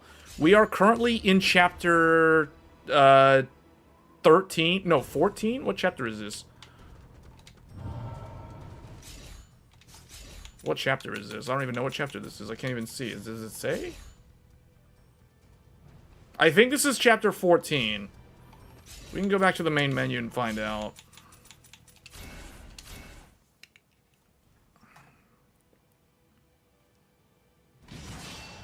Ninja Gaiden 2 Black. This is like the brand new Unreal Engine 5 remastered edition. It came out of nowhere. It just came out. Microsoft Developers Direct announced it. It's available on Game Pass. I highly recommend this game if you like action games that are very punishing and very difficult. Okay, what chapter? Yeah, chapter 14. Chapter 14. This is chapter 14. There are 17 chapters total. So I only have 14, 15, 16, and 17, and then I'm done with this game. I have been playing this game so much. It is so good. It is so good. Chapter 14, A Tempered Gravestone. Ryu returns to Hayabusa Village, resting in the shadow of sacred Mount Fuji. It is his final stop before heading to unholy ground, to the source of the supernatural forces threatening the world. Dragon sword in hand, Ryu's body courses with unfathomable power. Atop the mountain from which this evil pours forth, Genshin awaits, intent on claiming the life of the last of the dragon lineage. The inevitable confrontation between Ryu and Genshin approaches. Alright. Let's do this. Oh, we got dogs. We got dogs. Get the flails ready. Where are they? Oh, they're camping. They're gonna camp. I'm gonna camp them. They're gonna try to camp me. Okay. Yeah, let's cut them up.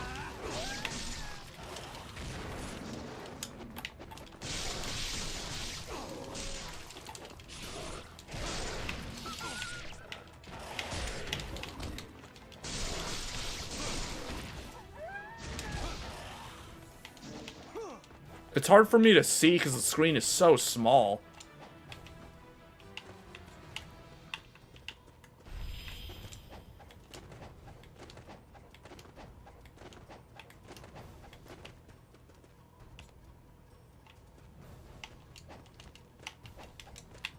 I can't go up here. You're on integrated graphics? Well, what I'll tell you, don't buy a B580. I do not recommend it. I do not recommend it. And I'm using one right now. Wait, what? The Tengus are here. What? The Tengus? Tengu?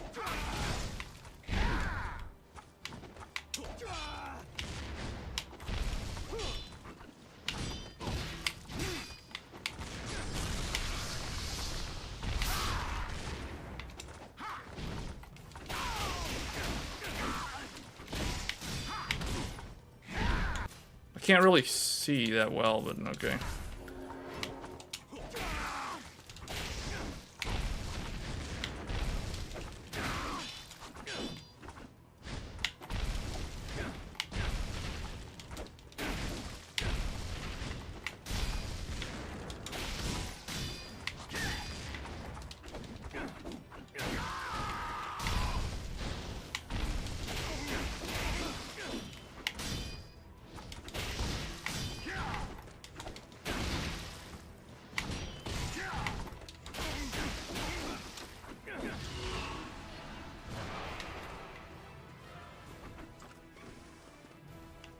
You tried a scav run at... What's that mean? Oh, you're talking about something else. Okay, well, I'm happy that I can actually, like, at least show this game. And it's Unreal Engine 5. But the problem is, do not pair this GPU with a 4K monitor.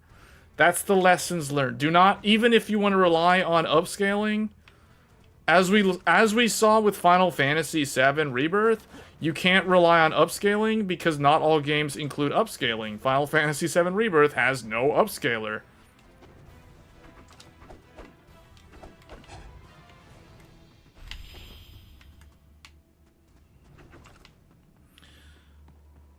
So you basically, this is why you need to buy a GPU that's appropriate for the monitor that you use.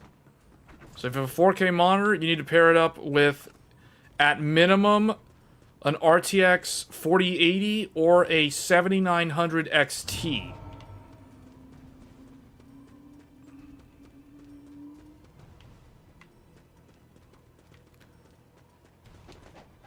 Yeah, don't get a B580. Well, okay, if you have a 1080p monitor, it's probably okay. But if you want to do, like, streaming stuff, it's probably not okay because there's a bunch of caveats, as shown here.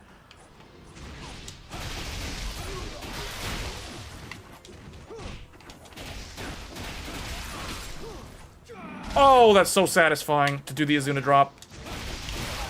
Cut these dudes up. Oh, bam! Oh, it's so good. You love to see it. Tonfa is so fun. The Tonfas, this game has such cool weapons. First of all, there's the classic dragon sword. There's the dragon sword. Because we're in Act 3, it's now the true dragon sword, so it has that lightsaber. It's got that Mace Windu lightsaber glow.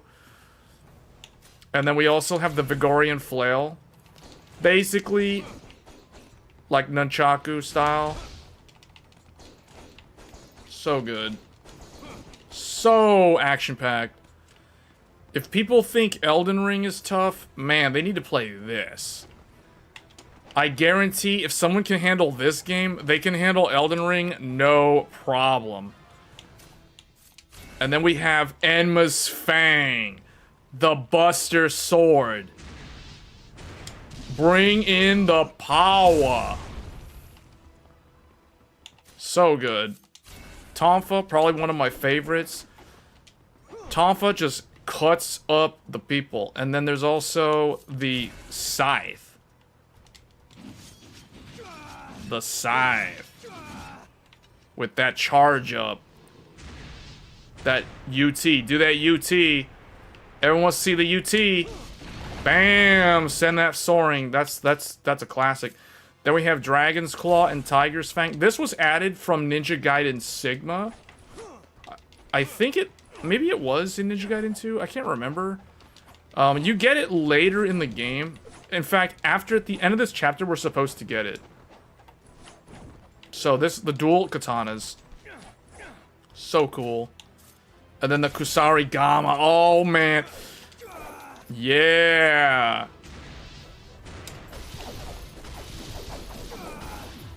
I might actually try this thing out.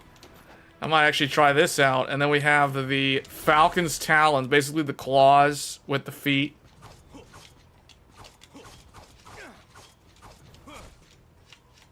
And then finally, probably my favorite weapon, the Lunar Staff. The classic XXY. XXY.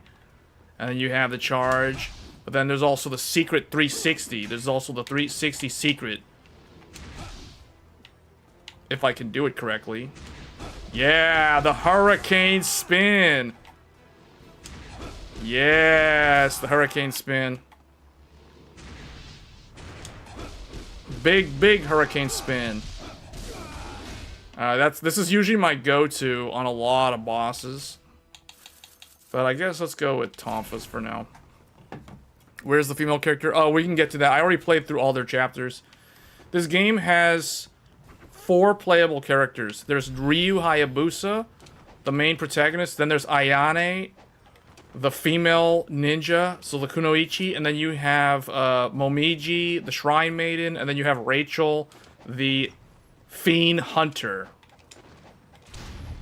Oh, speaking of Fiend Hunters. Oh, wait, I didn't know these guys. I've never seen them do that.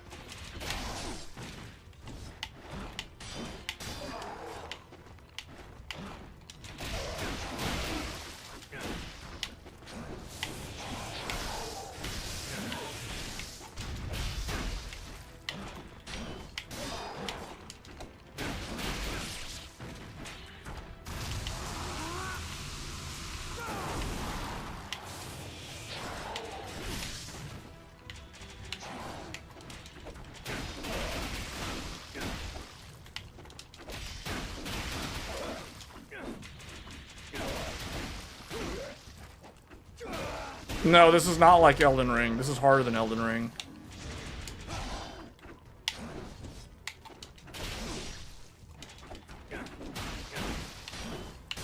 Well, it depends, because this is a faster game.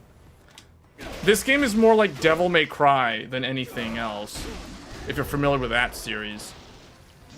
Alright, well that was a mid-boss. There's actually 2 bosses.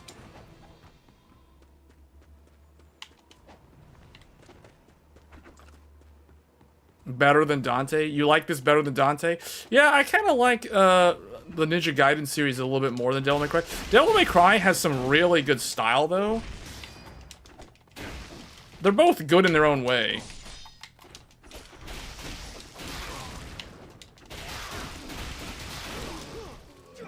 Izuna drop, you love to see it. I don't really have anything. I'm so endgame. I'm maxed out on all the healing items, and I'm maxed out on, like, all the weapon upgrades. So, I basically farmed everything, like, just going through the game naturally. It was mostly muscle memory.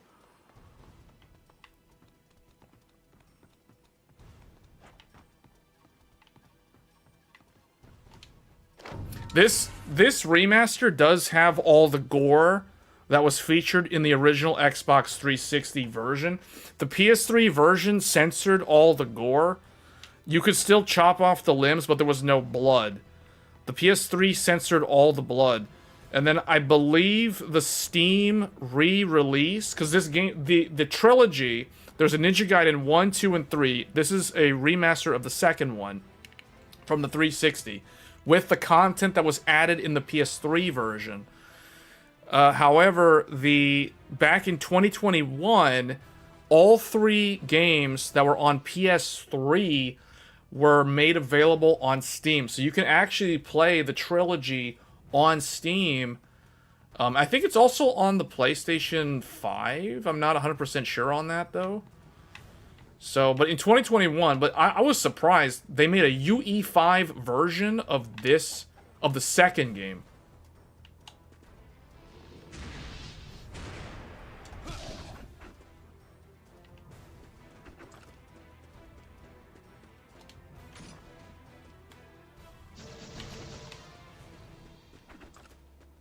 Demon Souls is the only game you missed from PS5.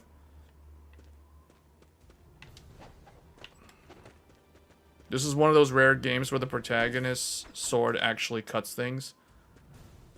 Yeah.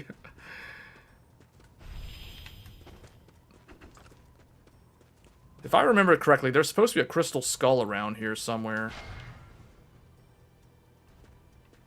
At least I thought there was one. Ah, there it is. Yes, you want to collect the crystal skulls.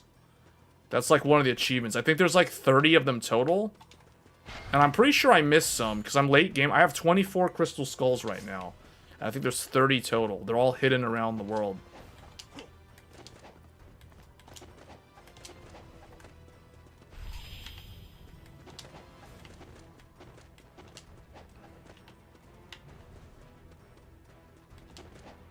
Yeah, this is one of my favorite developers. Team Ninja, I'm a huge fan of like the Ninja Gaiden series. The Neo series is a more recent series that they made, like 2017's Neo 1 and then 2020's Neo 2. Those are very good games. Those are a lot of people. See, the thing is, here's the thing that's kind of annoying. As someone who's familiar with the Team Ninja games, when Neo came out, I was like, okay, Neo is like a more grounded, weighty version of Ninja Gaiden with a lot of customizability. Like, you can build your own character. Your build is very unique. It's not like this game where it's like, yeah, they give you a bunch of weapons, but it's pretty much that's it. Like, you don't customize your stats. This is an action game, not an RPG. Whereas Neo is an action RPG. But a lot of people kept comparing Neo to Dark Souls, and I feel like that wasn't the best comparison. I understand why they do that, but Neo is more like, there are hints of inspiration from the Dark Souls series, but at its core, it is definitely a lot more like this game, because Neo is made by the same people that made this game.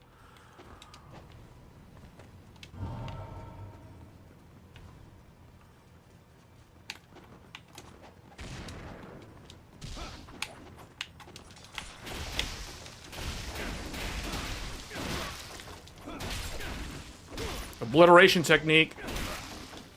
Obliteration technique. Yeah, Ninja Gaiden 2 added what's called obliteration technique. Basically, if you cut the limb off of an enemy, you can then obliterate them. They call them OT, obliteration technique. Ninja Gaiden 1 introduced ultimate technique, the UT, which is basically the charge move. This one, where you do you just wail on the enemy and just cut them up.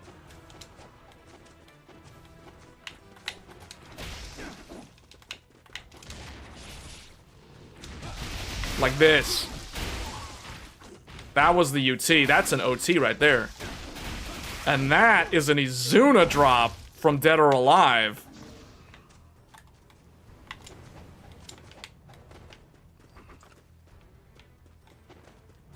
You like the limb cutting part that never made sense to me in Souls games, how you couldn't do that?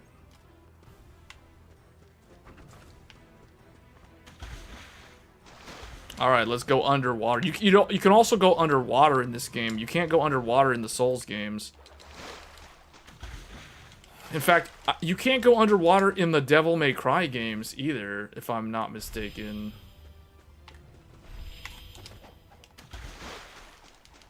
Am I supposed to go under this? Ooh.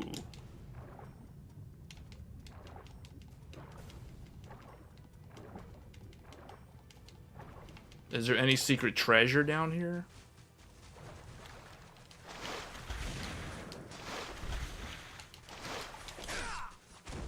Oh, how rude of them. Oh, there's a crystal skull in there. Guillotine throw. Toss that guy in the river.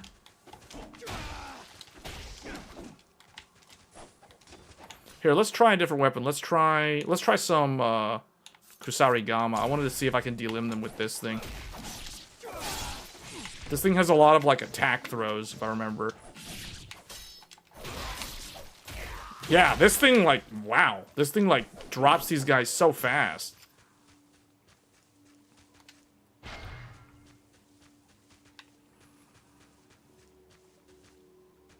The one is way too fast. You can go underwater in Devil May Cry game. Nobody. Oh, you mean DMC? Oh, DMC 2? Not DMC. DMC or DMC 2? DMC is, you know, it's the game that was made by the third party. Based out of the UK, I think. Do I have the bow or the cannon? Oh, yeah, there's also this, too. He's got some kind of, like, special... This guy's got some kind of special arrow.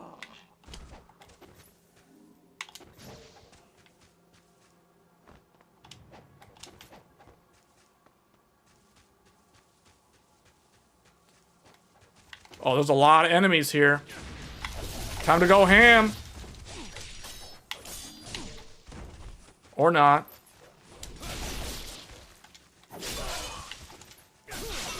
Obliteration technique. There's one behind me that was delimbed. I gotta be careful. He might try to suicide.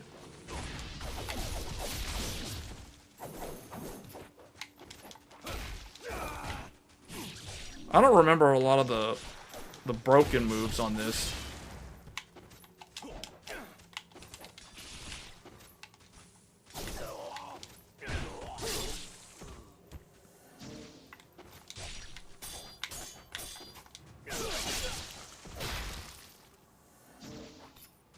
Games that allow dismemberment. No, the regular games. What are you talking about? This one actually looks interesting. This is a cult classic, dude. This is like the OG. They don't make games. It's like, okay, guys, they don't make games like this anymore. This game was made in the 2000s decade, to put things into perspective.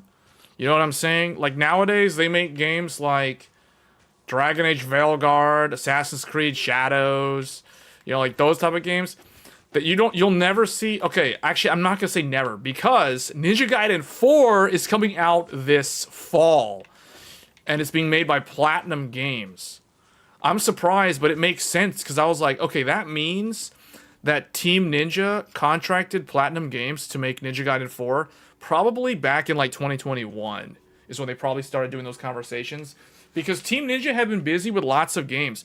They've been releasing games like every year consecutively since 2020. They did 2020 was Neo 2 on PS4. Then they did in 2021 they did Neo 2 on PC, the remastered version, like the full version. Then they did, in 2022, they did Stranger of Paradise, Final Fantasy Origin, so they were contracted by Square Enix to make a retelling of the very first Final Fantasy game. But that game got shadow eclipsed by Elden Ring, just like Horizon Forbidden West did. So that was Stranger of Paradise. Then they did Wolong Fallen Dynasty in 2023. And then last year, in 2024, their big game was Rise of the Ronin, a PlayStation 5 exclusive, which I still need to finish. So Team Ninja has been very busy. These guys have been making lots of games. So I'm glad to see that Platinum Games is making Ninja Gaiden 4, because this game is Ninja Gaiden 2. So this is like the OG.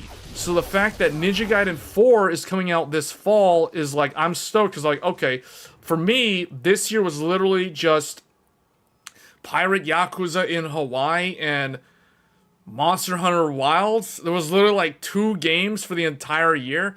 Now I at least have something to play in Q4 that's not Genshin Impact. So, wow, I'm stoked.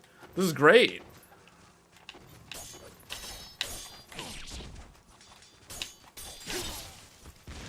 Wow, he countered him and delimbed him? I counter hit him and delimbed him.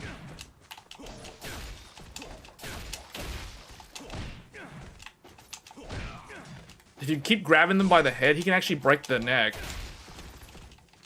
If I keep doing the guillotine throw, that's called the guillotine throw.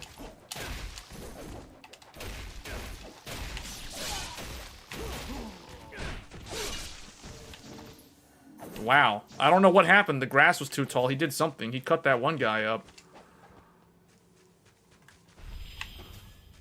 You still have the other 2 or 3 games. Well, the only other games on the list is Dragon's Dogma, which I think we know how that's going to go. Although I do need to test that on Blackwell. So, okay, I need to get to the save point. We'll play until I get to the save point. Hold on, I want to switch to a different sword. Let's try the, let's cut them up with the claws.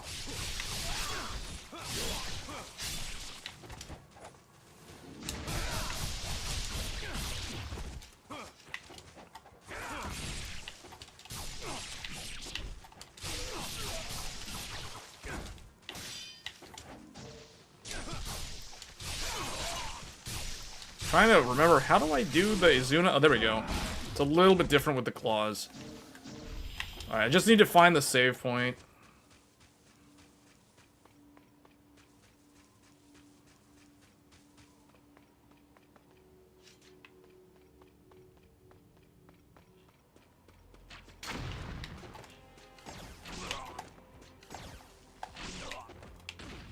The auto aim in this game is so good.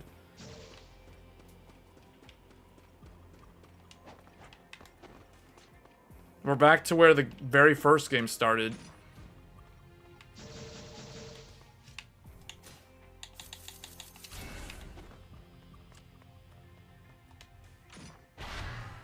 Oh, yes. Life of the 1,000 gods. Raise that HP bar. Raise it up. That's a very nice find, because that's the only way you can raise your max HP in the game is by finding those things. There's no level system.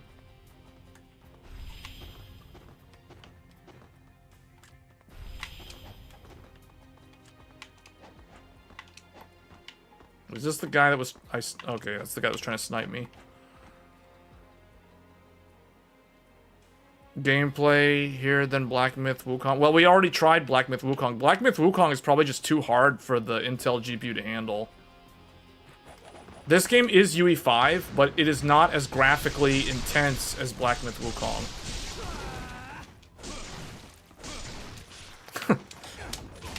Oh, I got hit by the Shuriken. Yeah, this, I will say though, this game is more fun than Black Myth Wukong. Black Myth Wukong is a really good game, but you can see, like, modern games, this is why I don't like when developers try to copy From Software. Like, I can see the influence of, Elden Ring, or not Elden Ring, but, like, From Software in Black Myth Wukong, but Black Myth Wukong is actually more like this game. This game is basically like Black Myth Wukong, except this game is faster. The combat tempo is definitely faster in this game. Black Myth Wukong is slower and more grounded, and has a more weighty feel to it. This game, it's hard to explain. It's not like it's floaty, but it's just very fast. So you have to have quick reflexes to be able to handle this game. I kind of want to go Tompa again. Because it's just so good. It's just so satisfying because he, like, slices them up with the... He spins so much. See, look at that.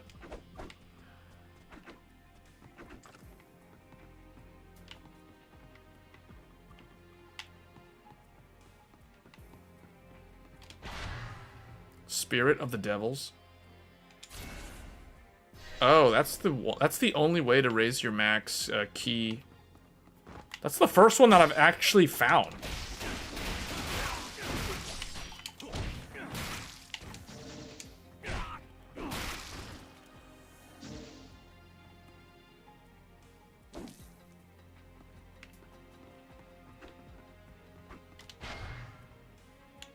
Well, I maxed on these, so I'll just use one so I can loot this one.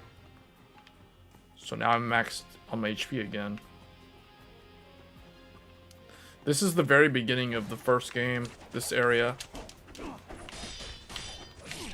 think this is the high... No, this is the other village. This is the neighboring village.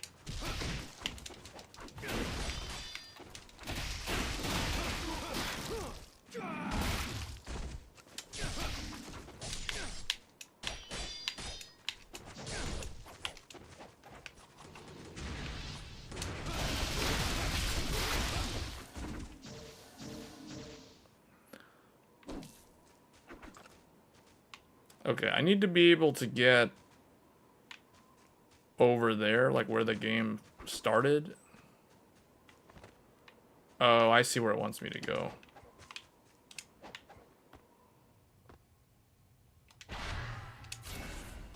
Oh, I need one more.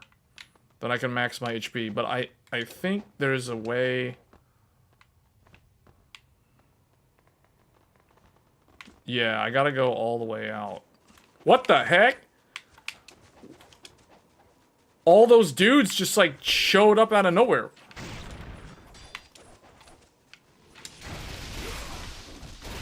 Get those iframes.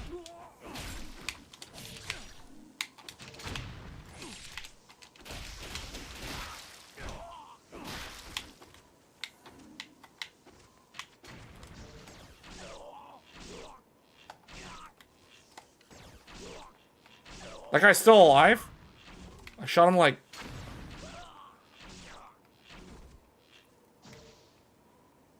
Yeah, the red bar means you cannot go above that unless you use like a healing item. It means you cannot recover. It's like wounded damage or something.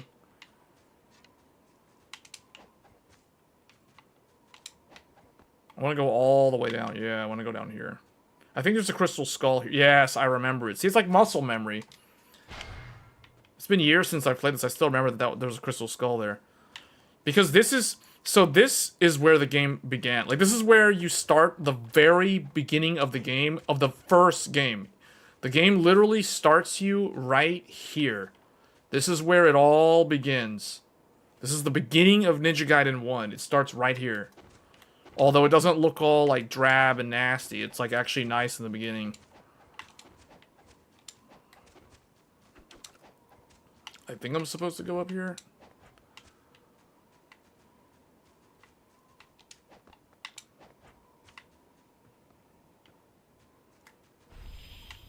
Can I go up here? Oh, yeah. The game would be even better if there's more blood. I think it has enough blood.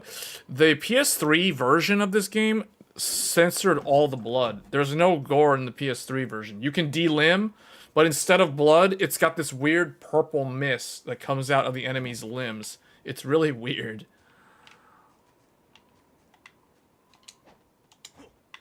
The Xbox... This is more like the Xbox 360 version.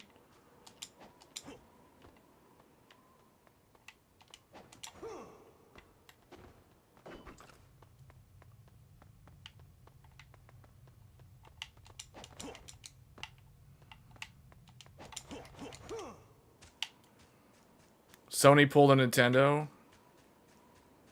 In what way? I'm surprised we've gone pretty far and there's no save point.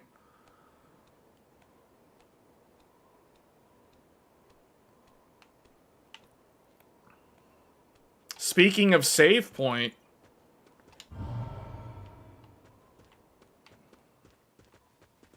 Okay, well that's Ninja Gaiden 2 Black, Unreal Engine 5. Really, really good game. I don't know why it's saying there's encoder lag. I don't understand why it's encoder lagging. Like, I didn't even do anything to cause that. But we're at a point where we can stop the stream. So, or not stop the stream, stop this game. Yeah, it lagged. I saw it. You know what? I think it's the... Is it this?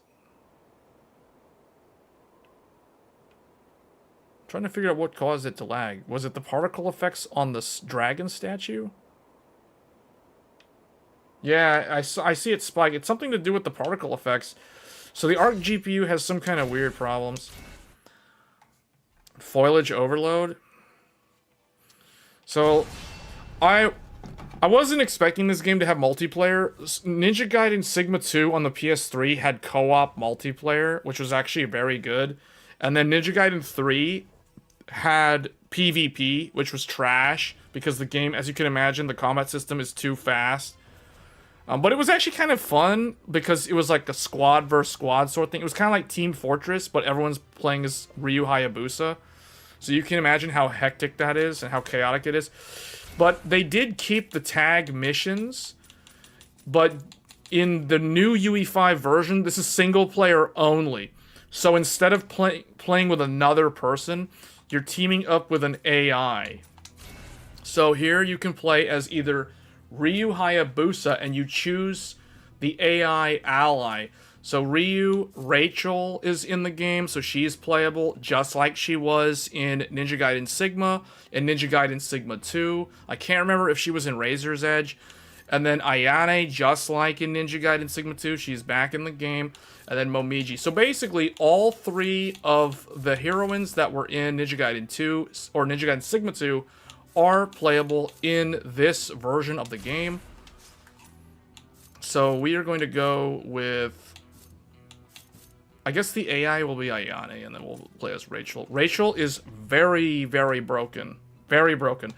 She was, like, the best character that you had to bring for some of the hardest, like, the ultimate ninja challenges. And the reason why is because she has a semi-automatic, or a fully automatic, machine gun. That's her ranged weapon, and she has unlimited ammo. So that is the reason why... I mean, the game wasn't really going for balance. You can literally just keep shooting things and play the game like it's some kind of first-person shooter.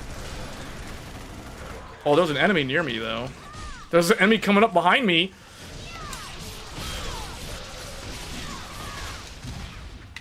So you can imagine this was fun to play back in the day with friends, co-op, online, on the PS3. This brings back memories. I hope Ninja Gaiden 4 has some kind of multiplayer co-op, because going for the high rank scores on this was so fun back in the day. And I can switch between... Okay, I can switch to the other character. That's cool. So at least they allow you to do this. So it's possible to actually do the higher difficulty missions with the AI. Because the AI in Ninja Gaiden Sigma was terrible.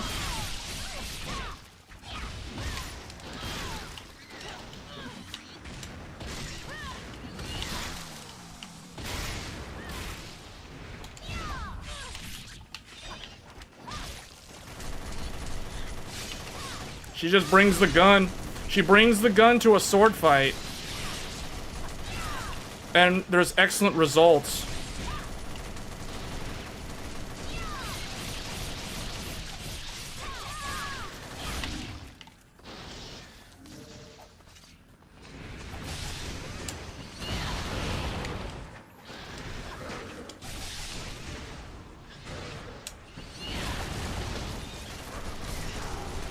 Yeah, Rachel is so good. This character is so broken. Her moves are so broken. Because she has range. She has a ranged UT. Look at this. She can just cleave across the entire, like... I don't remember if she was in Ninja Gaiden 3, though. I think they took her out because she was, like, way too busted. But it's not like this game's for going for any form of balance. She has a Tommy gun? Yeah. I know, man. See, this game is so cool. It's so sad that they don't make games like this anymore. At least they're making, like, remasters of, like, cult classics like this. This is so fun. Alright, let's try... I'll play as Momiji, and then we'll probably switch to a different game. And then we'll bring, who should the ally be? I guess Rachel again. Bring the Tommy gun, just in case. Let the AI use it this time.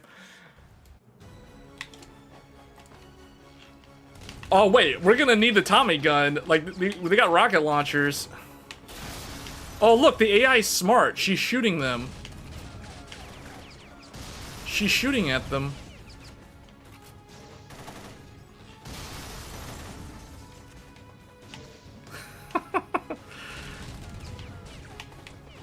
Oh boy. Where are we getting shot from?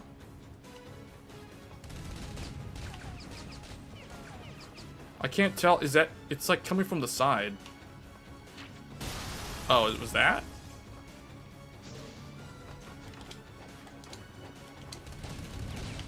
Oh, I shouldn't have gone out.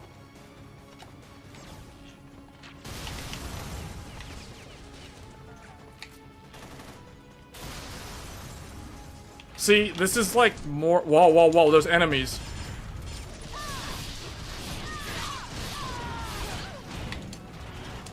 Oh yeah, her cool thing, her gimmick is that she has a double jump.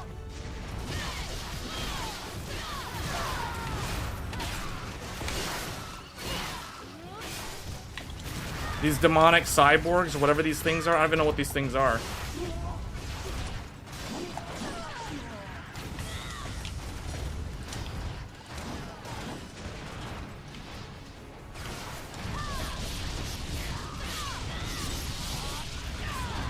Thankfully, this game showcases what Team Ninja can do with Unreal Engine 5. Because I've been wanting to see a Japanese developer utilize Unreal Engine 5.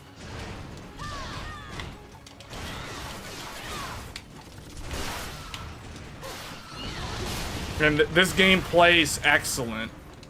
And it looks great. Alright, I'm gonna switch to Rachel. She needs to, like, I need to reposition where...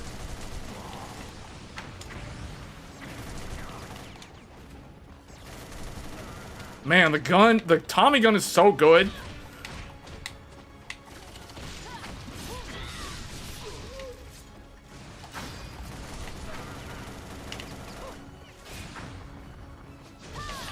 There's a guy way out there. Oh, there's one right here, too.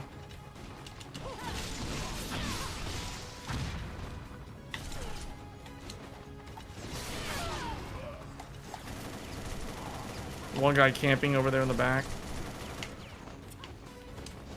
There's one way. This guy's way out here.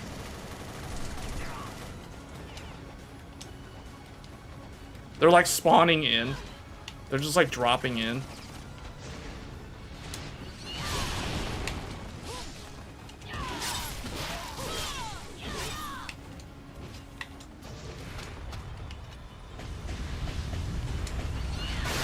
Yeah, that is busted. Her hammer doing that charge move?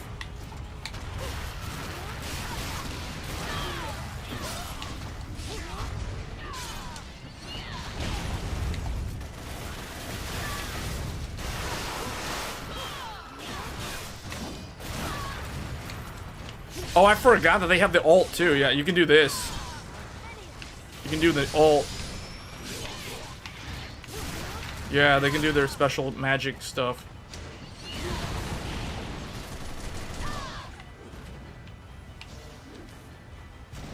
Yeah, this is so fun, man. I don't know, this game is really good. I'm so glad that I was not expecting this at all.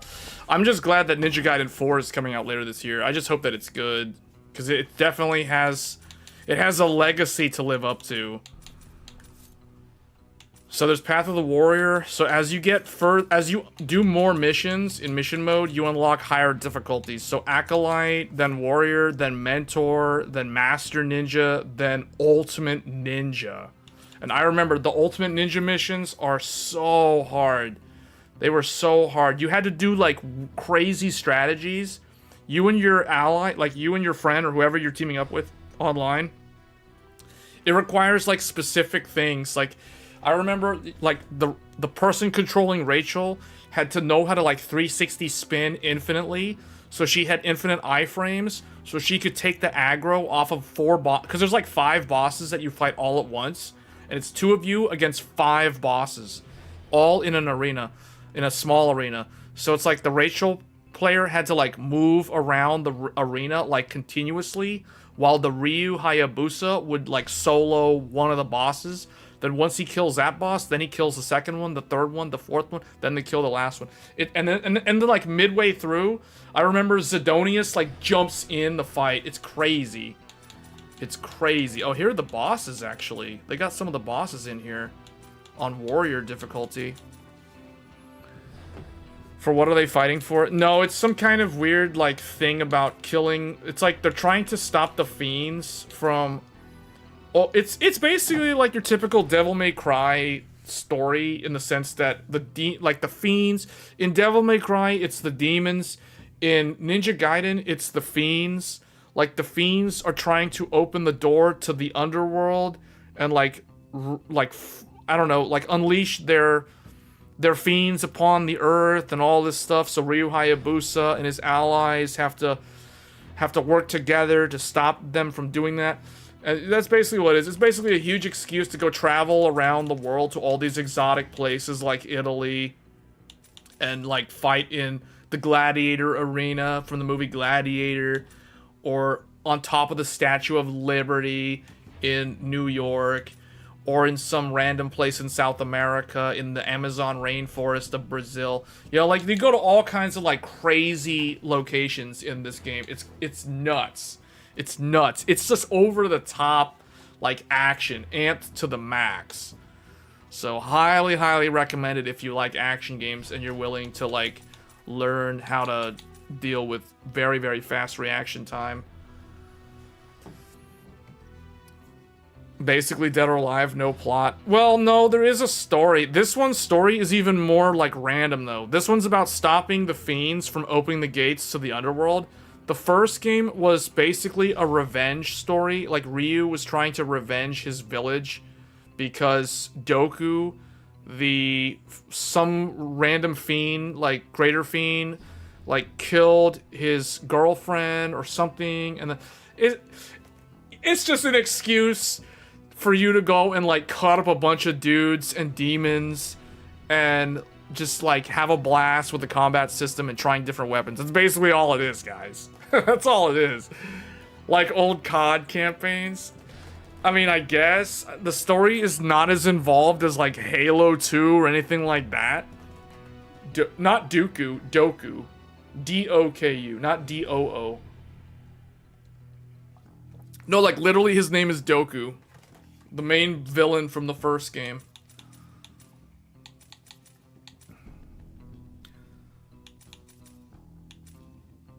Yeah, actually... Hold on, let's do this one real quick. No, if I do this, I'm just gonna keep playing this. Alright, let's try... I want to try Dragon's Dogma. Let's try Dragon's Dogma now. This game is good. I just keep wanting to play this. Like, I think I'm gonna end up finishing this before... definitely before Monster Hunter Wilds comes out. But I think I'm gonna finish this before Final Fantasy Rebirth on PC.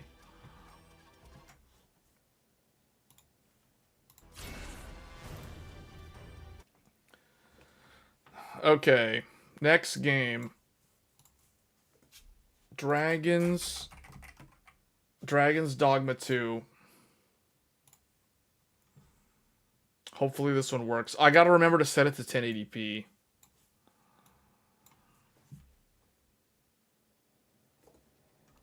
The entertainment with the B580 was too good.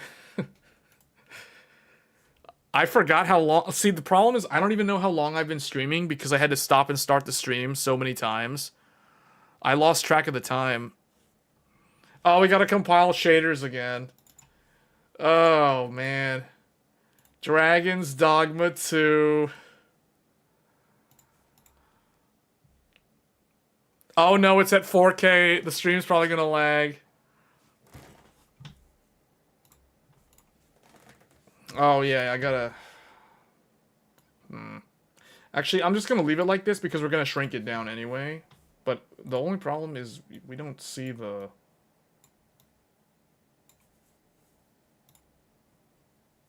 Hold on, where's the...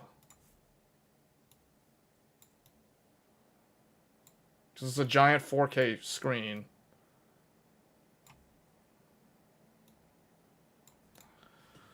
Compiling shaders. Okay, come on. Core Ultra. Hopefully you can handle this.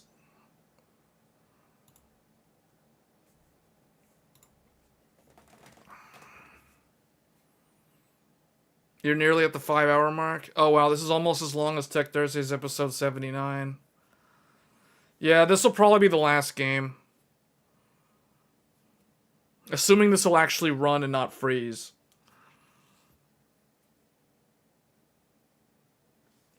B770 is probably next year. Or the year after. Or there won't be one at all. So if you're waiting on B770, don't wait. It's not coming out this year. At the earliest, it'll be next year. If at all. They may just like completely skip it and go to Celestial. Because they're already working on Celestial. So I would not expect a B770. Let's put it this way. There's a reason why Intel put all their effort into this B580 limited edition. Because this is the one that they plan to release to market. This and the B570. There is no B770 that's going to come out this year.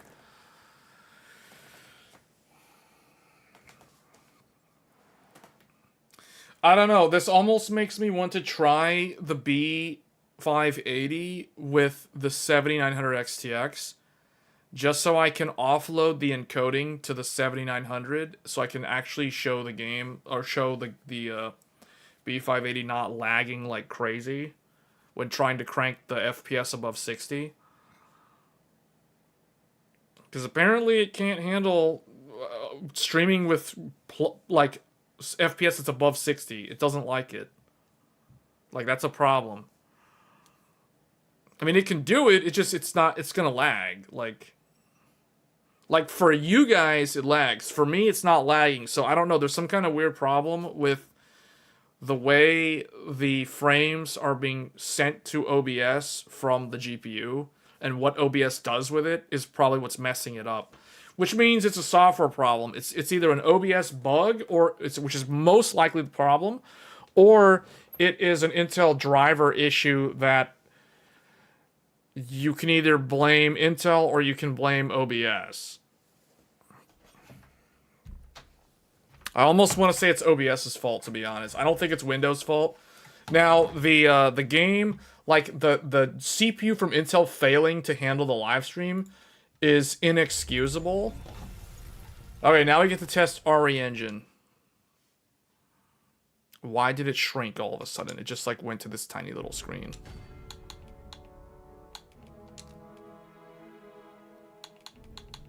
Okay, we're gonna go to...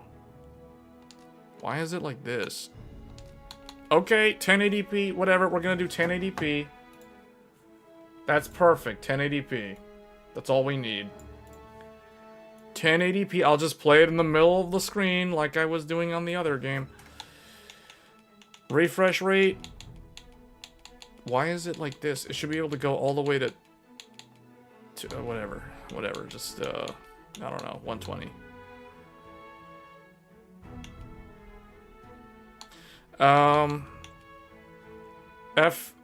Oh, these are the settings from when we were using the Intel integrated graphics. That's why it's like this. So, is there a preset? Is there a preset? Oh. Let's just do... This isn't helping at all. It's 1080p, it can be native. So turn that off. TAA, high, whatever. Okay, let's just do this. Let's see if it can handle this. This is RE Engine at 1080p. The B580 should be totally fine.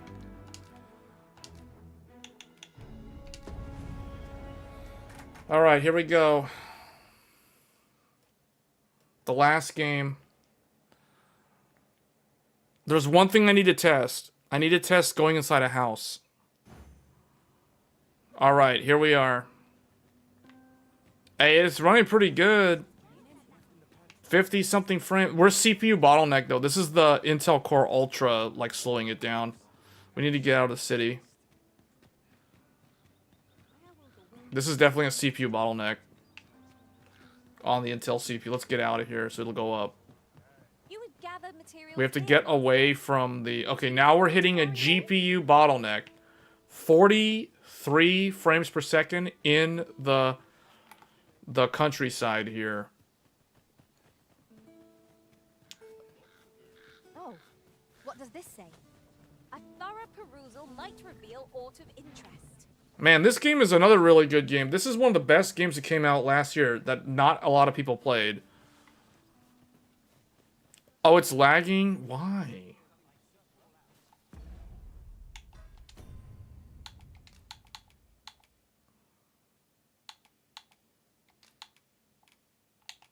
Okay, I'm gonna cap it to 60. I bet that's gonna fix it.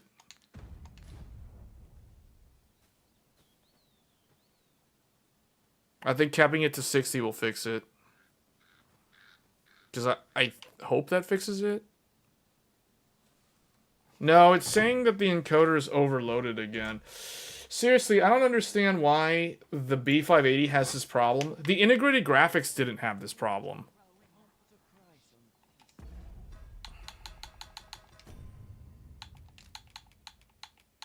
We're playing the game at 1080p in windowed mode of all things. It shouldn't be lagging.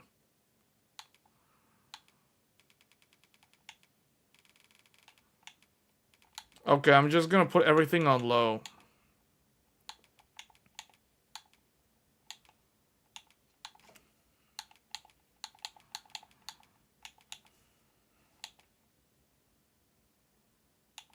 Which one's worse? This one? Contact shadows, just turn it off. Just turn everything off.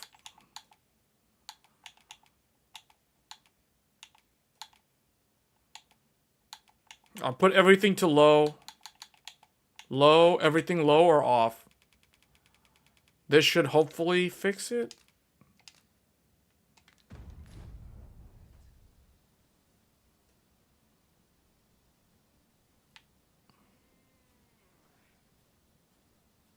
Or is it shimmery? Is it fixed? Encoding overloaded. All right, well, is it lagging? No, it should be good now. I hope. Why is the FPS above 60 though? I thought I said it, I capped it to... Oh, that's why. Max 60 there.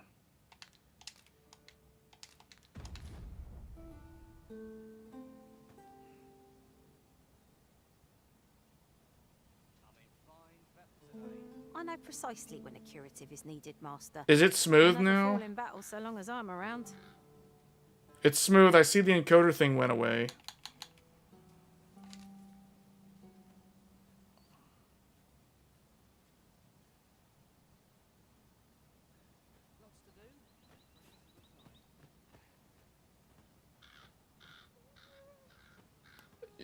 This is a DirectX game. I've heard some interesting tidings about town. Regarding the Vermundian military... Okay, we're good now. 'Twould seem the Queen Regent has made significant It's alterations running to the smooth. I'm not Chamber getting any Guard. notification of it lagging. Alright, so let's try one thing. Hold on, where did I go last time to do this? I think it was over here. Encoding overloaded. Man, why does it do that? Alright, let's just test one more thing. Let's go inside a building. Hey, it's not lagging when you go inside a building. This is significantly better. This is significantly better than the Intel Alchemist. Intel's Alchemist would almost cause a hard freeze. But now, it is nice and smooth inside the building. I remember when we were live streaming using the integrated graphics on the Arrow Lake. And it would start like freezing up on me. Even the whole computer started locking up on me. So I was like, I gotta get out of this house. Otherwise it's gonna cause the computer to crash. Like not even the stream. The whole computer was gonna crash. So I had to get out of here. We discovered this with the A770 last year when we were live streaming Dragon's Dogma around launch with the A770. Intel never fixed that problem because the integrated graphics, which also uses Alchemist, had the exact same problem. But thankfully, one of the things that's different is the B580 no longer has that problem. Meaning we can go inside buildings and the game doesn't crash anymore. So, or it doesn't freeze up. So, this is progress. But, you know, they take one step forward and then take 5 steps backwards because the encoder is all messed up. And I can't even, like, you can't even rely on this GPU for streaming because it gets overloaded so easily.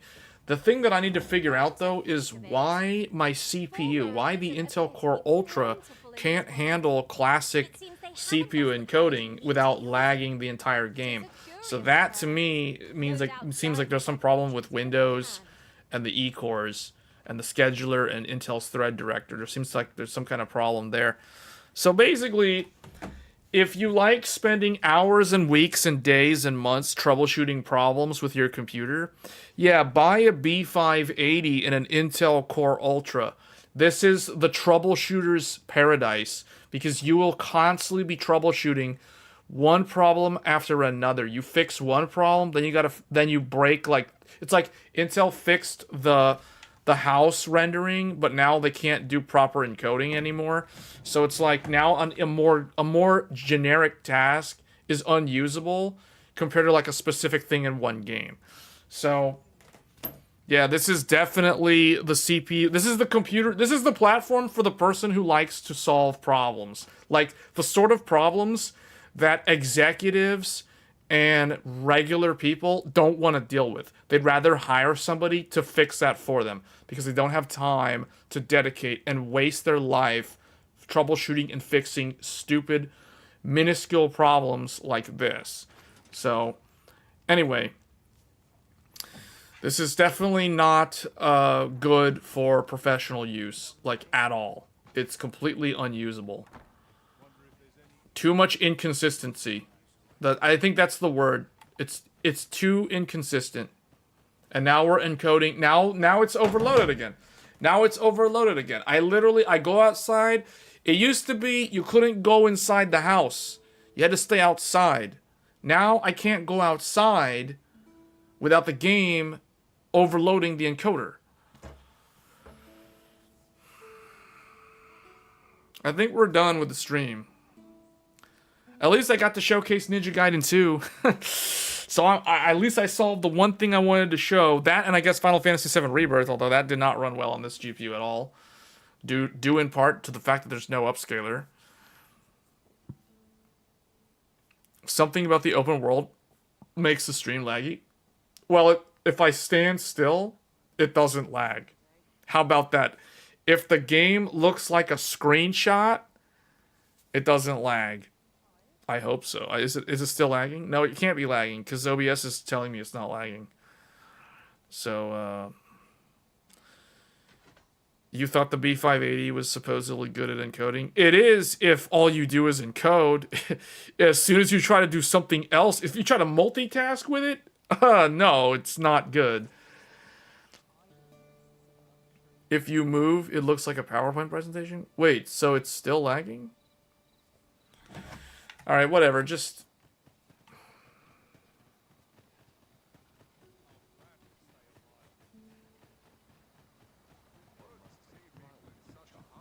Let me see, is it still lagging? No, it's smooth. I can see it, I'm watching it. It's smooth. Just, this is super disappointing. It's just so disappointing that this is the experience.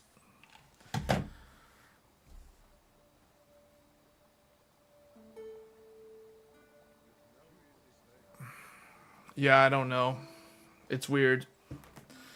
They changed a lot of things, though, and I think they may have broke some stuff with the encoder when they changed a lot of that stuff. Because there was a big driver update to support the B580. So I wouldn't be surprised if I fire up my A770 and it has the exact same problems, because it's on the same driver. So, I don't know. There's another problem, too, that I found out recently when I was trying to set this GPU up the other day. So if you use an old monitor with HDMI, like HDMI 1.4 or whatever. If it's HDMI 1.4 or HDMI 2.0, yeah, HDMI 1.4 or HDMI 2.0, if the HDMI port utilized AMD's FreeSync over HDMI, the B580 can only do 60 Hz, even if the monitor is a 144 Hz monitor. I found that out the hard way. Now, if you use a modern monitor with the HDMI port, like for example, my LG Ultra Gear, this monitor has a, I think it's HDMI 2.1. I'm pretty sure it's HDMI 2.1 because it's a 240 Hz 4K monitor. The ARC B580 does the full 240 Hz over HDMI, even with up to 12-bit color. So if you have an old monitor, don't get a B580, because the old monitor, especially if you want to use HDMI, because there will be terrible incompatibility problems, and no one talks about this. I only found this out like the hard way.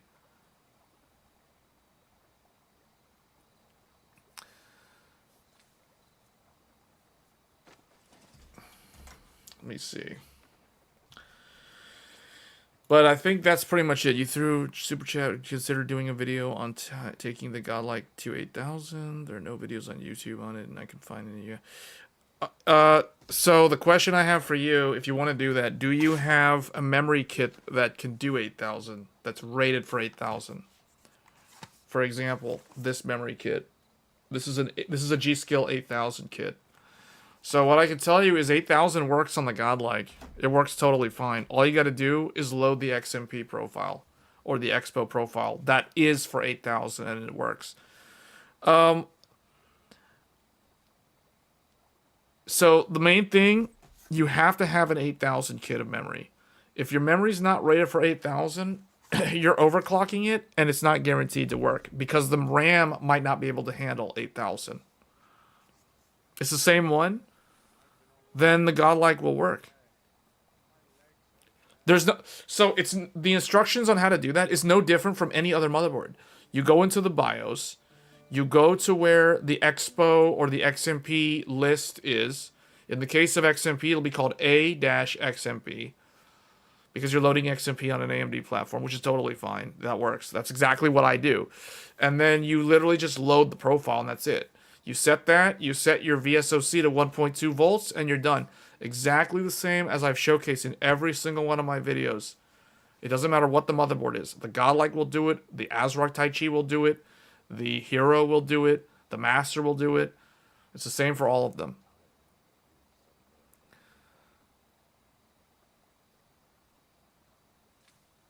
So when you're trying to boot it, what's happening? Because to me, it's you're doing 48 gigabytes at 8,000. It's very simple. You just load the XMP, you set VSOC to 1.2, you make sure F clock is 2,000 megahertz, and I mean that's it. There's nothing else to change. Div mode better be in 1-2.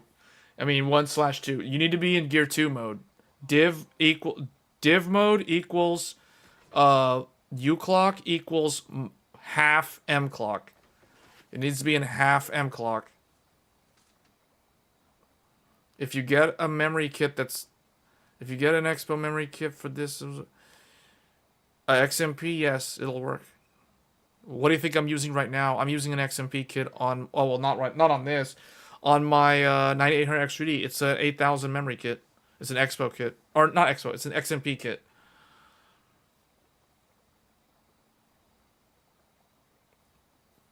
Okay, hold on.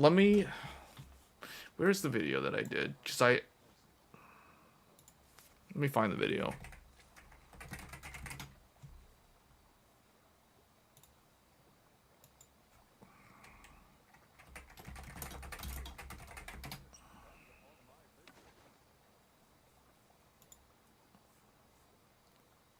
Hold on, where is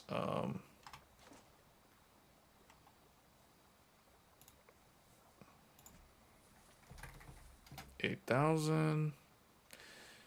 How to run 8000 on AMD Ryzen.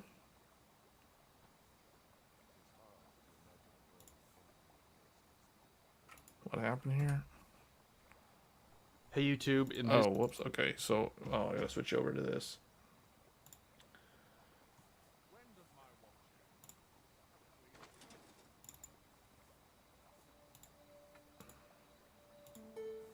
Okay. video, So this is the video. How to run DDR5-8000 on AMD Ryzen. This applies to every motherboard.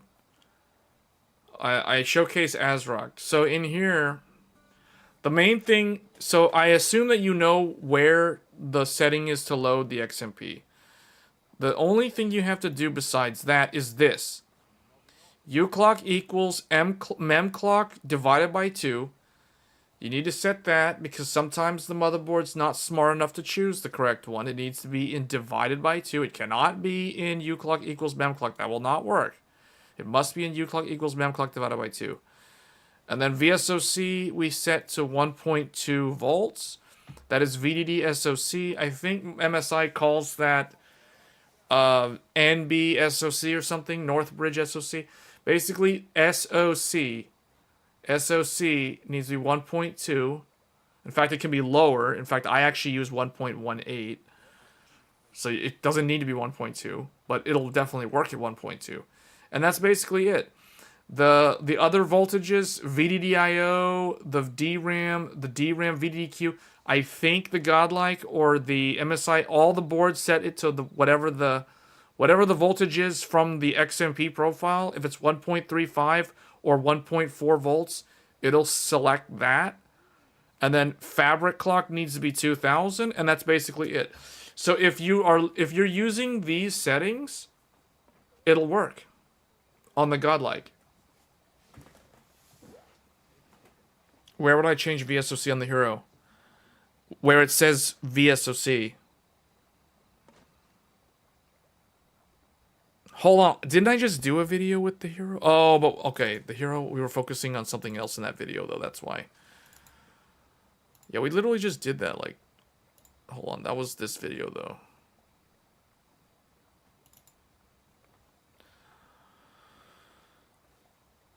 If it'll load. Maybe. Hey YouTube, in this video, we're Okay, gonna be so doing hold on. overclocking Maybe I guide show it, maybe for I don't. Let me higher see. base clock frequency. Okay, we're probably not gonna see it in here.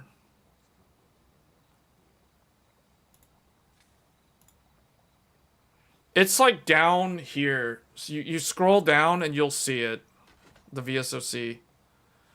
But I remember VSOC is typically not the problem for the Asus. It was VDDIO was the one that was giving me the problem with getting the memory to run at the rated speed for 6400 for 96 gigabytes, not for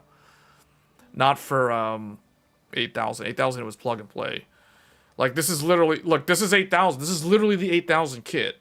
This is the AXMP on the Godlike loaded, but this is on the Hero. See, DDR5-8000, 2000 F-clock. That's it. Like, unless you're doing something that you're not supposed to be doing, like you're changing F-clock, or you're running your VSOC at like 1.3 or some ridiculously high number, like that, you shouldn't be changing that. F-clock needs to be 2000, especially if you're running the memory at 8000. It should never go above 2000. Anyone telling you otherwise is wrong when it comes to 8000.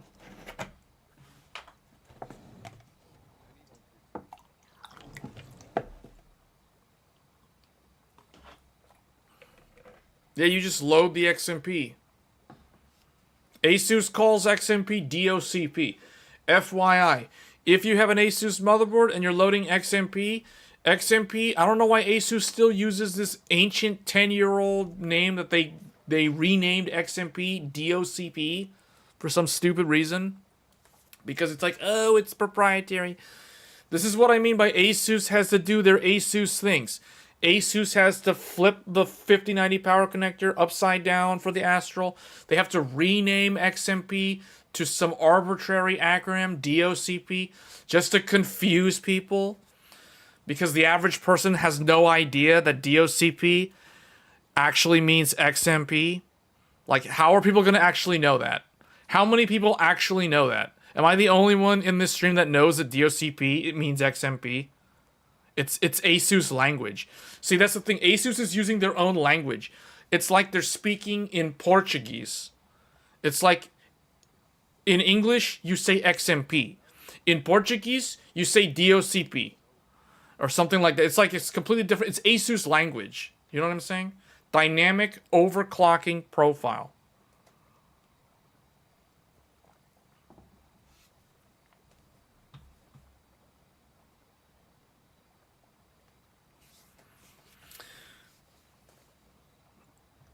It doesn't boot from you to updating BIOS. You remember one night. It'll just take a long time. It'll boot. It just takes a long time. After the BIOS update, you just have to let it boot up. It takes a long time.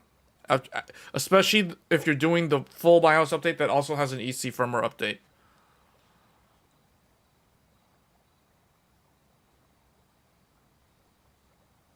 You just have to keep on... You just have to let it sit there and let it do the update. It will come up. Give it 10 minutes. I'm serious when I said 10 minutes. Oh, it shuts off in the middle of the reboot? Oh, that means your memory's not stable. Oh, that problem. Okay, so you're on the latest BIOS on, what is this motherboard? X870E? Crosshair Hero? It shuts off in the middle of the reboot. That means your overclock is unstable. Your RAM overclock is unstable. So you need to set VDDIO to 1.35 volts. And that'll probably fix it. I had to do that on the latest BIOS. VDDIO needs to be...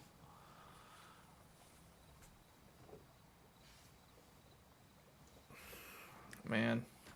Well, I can't really show you without, like, turning off the computer. No harm in picking a few.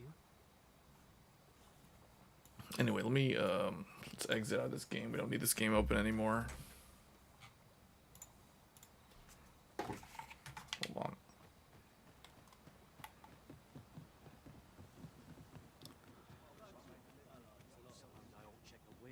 Let's Streaming with this Intel GPU messed up like the profiles for all my games. They're like all the graphics settings are messed up. They're all running in like windowed mode, these really small resolutions. Pray.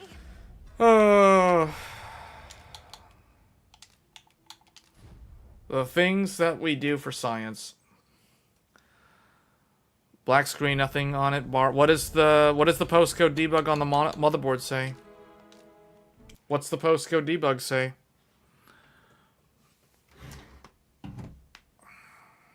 What is it? 15? Code 15? Bar the code. What's the code on the motherboard? Bar the codes. What does that mean? Bar the codes on the motherboard.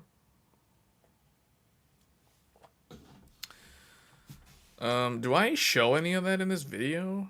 Oh no, this is not the video that has that. Where's the... this one? No. How to force sticks...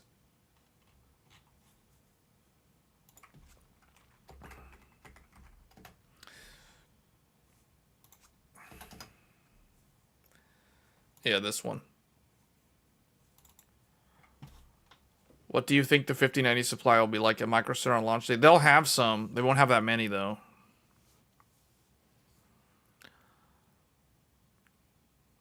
Code Red? What? I mean, no. That's not what I asked. Wait, hold on. Is there two different people asking the same different questions or something? Like, I'm getting confused by the chat. So, look. Was I removed my 96 gigabyte kit? Oh, look, it's a 4090 Founders Edition. It's a wild 4090 Founders Edition just appeared out of nowhere.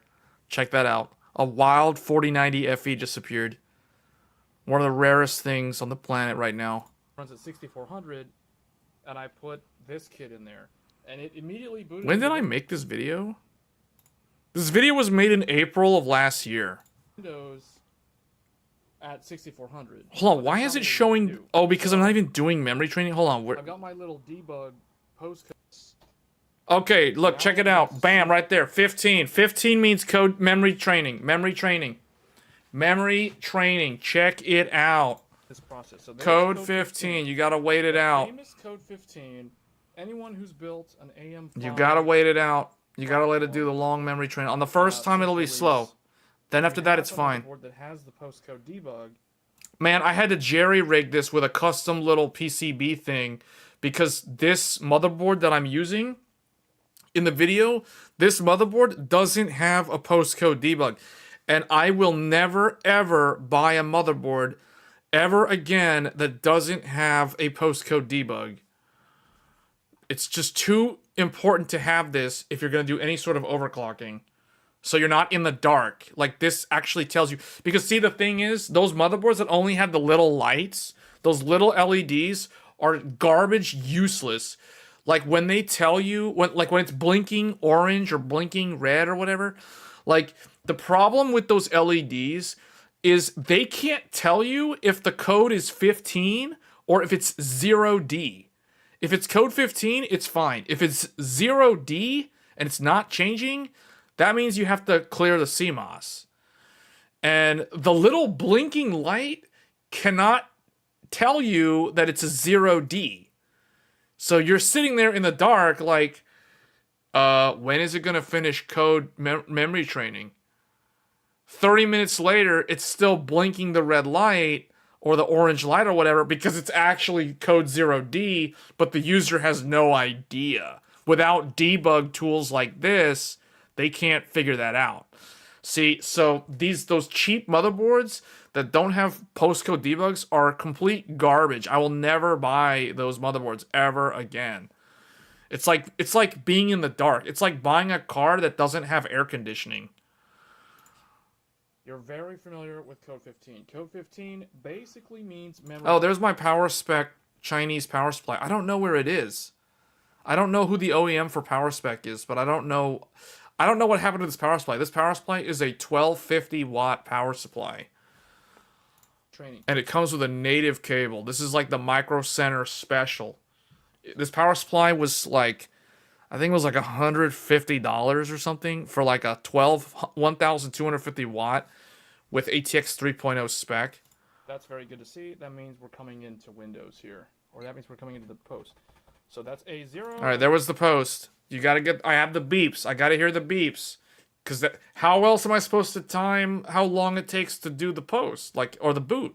Means we're going Without the into noise, I can't live. tell you like when it actually, And sure enough, like how long it actually we are takes. now running at See, there it is, 8000 DDR5 at 8000, 48 gigs on a 7950X3D back in April of last year. Yeah, VDDIO needs to be 1.35. In fact, ASRock does it automatically, and we'll show that here, without I think. doing too many tweaks on Ryzen. Hold on, does it? Very Do I easy. show it? You guys can see it's Where do I Hynix 1.2 volts.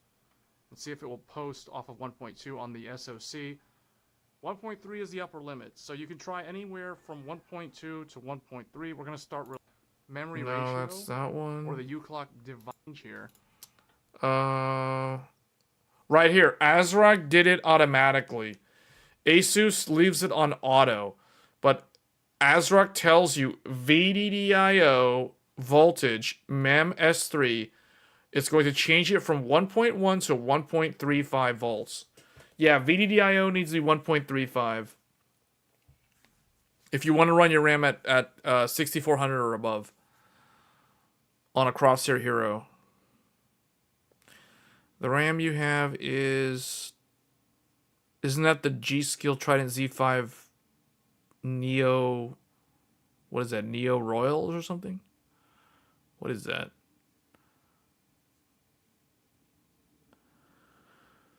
Under XMP.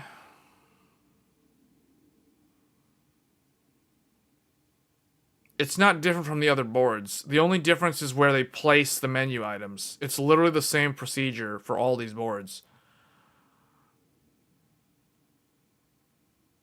The more RAM you have, the longer it takes to... Yes. Yes. No, it doesn't take 40 minutes. No. That's wrong. No. It doesn't take that long. No. So, as someone who runs 96 gigabytes with 4 sticks on the Godlike, that doesn't take that long. What I can tell you that takes long is 128 and 192 and 256. Those take long. But they're not 40 minutes. No. They're probably like 6 to 8 minutes for the initial training. Somewhere in there. That's basically how long it takes them, though. These are the settings, though. So, all this other stuff, ignore all this RAS, write, refresh. That's stuff that ASRock is doing behind the scenes. The main thing is the SoC 1.2. VDD, okay, don't mess with VDDP or VDD. It's VDDIO 1.35, DRAM VDD needs to be 1.35 or 1.4 depending on your memory kit. Your memory kit is either going to be 1.4 or 1.35. And then Infinity Fabric needs to be 2000, although you can leave it on auto. And then, although I would manually set it to 2000. And then uClock div mode needs to be uClock equals memclock divided by 2.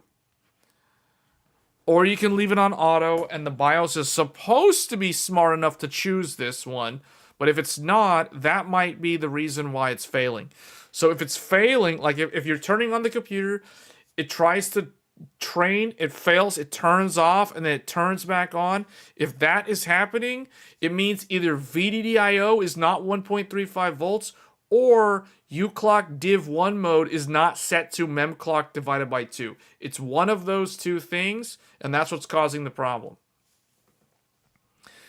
So anyway, that's going to be it for this stream. I don't know what the total time is on this stream, but because I had to start and stop it multiple times because of what happened with that Intel GPU. So if you want fast RAM, go 48 gigabytes. If you want a lot of RAM, go 64 or 96. Those are my recommendations. Yeah, okay, 5 hours stream. Yeah, we got to get out of here. Yeah, this stuff has been covered before in videos on the channel. So, but because of all these questions about RAM, I guess I have to do another video on DDR5. And it'll probably be a video on voltages, because that one I think seems to be the weak point here in terms of, like, there's a gap in the information. Intel is always good entertainment. Well, we will be covering Intel again. We're not done with the B580, guys. We've got Monster Hunter Wilds open beta test in a couple of weeks. So I will be streaming it's 2 weeks from now. So on February 8th, we will be live streaming. I have to remember. Okay, Night Rain is after. So yeah, 2 weeks from today, we will be live streaming Monster Hunter Wilds open beta test number 2. We will be featuring the 9800X3D, because I did not get to cover this back in November because the CPU wasn't out yet. So we'll be taking a look at how the best gaming CPU handles one of the most anticipated multiplayer games of the year, potentially game of the year. We may also, since Marcelo's saying the Intel is so entertaining, although really it's not the Intel Core. I guess the Core Ultra is entertaining in some aspects, although it is very disappointing. The Intel Core Ultra as well will also be covered. I've already showcased the Intel Core Ultra 7, but I have not showcased the Intel Core Ultra 9. So I have the 7 and the 9, just like I have the Ryzen 7 X3D and the Ryzen 9, and soon we will have the Ryzen 9 X3D as well. But that won't come out until after the game launches. So I expect to test the ARC B580, more Threadripper and 4090 content as well. We'll be looking at Threadripper and the RTX 4090 teaming up to play the game on an insanely overbuilt, overkill workstation. See how a workstation on a true high-end desktop with a 4090 at 4K can handle Monster Hunter Wilds. So if you guys missed the first beta that we did featuring the Threadripper and 4090 Founders Edition combo, we will be repeating that in a stream in the near future. Because that shows what happens when you literally play the game on a dev unit. Like a computer that has no limit on VRAM, no limit on system RAM, no limit on cores and cache coherency. You basically throw everything in the kitchen sink at the game, and it literally just handles the game no matter how unoptimized it is.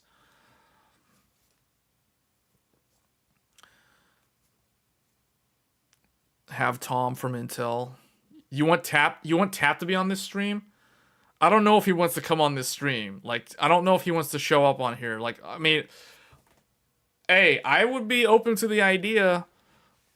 Tap is awesome. He is an excellent... He is probably the one face of Intel that is like a positive aspect of Intel. Right now, Intel is in their hour of darkness. Like, it's the 11th hour for them. They need all the help they can get. But Tom is, like, doing an amazing job. So, yeah, if he wants to be on here, he can. We can talk about Intel Core Ultra. We can talk about Battle Mage, how it has changed from Alchemist in some good ways, but also in some questionable ways. So, yeah, we can do that. Threadripper with gaming sounds interesting. We've already showcased their Threadripper with gaming is really good, especially if you want to run virtualized environments and run your games in a virtualized container. It's awesome. Let's just say you can do so many big brain advanced things with Threadripper that you can't actually do with a regular Ryzen or an Intel. Imagine if someone sends a stream his way and he responds to it. To be honest, he doesn't have time for that. The guy is way too busy. Seriously, he's way too busy. People in those roles, principal engineers, are like few and far between. He's being pulled in so many different directions right now, I'm sure, with helping lead the strategy on where they should go with the GPU, with like in the AI space, in the compute space, in the gaming space, all that stuff. So, but yeah, if he wants to be on here, we can talk. on a Tech Thursdays or something. I don't know about Tech Thursdays. Tech Thursdays is technically more for like, you know, news of the week and viewer questions. It's not really like a one-on-one podcast format. But yeah, if these guys want to be on like a podcast thing, I can definitely host. I'm not just Tom, I'm just saying in general, you know. Do you think getting an Astral will be possible? Probably not at launch. It depends on where you are. If you're in the US, you might be able to get one from Newegg. I think Newegg might be the only one that has them. I don't know if Micro Center will even have them. Maybe some Micro Centers might have them, but they'll only have like 2 or 3 max. So just FYI. So keep that in mind if you're trying to get an Astral at launch. The choices are Newegg or Micro Center if you're in the US. Astral and the other models are probably the second top target from scalpers. Well, I think the scalpers are going to just buy up anything that has 5090 on the box. Like, it's that simple. I don't think it matters. The FE is probably going to be like the #1 target, though, I would imagine, for the scalpers. But you know why? Because it's $2,000, so it's lower risk. They can buy it at $2,000 and they can try to flip it for $3,000. And I can guarantee they can even try to flip it for like $3,500 for all we know. Taking advantage of people who, I don't know, like didn't watch the reviews, didn't watch this live stream, didn't watch Tech Thursdays, and have no idea like what they're getting themselves into from a power consumption and a high maintenance perspective.